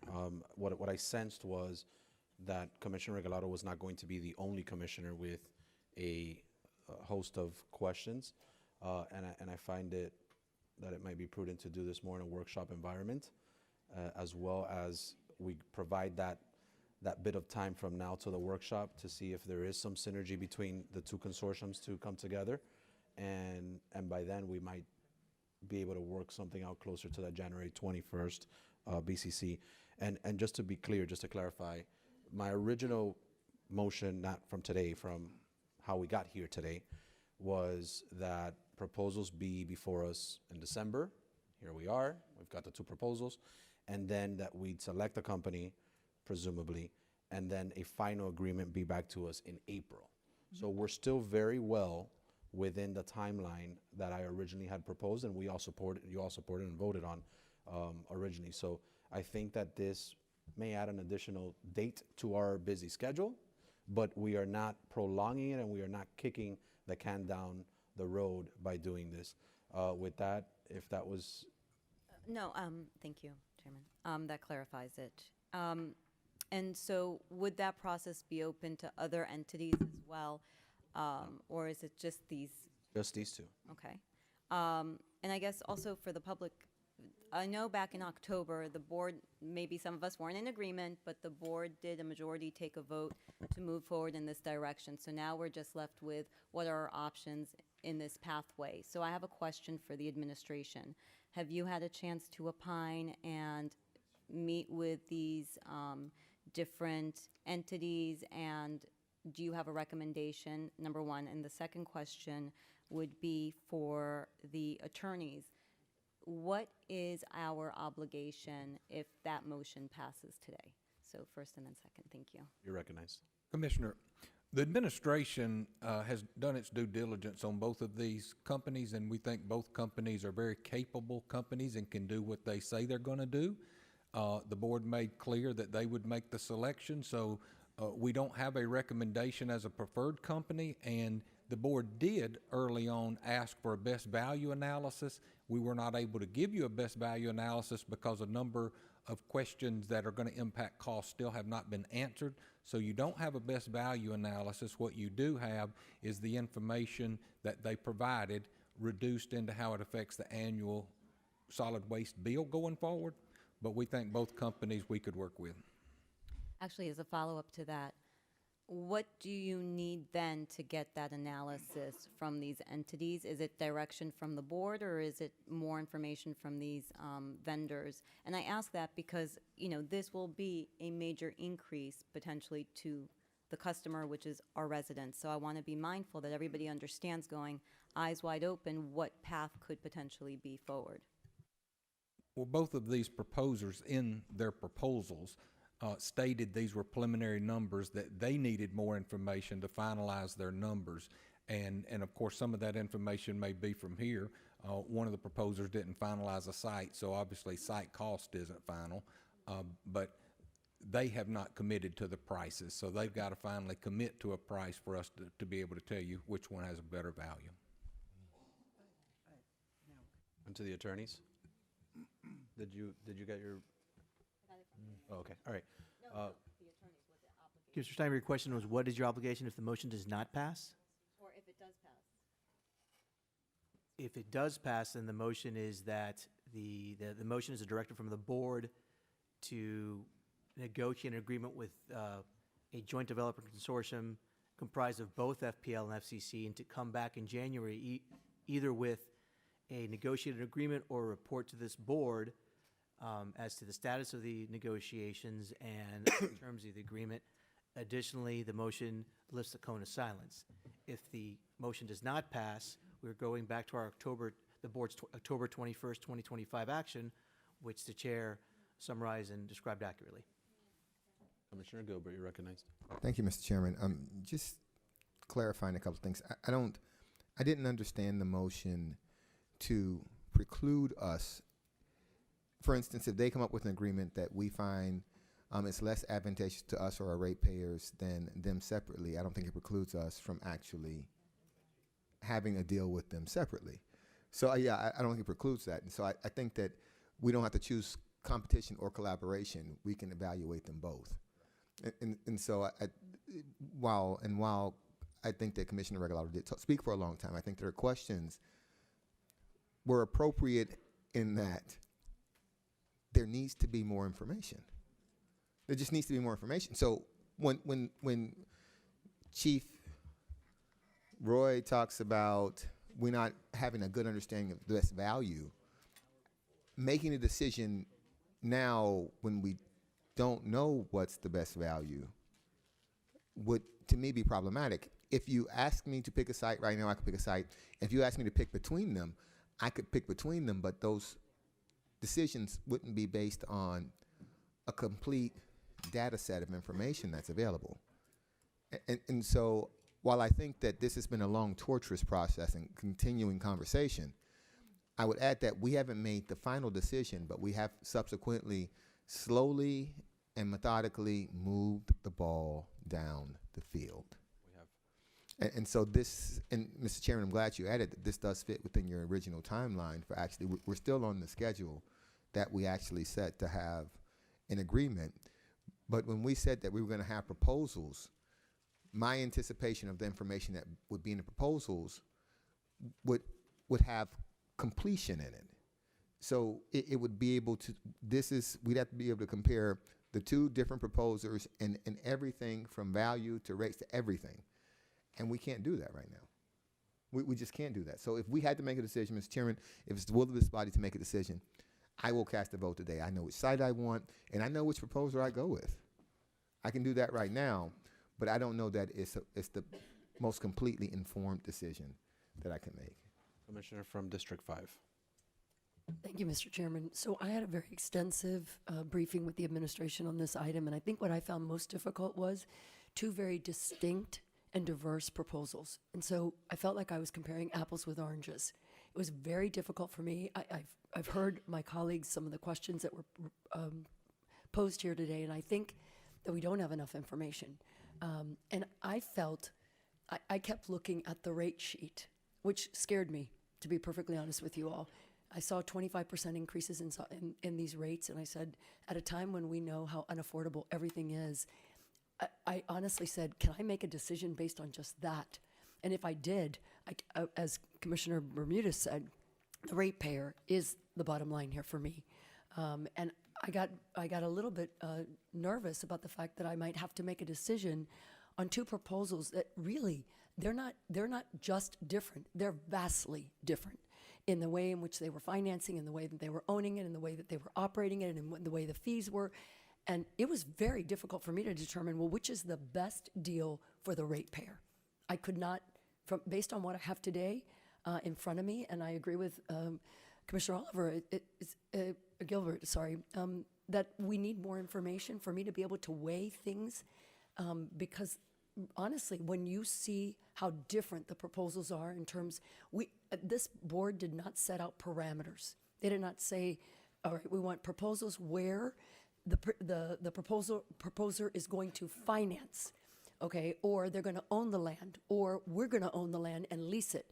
So I kept going through each proposal going, well, but how do I determine the bottom line other than the rate, which in and of itself was unacceptable. So I'm happy to see that we might get more information that might help us make a more informed decision.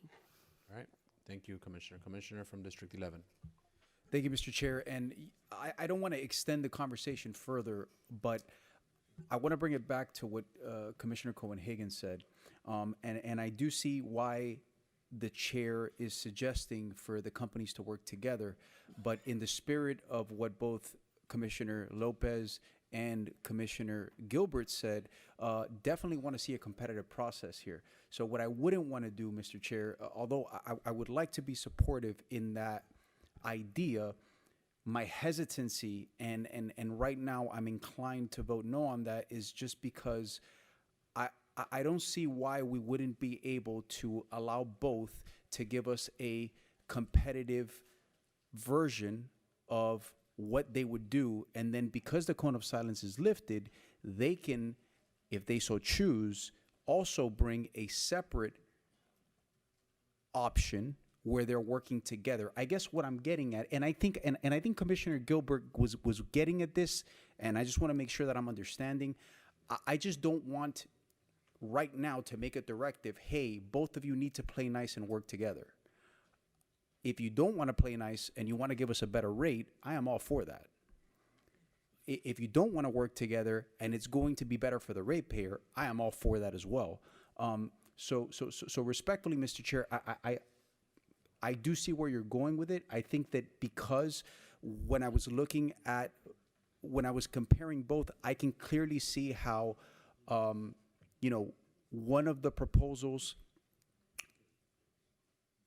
is significantly better in some things than the other, and the other proposal has some virtues that I'd like to see with the other. So I can see how perhaps if they merged, it could be better, but I don't want to preclude two separate proposals and the competitive process to perhaps bring something that is going to be not only better for the ratepayers, but can make our decision a lot easier. That's my 2 cents. So look, I'll say this, Commissioner Gonzalez. At least the motion that I have on the table today, and I think Commissioner Gilbert tried to clarify that, but it does not preclude them from still individually continuing those negotiations and/or competitive pricings individually as a non-consortium. But I'll go a step further. Because this is a conversation I had with my team prior to me drafting this motion. Is if this wasn't the direction that this board wanted to go, the way that I would have liked to select, to your point, the way I would have liked to select a company today would have been in a form where we select a front runner, but we don't necessarily dispose of the second place or the non-selected one, because I never wanted to lose that leverage and feel that the number one, and I'm just being honest, that the winning bidder would have all the leverage over the county. Like the second bidder would still be in the picture to some extent, so that we don't lose that leverage, so that we can get that optimal rate for the taxpayers in this county. So I agree with you, but this motion does not preclude that from happening at all for the same reasons. You want to add to my comments, or? Yes, I'd like to comment. I'd actually like to invite up our Chief Procurement Officer, Namada, to speak to exactly how that would work or the challenges that it would. Does that help? Okay, Commissioner from District 7, and then Thank you. I just want to put something on the record before we continue. I don't think we do not have enough information today to vote. Hard stop, you know, and I've already counted 5 in the room that feel that way. When we made the decision to move forward with this, it was contingent on the fiscal impact. And now we're getting information on the fiscal impact. From the beginning, I said that there were many different alternatives and that we needed to base this on a long-term investment. It was what was fiscally best for our residents.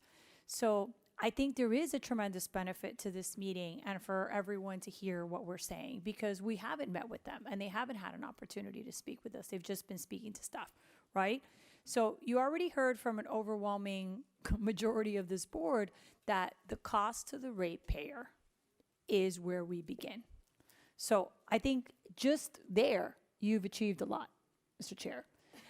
I don't, the timeline, first of all, and I've always said this, there is no urgency. We have a long-term contract. We could extend that. The key is to make the right decision with the right information. And we've kind of been cobbling information, but even this, it was an accelerated timeline. We don't have really hard information. If they want to work together, phenomenal. They should also work on giving us better information. You know, I think both teams could provide us with better information, and I think they should do so. I'm not saying that they should work together. I think that they could take from each other's ideas. I think they could work together, but at the end of the day, they all need to give us better financial information. Hard stop. And that's why I think a workshop is a great idea, and that's why I think bringing it back in January so we have that flushed out. I mean, you could tell me that maybe the price changes if the price of concrete goes up. That's fine. We're all used to that. But not picking a site. I mean, that's not serious. That's not serious to me. So I really think that in order for us to drill down, we need more time with what we were given 48 hours ago. I've had my briefing too. It's a lot of information. But I could not vote today. If your motion fails and we go around the horn, I'm a no. Because these aren't real numbers. And this in the form that it is being presented to us would be an albatross. Not on us, but on someone that would sit here 8, 12, 15, 30 years from now. Vice Chairman and then Commissioner Cohen-Higgins. Thank you, Mr. Chairman. And Mr. Chairman, no, Vice Chair, and then I'll go to Garcia. Senator, okay. Thank you. I love that jacket, though, by the way. It's yours whenever you want. Thank you. Thank you, Mr. Chairman. Here's the thing that concerns me on 2 fronts. The real discussion here is really about the risk, right? This is what I'm hearing. We're talking about a policy decision, because what I'm hearing on one hand is, you know, one other provider is going to provide us a cheaper price on paper, but it loads the risk onto the taxpayer, right? And on the other hand, the other one is a bit more expensive, but it offloads the risk. And now what we're doing is we are about to set dangerous precedent in a sense, because we as government, this board, is asking the private sector to negotiate amongst themselves and bring back a product to the administration or work with the administration to deliver a price that doesn't really hurt the consumer. I don't think you can do that and not hurt the consumer, because then the competitive process is null and void at that particular moment. However, what I do hear and what I am seeing is an opportunity for us not to set precedent, well, a dangerous precedent, but for us to set precedents in the sense of time and essence and importance and the protection of our consumers, which is our constituent. So, Mr. Chairman, I support the motion moving forward in its current form, especially in the fact that you're proposing that they lift the cone.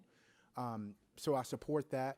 But what I am just cautious about is the dangerous precedent that we may be setting on this. So I simply say if we can come back on the 21st and they've had their discussion and they've made a good faith effort in negotiations and it's something that the administration supports and they support, then we're home free. If not, then at that particular moment, we should be prepared to make a decision on the 21st to go ahead and put this baby to sleep. All right, Senator Garcia, you're recognized.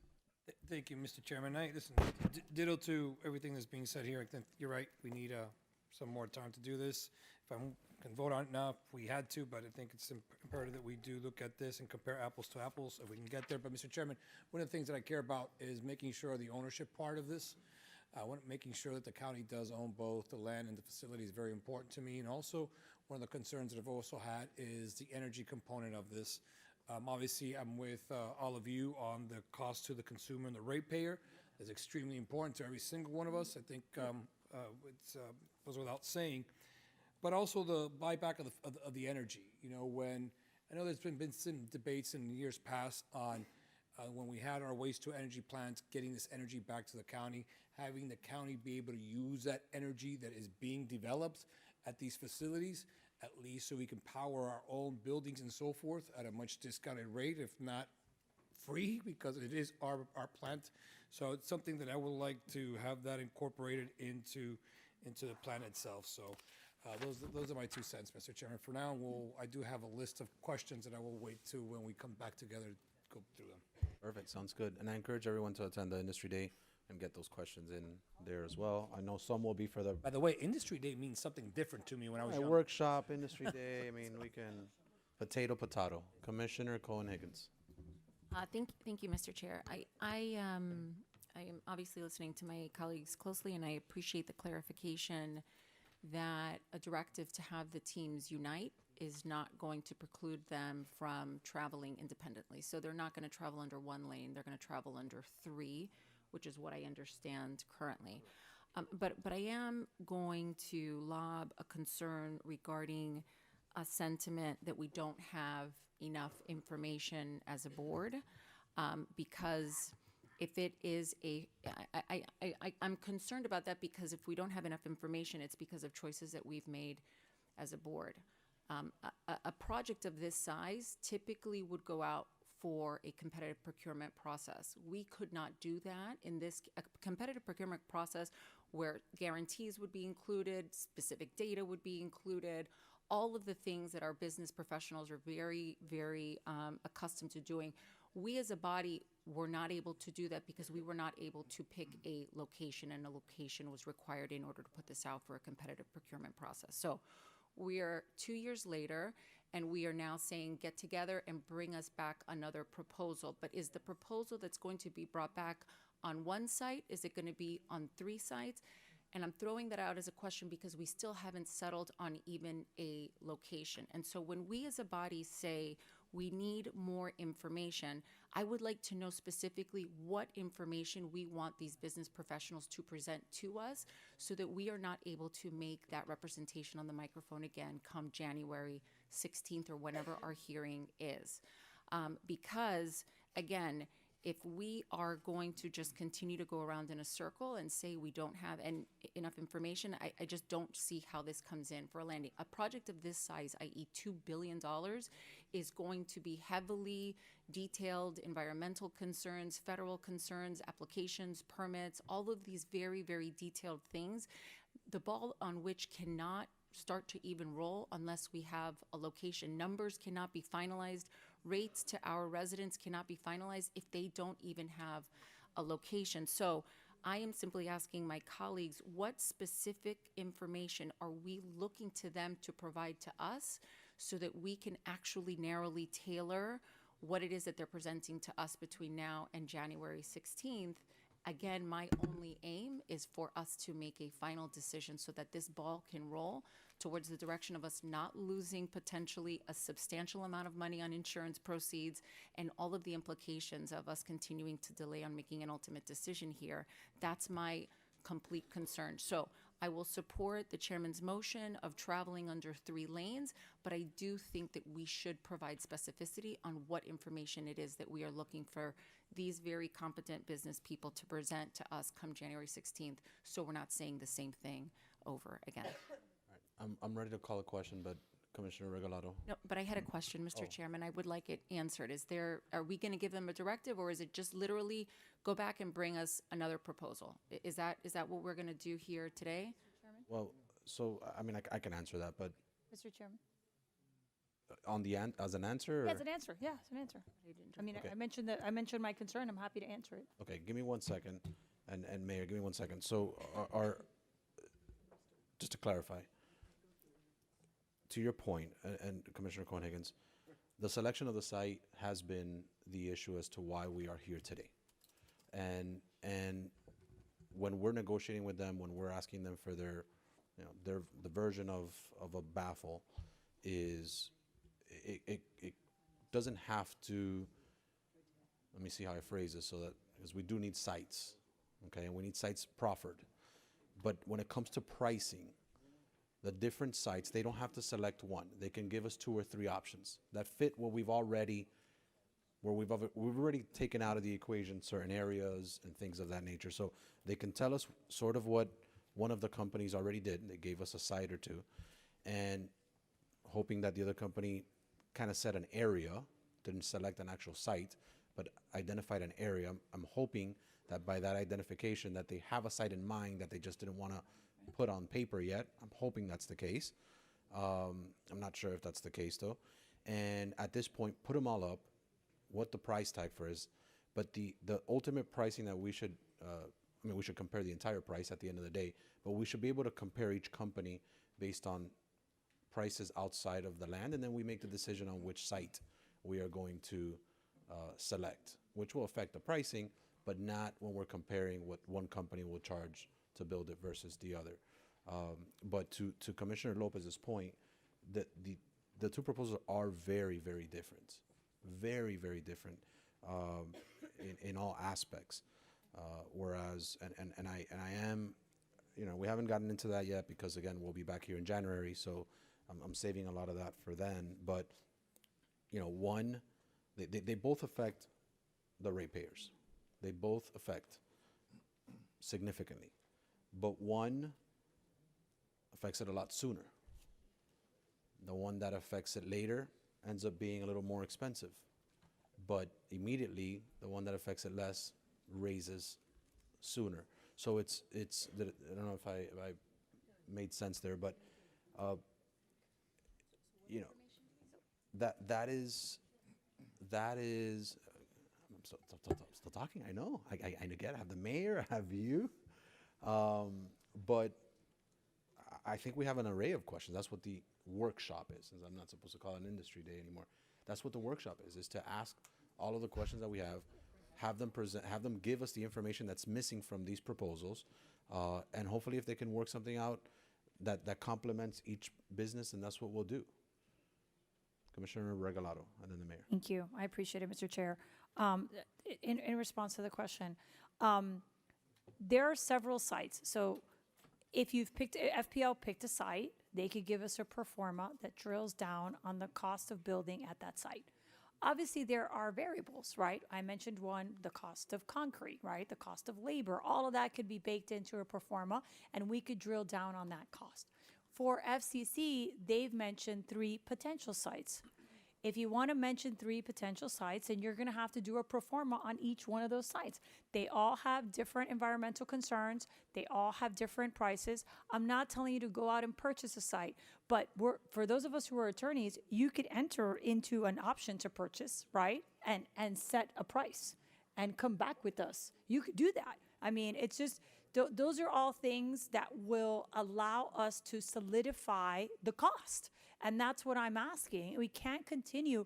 There's already a series of variables like labor, like the cost of concrete in 8 years. There's a series of things that we cannot control.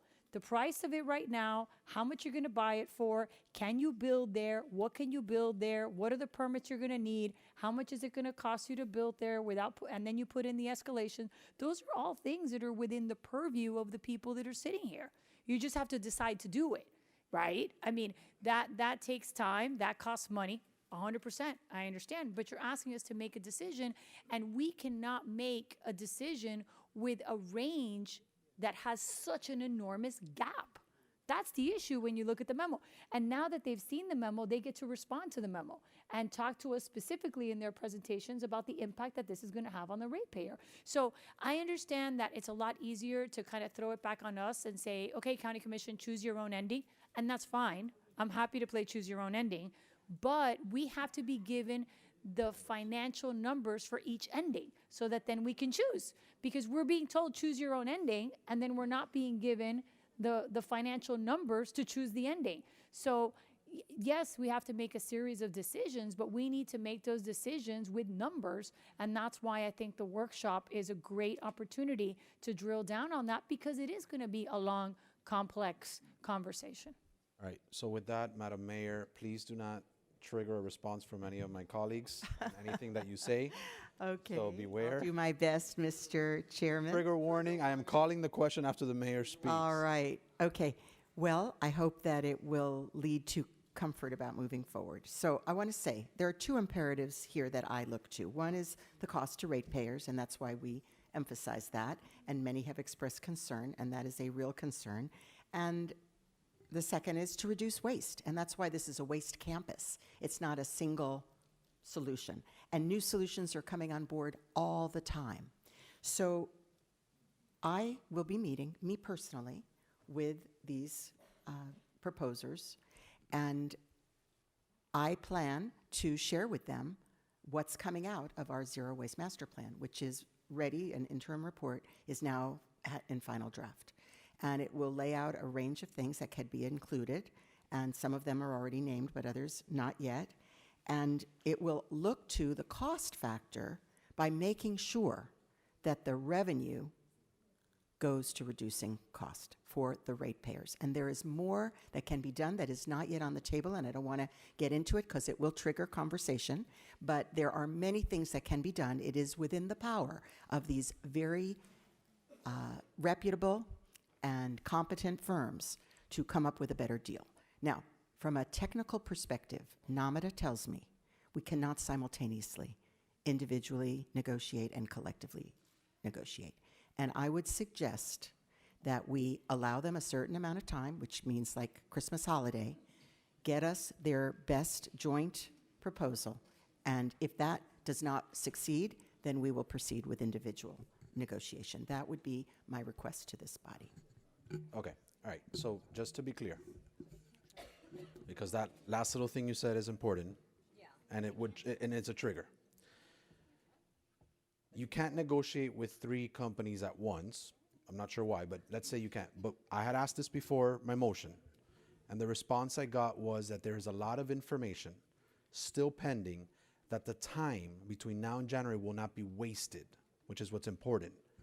You may not negotiate a contract. You're not going to negotiate a contract with all 3. You're not going to get an actual physical agreement and start executing and redlining. But you can continue the conversations, the gathering of information that we need to then make an informed decision come January. Mr. Chair, if the body's direction is to get a joint proposal, then I'm sure these companies will get to work Perfect. in doing that. And then that will be the information that we would analyze. Perfect. All right. Mr. Chair? Mayor, you just threw a wrench in it. It's just a point of clarification. Because nothing precludes from those 2 private entities to meet with each other. Nothing precludes the administration from meeting with them individually. Correct. So I don't know why NAMADA is saying this now. NAMADA, I believe, is wrong. I She may not like it. I asked these but she's questions wrong. before my motion was drafted. We're talking to somebody with 374 days in the procurement process. I believe the lawyers should be weighing in on this, not necessarily the person that we're going to have a director tell us something legally So the question should go to both of them. Now that she's on a holiday and all that stuff, that's different. If she can't do it because of that, that's a different story. But I think this is much ado about nothing. Okay. All right. What clarification do you need, Commissioner Steinberg? I just need someone to please clarify for the record who is in a position to be able to do so. Thank you. To clarify, Chief Foley. The mayor made a very important statement, and I want to make sure that we are doing everything transparently and correctly. It couldn't be more transparent. I'm very confused by the last comment of the mayor. Okay, let me try to explain, Commissioner. We don't think it's a legal issue. It's not illegal to negotiate three things at once. We think it's very impractical to ask these two companies to compete with each other and join together at the same time when they don't know if at the end of the day what we're going to do, can they really negotiate with each other. We just think it's not practical, but if you tell us to do it, we'll do it. It's really going to be hard on them. Guys, we're talking about 30 to 45 days here. This is not, they can compete against each other. I don't see any of them saying that this is the end of the world. And I don't want to use the phrase that I know you all don't want me to use, but babies ain't dying because of us competing and them competing. All right? Because you all caused me to use the phrase. All right? Commissioner Cohen-Higgins. Thank you, Mr. Chair. In the next 30 to 45 days, and again now on what the administration said, and Namada, I saw her walk away from the podium rather frustrated. If there's anything that you'd like to say to address the body, I certainly think it would be appropriate for you to do so. But my question is actually to both companies, because what we're doing now is what we've done in the past, and the message from the board I think is resoundingly clear. We need more detailed financial information, but the directive that we gave on October of 2025 said to prepare written summaries of each offer and to provide the best value to the county. So that was the directive that was given in October. And what we got, according to the memo from the mayor, is that it's important to note that these are responses and proposals with no commitments. Neither respondent offered an agreement to begin negotiations, but instead provided term sheets with only outlines of some terms. So to the companies that we are directing you to either get together or travel separately, my question to you from FCC and FPL is, are you able between now and January 16th, when this is revisited by this board, to give us the most detailed financial analysis to complement what you've already given us? Are you capable of doing that? Are you able to give us the numbers that this board has resoundingly said that we need in order to make an informed decision? I'd like a response from FCC and from FPL. Matthew Kozo from Florida Power and Light. I just want to reiterate what was proposed.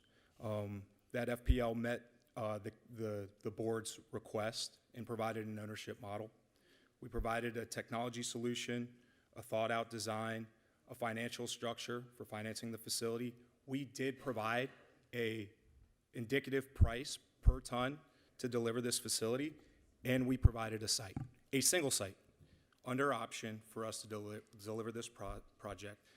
We also provided a path forward on an interim agreement basis for which FPL to work exclusively with the county to start development, further inform cost, and really secure what it is that you all are debating here today. What is the cost to the residents? What is the cost to the county taxpayer? That was all part of our very detailed strategic offering to the county, and we're prepared to start on that today. I want to just point out the fact that— No, if you can just answer the question that I asked you, please. I'm asking, what additional information are you able to provide us between now and January 16th? Because again, the board has resoundingly said that they need more detailed financial information. What I don't want to get is the same thing that we have today. So I want to hear from the companies. I want to make you a part of the conversation. Are you intending, can you give us, based on the factual situation that you were handed, i.e. we don't have a site determined, we don't have, et cetera, are you able to provide us with additional financial information to inform this body between now and January 16th? I don't think there's any more detailed financial information we can provide of a material nature between now and that time frame without beginning development on the site, without beginning the detailed due diligence efforts on the site to understand all of the environmental challenges, all of the construction challenges that a design builder will price into your final cost. So. Okay, thank you for that. Can I have a representative from FCC answer the same question, please? Yes, ma'am, Commissioner. Dan Brazel, CEO of FCC. In the next coming, call it 30 to 45 days, yes, we can give more detail. I want to clarify a few points because I think it was misunderstood from the past. We do have a pro forma site acquisition cost in our model, so it is not that we found 3 viable sites and put no cost assessment in the proposal. It's in there, and there's a very finite dollar amount, a large dollar amount, but that is in our proposal. So I just want to clarify, it is not that we didn't model that. We just haven't put pen to paper in terms of a purchase sale agreement, which to us is the only binding piece that you have to buy a property. If it's an LOI, that's an agreement, but it's not a legal binding offer. In terms of the data, I think, it's a lot of the apples and oranges, apples and pears have been discussed today, and I would agree, right? We provided a recycling facility that was asked for. I know that's different in proposals. We had a 30-year term that was asked for in the documents. Our competitor has a different timeline, which changes substantially things, right? A 30-year proposal versus a 40-year. There's also ash hauling, which is a huge portion of a waste energy project. That is assumed in our number, and we've budgeted and pro forma'd for that. I believe it's a separate line item with the competition. So we are happy to engage in further conversations. I think the workshop is a fantastic idea because there are so many finite questions. There was so much information shuttled at all of you, I guess, over a weekend, right? And then to read several hundred pages. So we would be very supportive of a workshop, further conversations. We'll certainly engage with the other consortium if that's the board's wish, and dial in a much more detailed range. I know we have a range right now, right? And we will dial that in for you in the coming 30 to 45 days. Thank you, and thank you, Mr. Chair. All right, with that, I call a question. Everyone in favor of the motion on the floor, and it's been clarified several times, so I'm really hoping no one needs clarification on the motion. Signify by saying aye. Aye. All opposed, nay. Have a Merry Christmas, Senator Garcia. All right, with that, we have motions and appointments. So if the companies need to step out, please do so quietly. We're not done with our meeting yet. Commissioner Bermudez, any motions or appointments? Please exit quietly. Motions or? I'd like to be recorded, yes, because I was in the restroom. I wasn't eating. Yes. But I don't have any appointments, but I do want to wish all of you and your families, everybody here, and in particular to my colleagues, the 12 of you and your families, a happy Hanukkah, Merry Christmas, Happy Kwanzaa, and a Happy Festivus. All right. I have a Festivus poll in my office. Those of you who don't come and complain, you're welcome, Senator. You can come over and complain in my office. It will celebrate all during Christmas. So nice. And many blessings in 2026 for all of you and your families. That's the most important thing of all. For me, it's a special year. I'm very, very happy this year to be here with you. Guys, please exit quietly. Sergeants, if you could assist them in shutting their mouth, basically. Commissioner Bastien. Thank you, Mr. Chair. I just wish to everyone a happy holiday season. We had a very long, productive year. I hope that, I pray that God will keep each and every one of you safe in his embrace today and always. Happy holidays to all. Commissioner Orbis, do you have anything? I would just like to wish everyone a very Merry Christmas and Happy Holidays and many blessings for the new year. Looking forward to seeing you all very soon. Thank We're you. all seeing each other tomorrow, guys. Don't forget. Yes, we are. And Thursday. Commissioner, and Thursday, yes. Commissioner you. Regalado. Yeah, I was about to say, are we not coming on Thursday? I got a little confused there. I thought we still had zoning. All right. I don't have any motions, but obviously, happy holidays, everyone. I guess we'll do this again tomorrow, the next day. Yeah. Yay. Commissioner Cohen-Higgins. Thank you, Mr. Chair. I hate to be the Grinch, but I do have motions. Go ahead. Mr. Chair, there's two motions for Commissioner Cohen-Higgins. The first, Commissioner Cohen-Higgins moves to amend resolution number R-225-24 to extend the deadline for the Charter Review Task Force to submit its final report to no later than 14 days prior to the board's second regularly scheduled meeting in May 2026, rather than its first regularly scheduled meeting in April of 2026. I'll second it. I'll So move it. does this motion, Commissioner Koenig, does this motion kick the can down the road on the charter review report? Is that what it does? It's 14 days. It's been not moved. 2 It's been years. seconded by Commissioner Bermudez. All in favor signify by saying aye.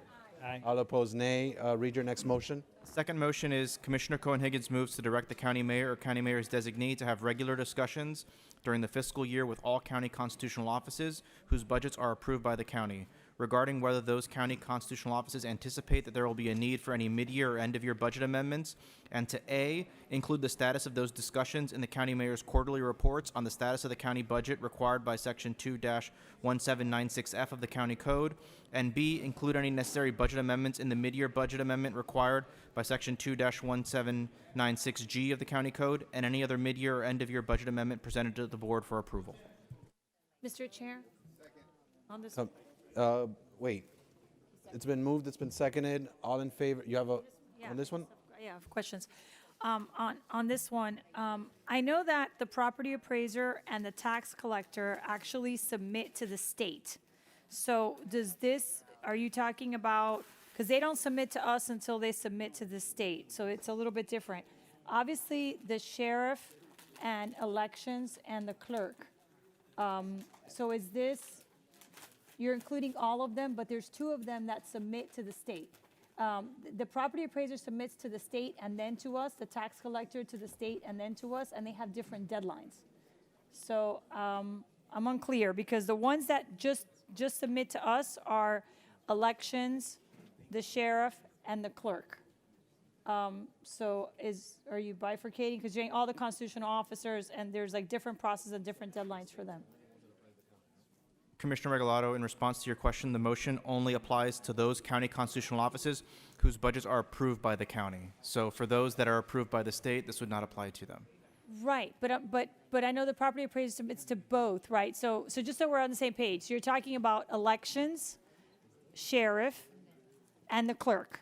Are you including I mean, I know the tax collector goes to the state completely, the property appraiser does both. The property appraiser does both. They would first have to talk to DOR regarding the change and have it approved, but then if they were to ask for that budget amendment, it would need to go through us as well.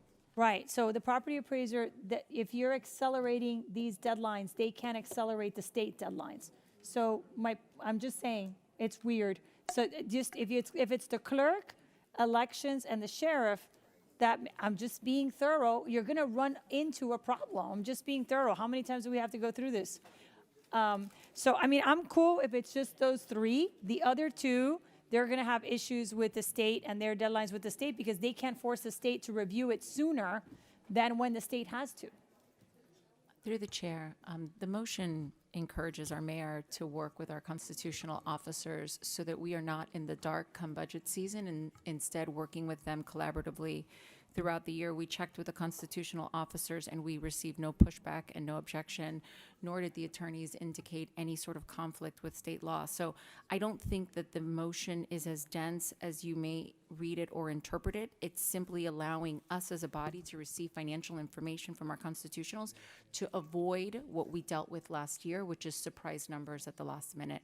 And it's my understanding that the administration is very supportive of this, as is our constitutional officers. We can't mandate that they give us mid-years. We can't pass legislation binding our constitutionals. This is akin to an urging to have everybody work together and work collaboratively so that we can have as much financial information as early as possible to help us with our budget process. That's what this motion does. I don't disagree with that. What I'm saying is that's not how I read it, number one, so I appreciate that. You know, I think that we all want to work together, and obviously we can all talk to the constitutionals. Last year, they were standing up entire systems. I think this year is very different. I think if we're going to go down this road, which is fine, the question, it should be one by one. It shouldn't be lumping all of them together, number one. And then number two, they should just submit it to all of us. They should just email all of us. I don't understand. If they're producing these documents, I don't understand why we're going to funnel it and direct the mayor. If we can talk to the constitutionals, there's nothing preventing all of us from having these conversations with the constitutionals and getting an update on their budget. Again, is it exclusive though that it's only with the mayor though? No, I'm saying it's just directing the mayor to do it, and I don't understand I see why. it benign. I'm not sure that. I don't even know why we needed the motion, to be honest. Like from the administration, if that. But Oh, it should be happening anyway, but that being said, I don't know why we have to direct the mayor, and if you're saying that the mayor's already doing it, then fantastic. But, I mean, I just think, because you're giving particular deadlines, right? So you're giving the mid-year and the end of year. I mean, we know, for example, because we've talked about it, that we think that the sheriff is gonna have some changes to the mid-year. We talked about that during the budget. You know, and there was an entire discussion on how we don't think she's going to be able to do everything that she wanted to do by the mid-year. So are we trying to get ahead of that? Are we trying to get more information on that? Do we want a presentation? You know, constitutional office by constitutional office? I mean, I think there's a million ways to do this where the board can actually be given the information directly. Mr. Chair, was there a second? I'm happy to second it. there is Okay. no. There's already a second. Look, I can call a question because it's. This is just kind of encouraging them to do this. I don't see this as. There's nothing wrong here. I mean, I've read it. I'm trying to understand what. I don't see the objection. I don't see the objection. We'll call a question. Vote no. All in favor. All in favor signify by saying aye. All opposed, nay. Show the motion passed. Do you have any other motions?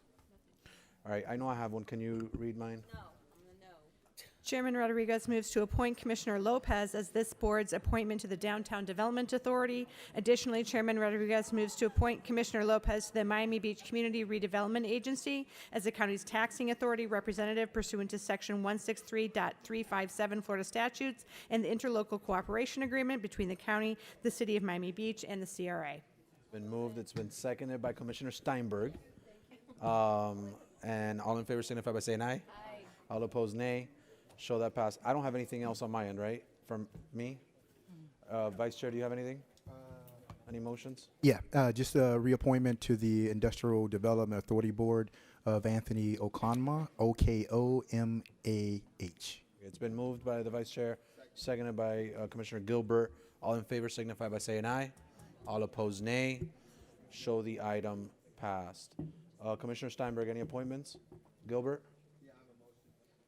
As related to the disbursement of general obligation bond funds for the design and construction of the North Dade Cultural Center project, Commissioner Gilbert moves to waive Article 3, Section 1A, 2B, C, and E of the 2004 Building Better Communities General Obligation Bond Program Administrative Rules.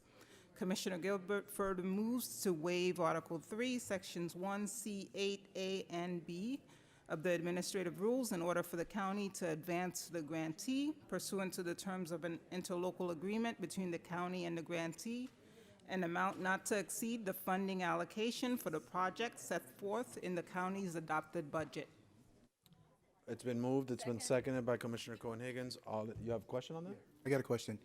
So is there a project that's being replaced with these funds? That's what I was going to ask. I was going to explain. It's actually the Performing Arts Center that we fund through with the CRA in Miami Gardens. The grantee is the city of Miami Gardens CRA, and it's all already budgeted. All in favor signify by saying aye. Aye. All opposed, nay. Any further motions from Commissioner Gilbert? Seeing none, Commissioner Lopez, do you have any motions or appointments? Commissioner Lopez, any motions or appointments?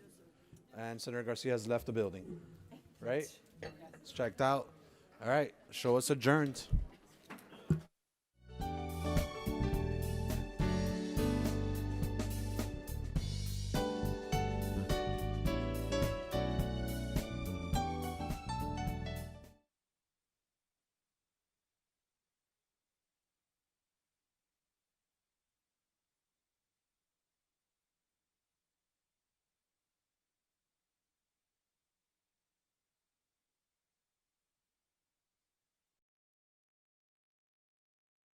Heated up to a point that the ink goes through the glass tile and the image rests inside the glass tile.